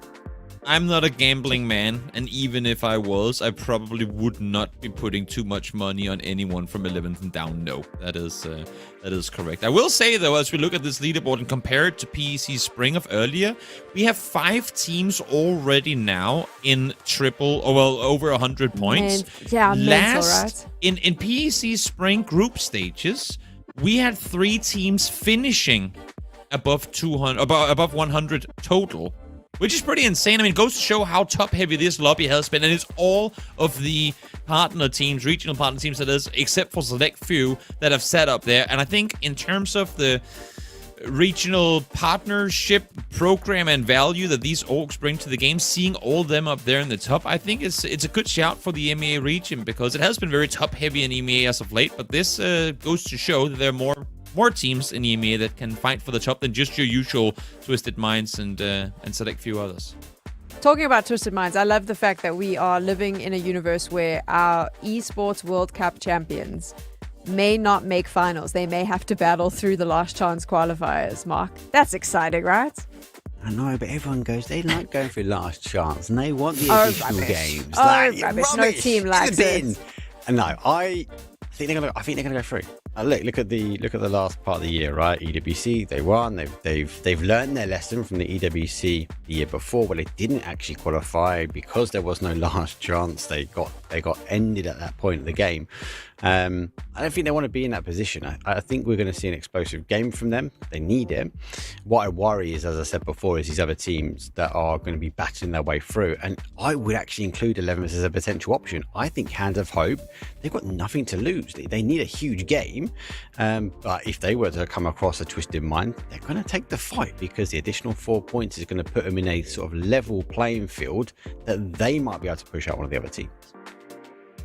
Before we get into our final game of the day, and before we get into that final moment where we can determine which teams are making the grand finals and which ones will have to be fighting it out in last chance qualifiers, I just wanted to take this time to remind you that there are still options for you to win. We've got so many G coins to give away, and we're really trying to ensure that for this edition of PEC Full, you're included in all the action. So the first one is, remember that we have our art contest going on. You can design a skin, and if you're chosen and your skin makes the cut, you can win some coins. And I kind of like the idea that maybe, possibly, there is a crazy world where someone from PUBG sees that skin and goes, hot damn, that's sexy, we should put that in the game. No promises though, I don't know if that's going to happen, but I can dream.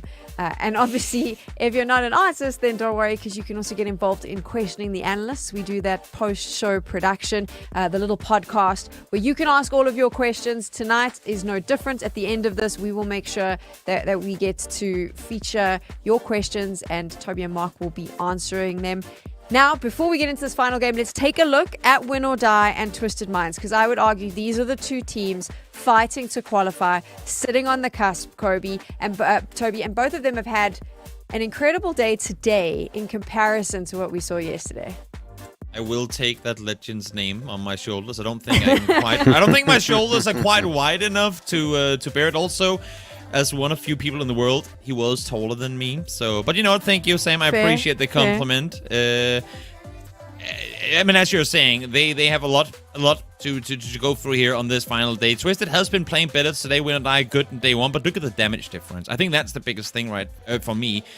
Win or Die has just not really been putting themselves in positions from where they've been able to do a whole lot, while Twisted Minds have tried to the best of their ability to play very Twisted Minds-esque PUBG, but there's just been so many Chaos teams that have been giving them a hard time. We saw it just now in the previous game. I think the main threat for Twisted Minds, or thing that goes against them, is that some of the average level of PUBG and EMEA have just gotten so much higher. There used to be a time where they could kind of squeeze their way through with their big brain plays because their opposition could in no way, shape, or form contest their capabilities. But individually, like mechanically, a lot of the lesser famous teams, a lot of the B tier teams that qualify through opens have mechanically gotten as good. They might not have the big cerebral plays, but when it comes to a one-on-one engagement, their utility usage and whatnot is on par with some of the very top teams, and that means that upper hand for Twisted doesn't really work out anymore when you have a position like this. I think my favorite thing about this segment is after 5, 6, 7 years of working with Toby, he's even shown me around Denmark and Copenhagen. I got his name wrong. I'm gonna struggle. I have to that see effect on tonight. people. I guess maybe it's some one day. Yeah. I feel shame. I'm sorry, friend, but there you go. Okay, As long as it's final Kobe, you can do it. Erangel. That's okay. Okay, so long as it's Kobe, we'll just change it to Kobe. Final Erangel, Mark. I mean, chaos, hot drops. Is that what we can expect from this? Do you think a couple of teams are just going to go, "Hull, let's throw a grenade in the mix here and blow some stuff up"? Yes, this is going to be a bit chaotic now. It's the final game, match 18 of 18 or 12 of 12. It depends on the teams, how they look at it. But we've got to think I'm going to say 3 teams. There are argument potentially 2 that be looking to try and qualify in. So they need a good game. Do they get involved in the chaos? Do they not? The teams that have already qualified, they have the capabilities of being hyper aggressive and try and deny. I don't think we'll see the hot drops like we've seen, especially on day number 1. But I think, like we saw in the last round, it's going to be reactionary. As the kill feed lights up, teams will then try and play. And if it's one of those teams that are looking to qualify, they might get hunted down a little bit quicker. Having a look at the playing part there, Toby, what are you expecting? Well, I'm expecting not one to get back to his PC soon. Don't know if his bathroom break took a bit too long, but he is down on Military Island and his team is in Lipovka. So I know it's not been the tournament or the group stage, I should say, that Bonita would have wanted. But hey, guys, there's still one more game left to be played. So please all stay on the server for the next 30 minutes or so. We're getting ready now for the circle to pop. Our final Erangel here and our final game in the group stages. Avenger and Kylaris are ready to take us into game. Absolutely, thank you. We have our eyes fixated on 3 teams. Twisted Minds, Win or Die, Hands of Hope, and all 3 of them are thankful for this circle. That said, of course, Martin, Win or Die is probably going to head way west to get their loot on board, but at least they know there should be an entry point for them for this circle. Yeah, I mean, their aim is just to make sure that they fully track all the points coming in for Hands of Hope and Twisted Minds, and then, of course, get 3 more points on the board to cross Bushido. Obviously, that'll be huge. That'll be a fantastic feat for them. Obviously, great game after the last one. But yeah, it's not really what I expected. Again, we've talked about a few times here, but Twisted Minds should be one of those teams within the triple digits. Yeah, I mean, when you're saying that, and I think whilst we were talking about it, just as the desk was talking, you have your concerns for Twisted Minds here.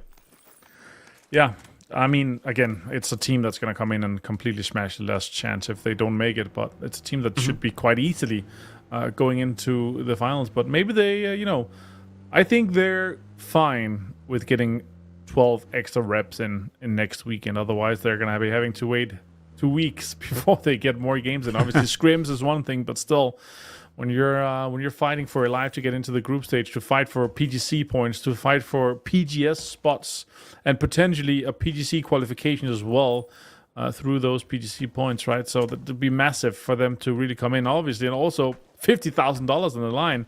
Huge chunk of change for the very top. So that's a good couple of months worth of work in a lot of countries if you're able to win that.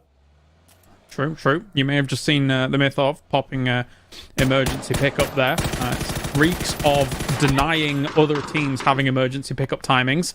As Noddy, unfortunately for him, as Toby mentioned, he might have been in the bathroom. And now he's found himself in a bit of a rough spot against Hypebeast. Shotgun coming in here. Hypebeast, obviously. Again, look at the leaderboard currently. 50 points. They have to have record-breaking game to get into the Hades points here. So let's start with Joker Benito and Nodi and see if they can get a great start to get 25 kills and a win. Playing his own game now. What can he do? Can he deal with a 2v1? Not in his favour. Shotgun in hand.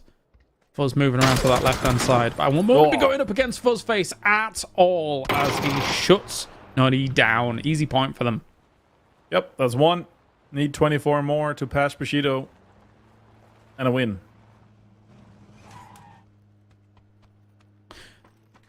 24 more? Yeah, I mean, that's 85, right? 25 kills and a win. 35 plus their 50. Oh, sorry. I thought you meant 25. And a win. I was concerned there about your math. Sorry. 24 more kills and a win, that's 85, and they would pass Bushido with that. Hands of Hope trying to flip that car, but again, that's not happening. That would be the wildest we've ever seen from a team like that coming in. What the performance just so far could happen, but it's not the team that I see doing it. It could. All these 4 teams at the top going to be very carefree in this game. Just seeing if they can shoot at absolutely everything, get a ton of ammo on board, and then start blasting as Eternal Fire tries to find themselves a little bit of a spot here and there. Red zone smack bang in the middle of this circle. And as I was saying before, the Mythov popped 2 emergency pickups to potentially deny any far oncomers from an early emergency pickup themselves. Obviously, you've got to wait a little bit of time before you can pop one if there's already one currently popped. And obviously, they were in Yasnaya, so there's no reason for them to really want one at the moment. It'd be funny if it came back to bite them and the circle shifted miles away from them and they were like, oh, we need an emergency pickup now, but probably not. Yeah, exactly. So you would say that 100% Bushido's out, yes, currently? I would say so. I think that at least Win or Die should get a few points here, right? Yeah, I think so too. What do you think the odds are that Slam doesn't make it? You know, Win or Die would have to get, 7 more points, and then Twisted would have to get 11 more points to push out Bushido. Gosh, we've been musing about it, haven't we? We got to the point where I was sad that Slam G wasn't going to get to a final, and now it's looking like a potential. I mean, you need Twisted Minds for Twisted, right? That's doable. Yeah, true. And then Hands of Hope would need to have basically a win, effectively, right? Right. Alongside kills. But I don't know. It really depends on these circle shifts. Sees how much. I would say it depends on how much people shut down Twisted Minds, because they're more likely to be the one, just not only numerically, but also just in terms of skill and prestige and background for them to do something with it. And they've been able to pull out in very final games of tournaments as well, or of stages of tournaments, I should say. And if you're a team that's playing the last chance, it's like Twisted Minds is a team you kind of want to avoid to have. Yeah, you don't want, right? You want the lobby to be as easy as possible for yourself, and. Yeah, I mean, there could be some strategic feeding going towards, instead of dying to this team over here to the right, we should die to this team on the left. It's going to give ourselves better chances than in the last chance. Vishlarsh and the boys are coming in here. 3 cars and a emergency pickup scout. They're just trying to make sure that nobody's camping the north side of the bridge. Then Bisco might be jumping down for sure here. Beamy with a red dot K98. What a loadout. Yeah. Love it. Not optimal. Meanwhile, Lucas has a 6x on the Mini. We've seen quite a few bolties here and there throughout these last couple of games. Time of the bolts. You remember the patch where before they hot-fixed it, whatever, where the bolts were basically hit scan. Remember that one? What do you think about that? Well, you think bolts are back? If it's hits, they can shoot faster. The velocity is like almost triple, and it's the same damage. Still more bolts being played, I guess, at that point. I have a soft spot for bolts, so Same. if it was ever going to come along, I'd be happy for it. I'll tell you what, it's not though. If the current trajectory stands, it's not the time of the DMR.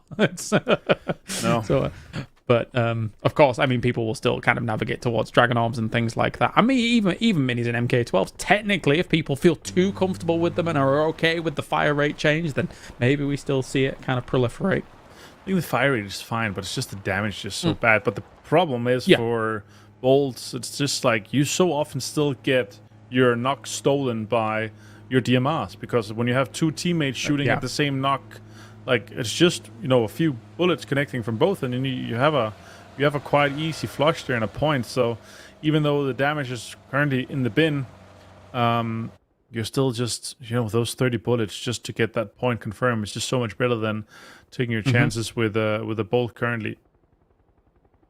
Yep. Bolts for the flashy plays at the moment when it comes to this pro level play. But anyway, I could see a world 0. where we have one bolt player kind of steadily on teams.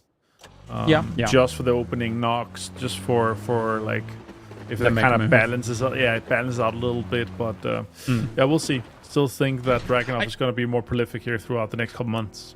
Yeah, I do think that there has been maybe, like, obviously they have not communicated this to us, but there has been an attempt at diversifying loadouts across a team of 4, right? Right. With the amount of options you have available to you and all these kinds of things, but who knows? Might be right, might be wrong, but we'll take a look at our circle shift where we're end up going. For all of this, kitchen's sitting back. Oh my days, that's so east.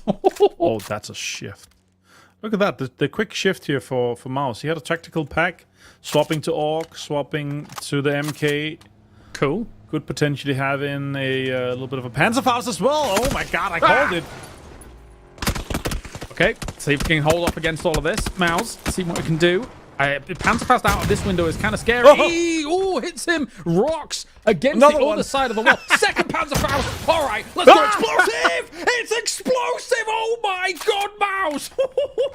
That's exactly how you utilize the tactical pack. Mouse 101. No way. Well, and he get the last one too. Potential things in the bin. Hive Oh might be in the bin. It's 4. It's 4 for Mouse. He got one stolen, unfortunately, but Hive is just straight down there. And now Navi also going down. They're already in triple digits here, so they're fine. But Eternal Fire wants to solidify themselves in that 3rd place for the group stage. Meanwhile, we have a red zone as well. This is going to be a game 6 of the last day of groups. That's for sure. It looks like it already. I don't care about it. If they'll stick a fork in me, I'm done. That was brilliant fun. Stick a fork in me. The Mouse. What a play. What a play. But yes, you're right. Okay, back on form, back on focus. Twisted Minds here, crashing into the south side of Yasnaya. Not a bad choice per se, because they are so far west. However, it doesn't bode well for maybe next circle shift. Arta is holding this position. He knows that there's a team moving in next to these apartments. Yeah, and Circus Crew's already kind of given them the information that there's players their favorites. So said last 2 players here for Navi. Are they double M249? What's happening here? Just want to make sure that no Beard M gets close to this one here. Yeah. Arta trying to maybe get a rat onto Lou here. Lou's running around him alone by himself. Shots coming in, connects. Lou opens the door, gets in. That's perfect play here for Lou. Gets out of dodge. You don't want to hesitate. You don't want to just double back on yourself, realizing that there's someone there and trying to take the fight with them. Just keep going. If you get away with surviving those first shots, Lou pops on up. The Arta will take him down. Needs more recovery from all of this. Perfecti's gone down. This is a big deal. If they do not clean this up and get their members up, this could be disastrous for Twisted Minds. 45 damage of his own nade. Batulins finds Silas. Now it's just Arta. Now they're gonna go in and get the reses off here. Arta finds Lou. There was a gas can that got thrown in there. I saw that. So that's great. States finds the knock on Silas. And Novik finds Godfrey. What an absolute menace. What a mental last game already. We are rocketing here, literally with rockets, apparently, as well as some explosions coming in from the apartment. Arta still holding. Love the foldable shield in this position. It will throw off the usual game sense coming in from Twisted Minds if they push up here, trying to do something about it, as it's really only him and Marcus to try and hold off the EWC champions. FAMAS in hand as well here for Twisted Minds. I think Twisted Minds doesn't have too much compunction to really push too aggressively on this, don't you think? No, I don't. I mean, is it worth it even? There's 2 points, sure. But they lost a player. They would rather focus on maybe getting him back. There's a rest station available in Yasnaya, and it's slightly in as well. So that could be their kind of focus for this one here. But let's see. They go for the push. One is jumping by, exactly how to play. He saw the foldable shield too. Masses with the angle. And Uzi, perfect play here for Circus Crew so far. Gets another one as well. Perfectic's down. Now we're just down to 1 player. It could be Twisted Minds be put into the last chance here. If he does them with an Uzi, that's 2 already. If he does 1 more, I will lose my mind. Marcus charging up nades as well, trying to deal with it. Sees the molly move forward to, knows exactly where he is. Down all of this. Perfected goes down from that nade. It's 1 left for Twisted Minds, who could be going to last chance, Martin, as you say. Yeah, that would be insane, wouldn't it? And also the third party here, Hype They're Beast, going. a classic. Great third party opportunity for them. They know that both of them are hurt. Great kill feed read here for Hype Beasts. A classic Phosphase call for this one here. Samuel's already outside trying to survive here. Maybe he will play for the delay for the third party now that Hype Beasts is in. He's in a pretty great spot here for a third party angle. I mean, there's a world where Example just tries to bail, but even then, do you bail and try and get the points off of all of this? I think you've got to do a bit more here. As in, they take down Batulians, he's gone. It's all on Example. There's no way he has blue chips, right?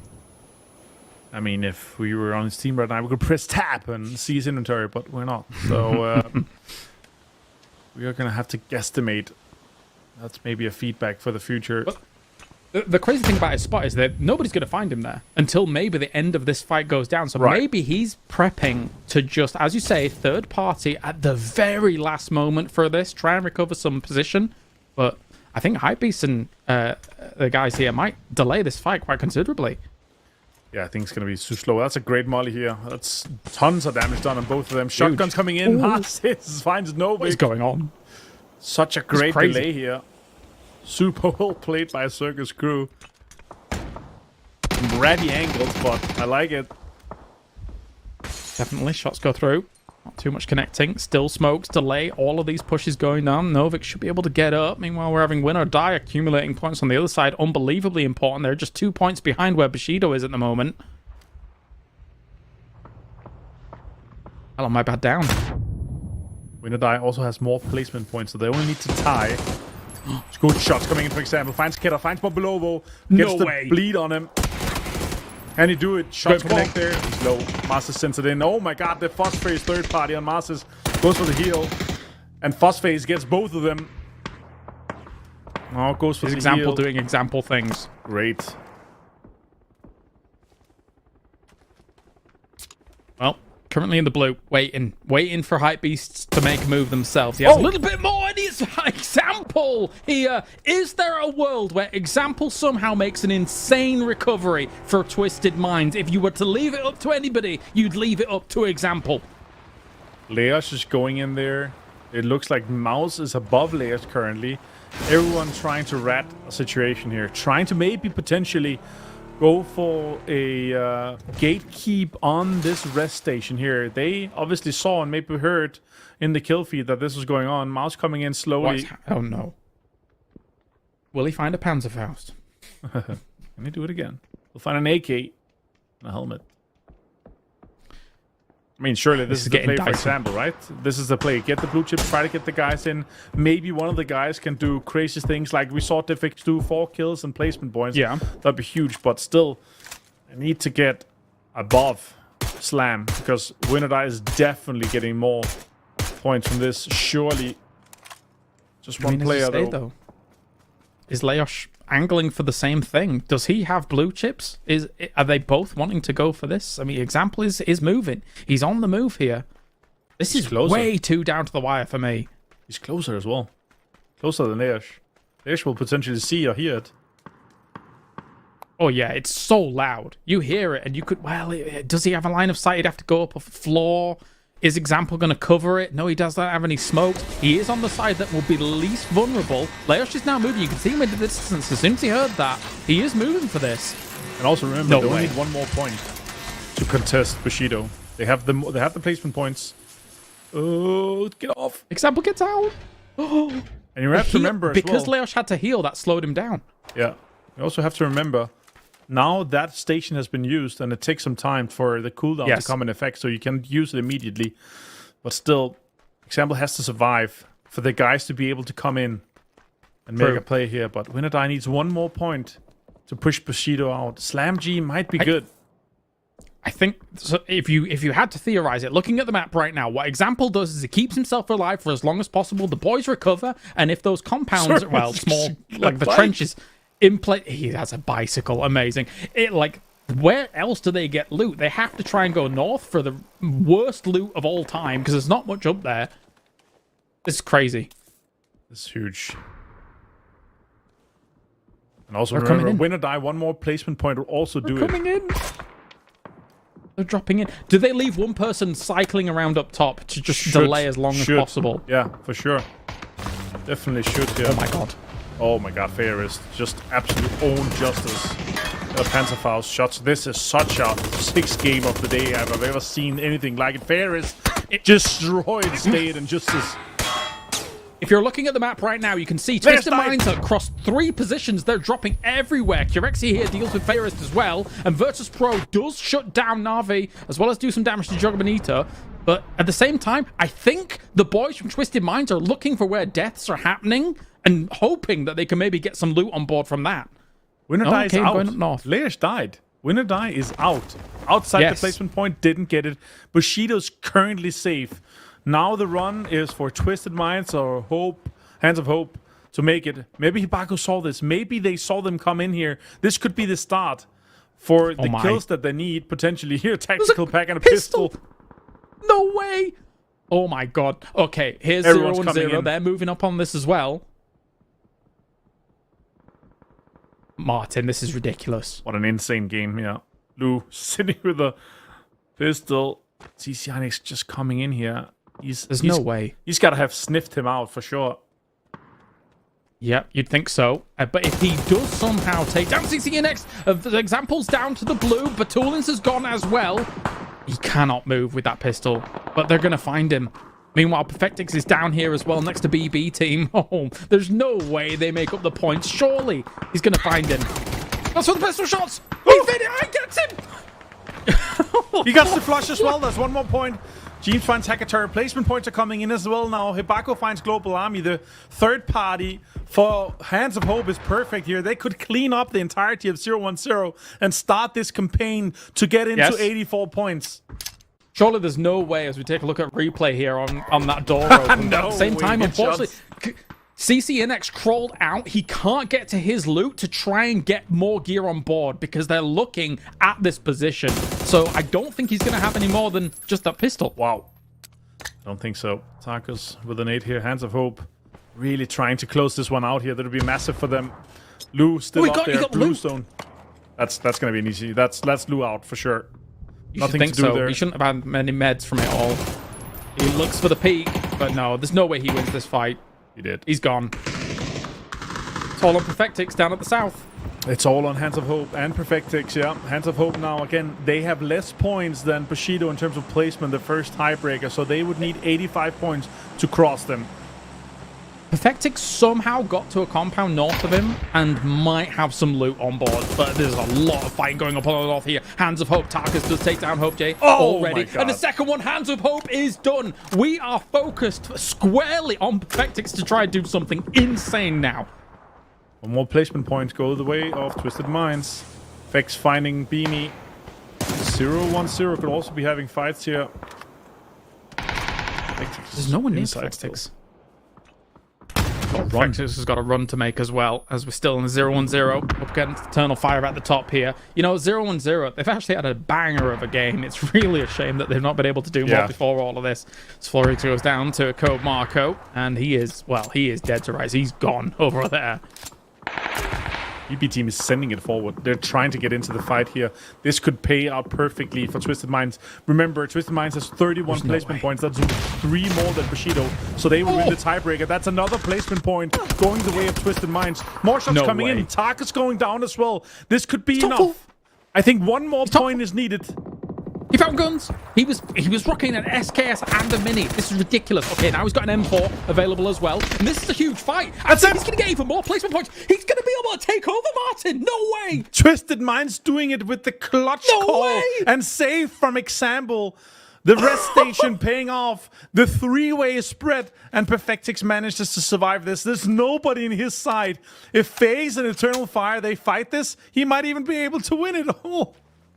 There's no way. I cannot believe it. We had counted Twisted Minds out. They might have also counted themselves out here, considering the desperation of the res into all 3 corners of this circle to try and get themselves in. What are we witnessing, Martin? Have he counted? Are they sure that this is enough points here? Do they know how many win or die has? He should just hide I don't here. think they know. He's inside the circle. He could still get one more point, maybe from a flush, maybe from a kill. I think he's driving keen for a around. flush. Finds I think one. he's keen for this flush. Oh my god, that's it. They're going to be aware. Shots coming in. If they get this res here, I mean, I hope they get this res here, because if the bleed comes in, then Sam would be right. It would be 85 points. I said 84 points, James. I said 84 points cutoff. And if they manage to res Code Marco here, as I think they will, unless FaceClan pulls up, maybe FaceClan steals it? I don't know. Fake's been found. Could maybe get a res here. Yeah, it looks like they're rezzing at the moment. Could be a res. Could be 84 points cut off. As Martin said all along, that would be insane. Well, I mean, regardless, what did we just witness? I had also counted out Twisted Minds from all of this. Nade connects with Quet, but he's going to have to move back a little bit here. Gustav and the boys FaZe, from absolute disaster in PEC Spring, is now at #1 currently for these group stages, and they're dismantling Eternal Fire. What a statement to make here in the group stages of PEC 4, Martin. There's one question to be answered, and it is, are we back? FaZe Clan, we are back indeed. Great shot coming in here. After being eviscerated a bit, after losing Corexi, obviously getting VAD is a fantastic thing to happen for this roster here, but this motivation for them not to having been at Esports World Cup, not to be at PGS, they want to make it. And of course here, ooh, got great shot from the man. Taking down VAD here. He's been a great standout player for Eternal Fire today. Yes, he has. He's even smiling when taking these knocks, taking these finishes. He has been fantastic here. Totally on the money with that one. But he's got a little bit more work to do. There's 3 FaZe players staring him down at the moment. He's not going to be able to get any recoveries on the board. And as long as they just bear down upon this position, he's going to have to move eventually. And we talked about it when we started the group stage here. FaZe, you know, they had the motivation and they got the shots in here. Gustav closes that one out, and it's FaZe Clan, man. With 13 kills and a win here, they close out the group stage, killers. Spectacular stuff. What a trajectory from FaZe to have a disastrous spring to now #1 in groups when it comes to fall here. They will be in that grand final. But most importantly, Martin, Twisted Minds somehow recovered in this last game. I don't know how they do it, but I guess they're EWC champs for a reason, Martin. Yeah, for sure. And imagine if Leash didn't go for the heal, he just sent it and killed Example. That would have been win or die in instead of Twisted Minds. But he got the res, he got 3 guys in, and those 3 guys, damn, did they make it count. 1 kill on Lou, and of course surviving for Perfectic was massive. Spectacular. What a game to round things out. And we have a phenomenal 8 teams that are going to be moving through into that grand final. And that now means, especially for a win or die, they are going to be squarely focused on that last chance, Martin. They know that they've got the capabilities of getting top 8 and getting top 8 in style. But this was the highlight of my entire day. The Mouse tactical pack to have 2 Panthers in there and getting 3 players down. One of them got stolen. He also got the last player here. What a great effort here for Kitchen. But they're going to have to do it again next weekend when they're playing Last Chance. Well, thank you very much, Martin, for joining me here for the commentary. Thank you to everybody tuning in around the world. Let's check in with the desk to round out the day and get our cheeky podcast done as we now confirm our top 8 moving through to the grand final. Kailara said it, our top 8 is confirmed. We'll get into that in a bit. And normally what we would do here is we would have a conversation around FaZe, their win, their incredible performance. But you know, very, very seldom does PUBG deliver a final game like this. You're watching it now. Obviously, you got to see that revive happening. It was down to the wire, to the final game, whether win or die was going to make it through, whether Twisted Minds was going to make it through. And the fact that they ended up battling it out, Toby, to determine that there is a moment in time, Avenger teased to it there, where what we are seeing now could have been very different. Definitely. But our EWC champions did it. So let's recap, and we'll be through the strategic play here as to how Twisted Minds was able to qualify for the finals. Well, I mean, it's just the fashion in which they did it, I mean, if this is the way they're gonna be doing close games from now on, because my mind was instantly taken back to them actually winning EWC in that final game, rotating over Millie Island, just staying alive for as long as they could to then claim it. This was almost upping the ante on that. To go down to one guy, for example, to get the kill, go in, get the reses, outrun Levante or Leos to that rest station because he had to stop for a rest or stop for a heal to then be able to get them back in the game. There's so insanely many factors working against them, and the fact that they won a coin flip situation maybe somewhere along the lines of 15 times in a single game to qualify in a tie for grand finals is insane, but also very much in the spirit of Twisted Minds. Very much in the spirit of the strategic big brain thoughts that were coming in there, Mark, to play this the way they did. Obviously a lot of luck on their side, but it paid off. The plan, even if it wasn't necessarily the plan coming into this, it worked. Yeah, I think it comes down to that point. It was that res station. Yes, they had teams crashing on them. Great play from Hypebeast as well, just trying to ensure they could put the last nail in the coffin. But it wasn't to be the case. The example did make his way to the res station. Yes, obviously for the guys who will die. And for Leos is that I think the emergency pickup from House coming back was the deciding factor. He had to stop. He couldn't just make a straight run there. And because of that, it allowed Twisted Minds to get the res station. As Martin and the guys said, actually when you use it, it will lock it out. And as it's locked out, that does mean then that he had to go somewhere else. A really good play for them. I do enjoy that final game. I loved it, and I desperately want to talk a little bit more about it, but we actually have to focus on our overall standings now. Right now, there they are, your top 8 teams making it through to the grand finals. Everyone else is going to have to battle through the last chance qualifiers, and I don't think yesterday we would have thought that Bushido was going to be not in contention, but Twisted Minds, Toby, sneaking right in there at the end. No, that's insane, and it's gonna be interesting, right? Because when we talk about Twisted in this fashion, we usually talk about them winning tournaments. They barely scraped into a top 8, which is a whole other story of them probably not being too satisfied with how this group stage have gone as a whole. I will say to Slam G though, joining the partner pack in the top there is impressive. They're the only non-partner team that managed to make it directly through to the finals, so good on them for putting on a great performance this weekend. No real surprises, Mark, with the top 8 that are making it through to grand finals. I mean, all the big names are in the mix. That's kind of what we expected, except for Virtus Pro. And I'll put a little question mark around the coaching decisions, and we can discuss this in the last chance qualifiers. But I have concerns. Today is not the day to, well, now is not the time to raise those concerns. Let's talk about the teams that have made it through a really good showing, and the quote-unquote big boys are where we expected them to be. Start at the top. FaZe. They have come back, and I feel like it is a point to prove, Sam. 124 points, so rounding off, it's not the FaZe we saw at the beginning of the year. Yes, they lost a global partner. Now they're a regional partner, and they didn't perform. They've come back, changing roster, but it is looking strong for the team. For sure. And Eternal Fire BB team, all names you expected.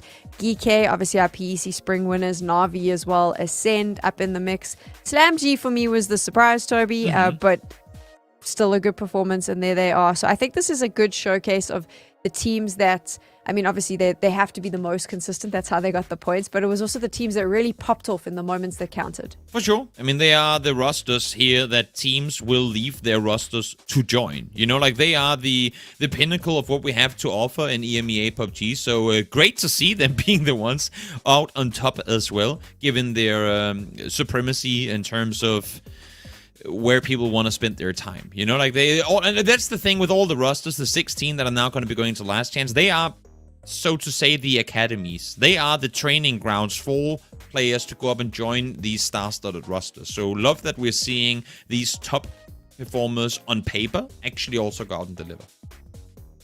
What a last game. I'm still there. I'm still living that. I'll get over it very soon.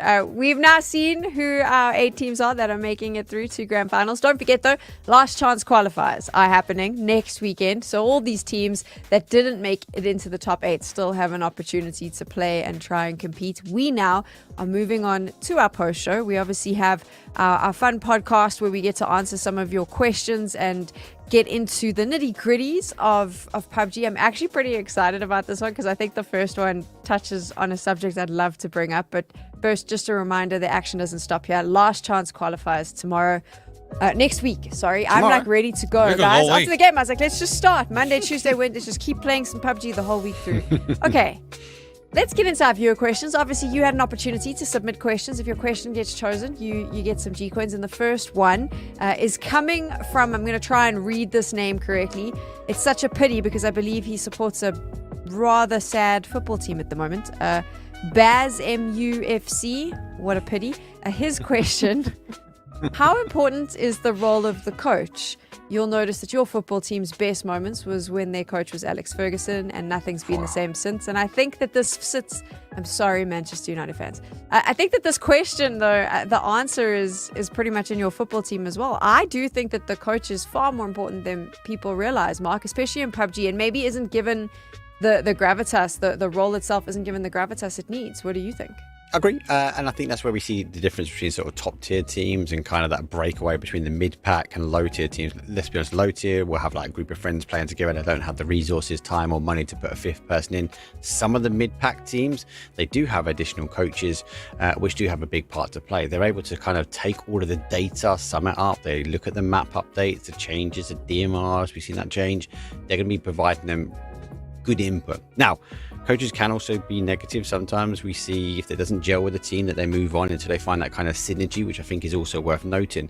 But when a team and a coach can control the emotions that a team can give off, when they keep them on the highs, when they need to keep them on the highs and bring them back down, or more importantly, if a team's in a low, having that ability to kind of pick that team up and get them firing on all cylinders, there's where that sort of role is really, really important. And then the last point is you look at some of the big teams, they haven't just got a coach, they've got analyst staff, they've got people working behind the scenes, crunching numbers, crunching data. So there's even another team potentially feeding that coach and giving them a bit more of a wider insight. So yeah, massive, massive important role. And I think a lot of the teams who don't have it are underestimating it. Toby, can I be a little bit spicy? By all means. Okay, so here's a great example of how important a coach is, because we had a team here at PEC4 who has had a really strong run globally and regionally. They've looked incredibly strong, and then they made a coaching change.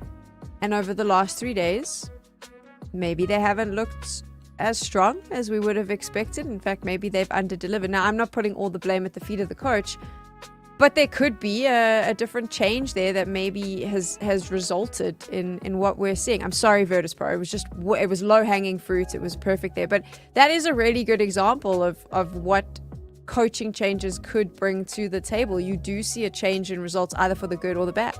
I think to lead into your bait and completely take it on, I do think coaches are incredibly important. I also don't necessarily think what we saw from Virtus.pro in this weekend had a whole lot to do with a change of coach coming into this tournament. It's simply too short of a time span. I think the fact that there was a change at all plays a factor, because it goes to show that something wasn't gelling for whatever reason. And when you're in a phase of people getting dropped or leaving or whatever it may be, it tells you that something synergy-wise isn't working within the roster as a whole, and that could be the factor. Whether Scoom stays on the team or not for PC4, I don't think would change the outcome of what we saw during this group stage.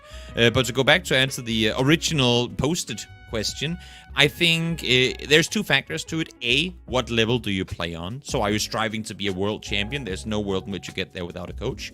B, understanding what the coach is. Mark said it too, because some people say, oh, the coach is the guy that does all the other stuff, right? But all the other stuff, is that player managing? Is it making sure they wake up on time? Is it like being the dad of the team that goes out and tells them what to do? Is it the analyst that sits and crunches all the numbers, that have all the hot maps and all the data, all the knowledge of all the other teams to help out the IGL?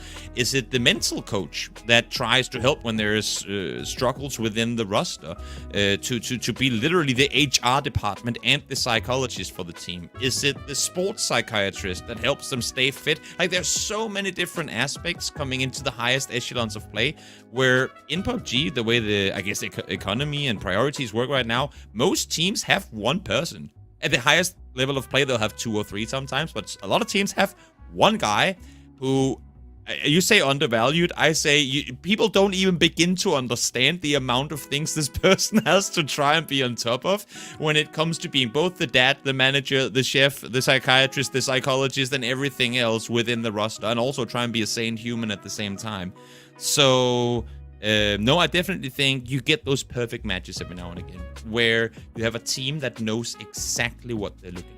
Because yes, you can bring in a guy with player experience who brings that to a team for a roster that doesn't have a whole lot of it. He will feed that in. But that might not be where they're struggling. It could be something completely different, which this one person just doesn't have the expertise in. Some of the best coaches and managers we've seen in the game have been people that have come in with very little to no professional playing experience themselves and just been, good people, good at leadership teaching or mentoring, whatever it may be. Sometimes that's what people need and teams need. So I think until you understand what is a coach and what do you need, the value of the coach doesn't... you can't set the value of a coach on a given team before you know what the team is in need of. And the more stuff you need, the more things that person has to be able to do in order to fill their role, the more valuable he becomes.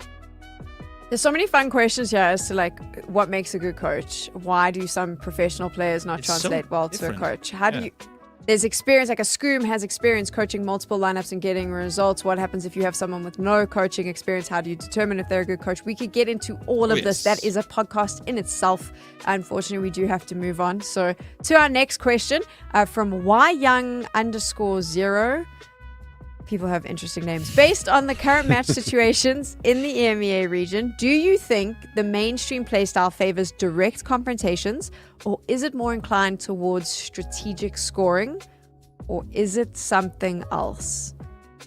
I want to jump in here and argue that I don't think it is as simple as one or the other or the other. I think that there needs to be a combination, and we saw this so beautifully done here in this last game between strategic scoring, making sure you're keeping yourself alive for the end game so you can fall into those points, but also knowing you have the firepower and are not afraid to take confrontations and are confident in your ability. It's kind of I would say, as a fan, it should be a mix of both. You've got to be thinking about both. You can't do one or the other, but I'm sure, Mark, you have a little bit more insight into this. No, you're right. There is a balance, and when we see the best teams performing, that's when they have that balance right. The ability to go aggressive, the ability to hold tight where they need to. And that all comes down to, again, leading from that coach conversation, the data that these teams have access to. I like where we're looking at FaZe at the moment. They seem to have the ability to be strategic and take on the confrontation when they need to. But also, if they just need to go get placement points, it's seen a different side to FaZe now. They're able to convert the wins. So I think you're right. I think there is a balance between all parts of their section to make a successful team.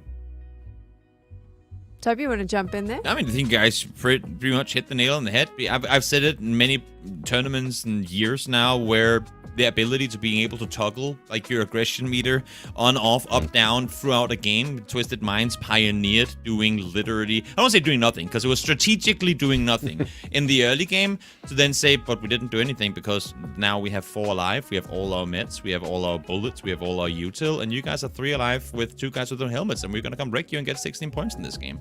So many teams have tried to copy that since then. Some have succeeded, most have failed. So yeah, I think you guys pretty much hit it spot on. You need to be able to adapt to the lobby you're in and toggle on the aggression when the situation needs it. Let's move to our last question now. I'm going to have to read this name off another screen. It is Medvizek Anze. I can't say this. I'm not even going to. I'm sorry, mate. You know it's you. The question is, could the point system be reworked in a style where knocks could count for points as well? I mean, could it? Yes. Yes. Should it, Toby? Should it? No. You know what else No. You asked me, I get to answer the question. Else a person who has grown up in a family where you can't say no to food you haven't tasted, and that is why I'm not a picky eater. I like to see things tried out. I have never seen a tournament on a bigger scale where it was tested. Would it mean the points total would be completely blown off out of proportion? Yes, definitely. But is there a scenario where it could make for an interesting tournament? I think so. Would it work in the format and the meta we have right now? Not at all. But you know what? If somebody wants to make a third-party tournament, standalone event, throw in a keyboard and a mouse pad as a trophy, by all means, do it. Test it out, see if it works. I will happily watch it. And if it works, then good on you for daring to test it. That's my answer. I still say no. So, I mean, great on will you as for well, being but positive. I like to. But I give it feel a very try. strongly about this. You either kill someone or they get up and they kill you. And you get points for killing them, which is just how I think real life works as well. Don't kill people. But same now you Mark, can. but now you can take people out in the game, and then they can come back and take you out anyway. So that kind of defeats your whole. Or you idea. should be quicker to take out who's ever trying to revive them, you know? The DMR update, Valid. Sam. Just point and click. Anyway, I mean, because, you know, I'm so great at that. Mark, do you have It's some a insight very, into this one? very difficult question to us. My initial thought is a no. I've had this conversation been happen before. PUBG are actively looking at this as well. We've had meetings with them about That's points terrible and news. understanding, not about the actual getting points for knocks, but more importantly, how do they change the dynamic of the game? We've seen it already for the year. We've seen it in the TPP stuff. We've seen them, I call it half price chicken dinner. For a win, you got 5 points, but 1 point a game. The teams kind of through the objective, getting to the end zone out, and it was just full farming, early game action. Everyone was just fighting everybody, and then we was finishing games in phase number 5. We saw a slight change to that. They went back to 10-point wins, but then second place was 5, and then we worked down to a 7th place. So they're actively looking, they're actually changing. Could you get knock points? I'm with you, Sam. I think it's a no. I think if you did get a point for a knock, you'd have to then double the reward for a flush, right? And then if you do that, then you're having an impact onto the placements. Then do we see the wins being 20 points? I think just by changing the knocks, it's going to have a wider knock-on effect later on in the game. And I think I've just hit a note with Toby, so I'll throw it to him for one final time. I want to add I guess it's a question on top of the question that I'll then throw back to Sam, because she said no instantly on my thing, or my assumption. But we have had this debated before, and I think pretty high levels of decision making within PUBG and the esports scene as a whole as well. A lot of people at one point catered for assists to be given points, where it's not the knock itself that when you knock someone you get a point, but if you, let's say you're FaZe Clan, you knock a player and then Navi steals the kill, should you be given, I don't know, like a half point or a point for being the one that knocked the player initially, so not the person stealing the kill gets the whole thing? Sam, what do you say? No. Fair enough. No. Fair enough. No. I'm just Straight making up no. conversation here. This It's is all war. No, this is war. Like, this is just your drops. good. Fair enough. Fair enough. I want the damn chicken. And at the end of it, I'm eating the chicken. And if you helped me along the way, but now, whatevs, you didn't get the chicken. I get the chicken. I'm cold like that. I feel so, it. Yeah, So definitely. I feel very strongly about this. I'm with you, the Sam. answer, the answer is no. Like, thank you for the assistance. Joke's on you. I'm meeting this drumstick. Have a good day. Fair. There we go. Yeah, this is why I am not involved in any decision making. It's way too black and white. 0 gray lines. Okay, there we go. We've answered your questions, and you'll be able to submit some more next week, because we will be back for our last chance qualifiers. 2 days of action. We kickstart on Saturday. If you want more PUBG, though, a little later today, the Americas will be going ham, so you can stay up, watch that. Who cares about work tomorrow? Stay up late, watch the Americas. That's what you really want to do. Toby, Mark, thank you so much for entertaining me for these last 3 games. Thank you to everyone watching at home and to all the production that makes this action possible. We will see you next week.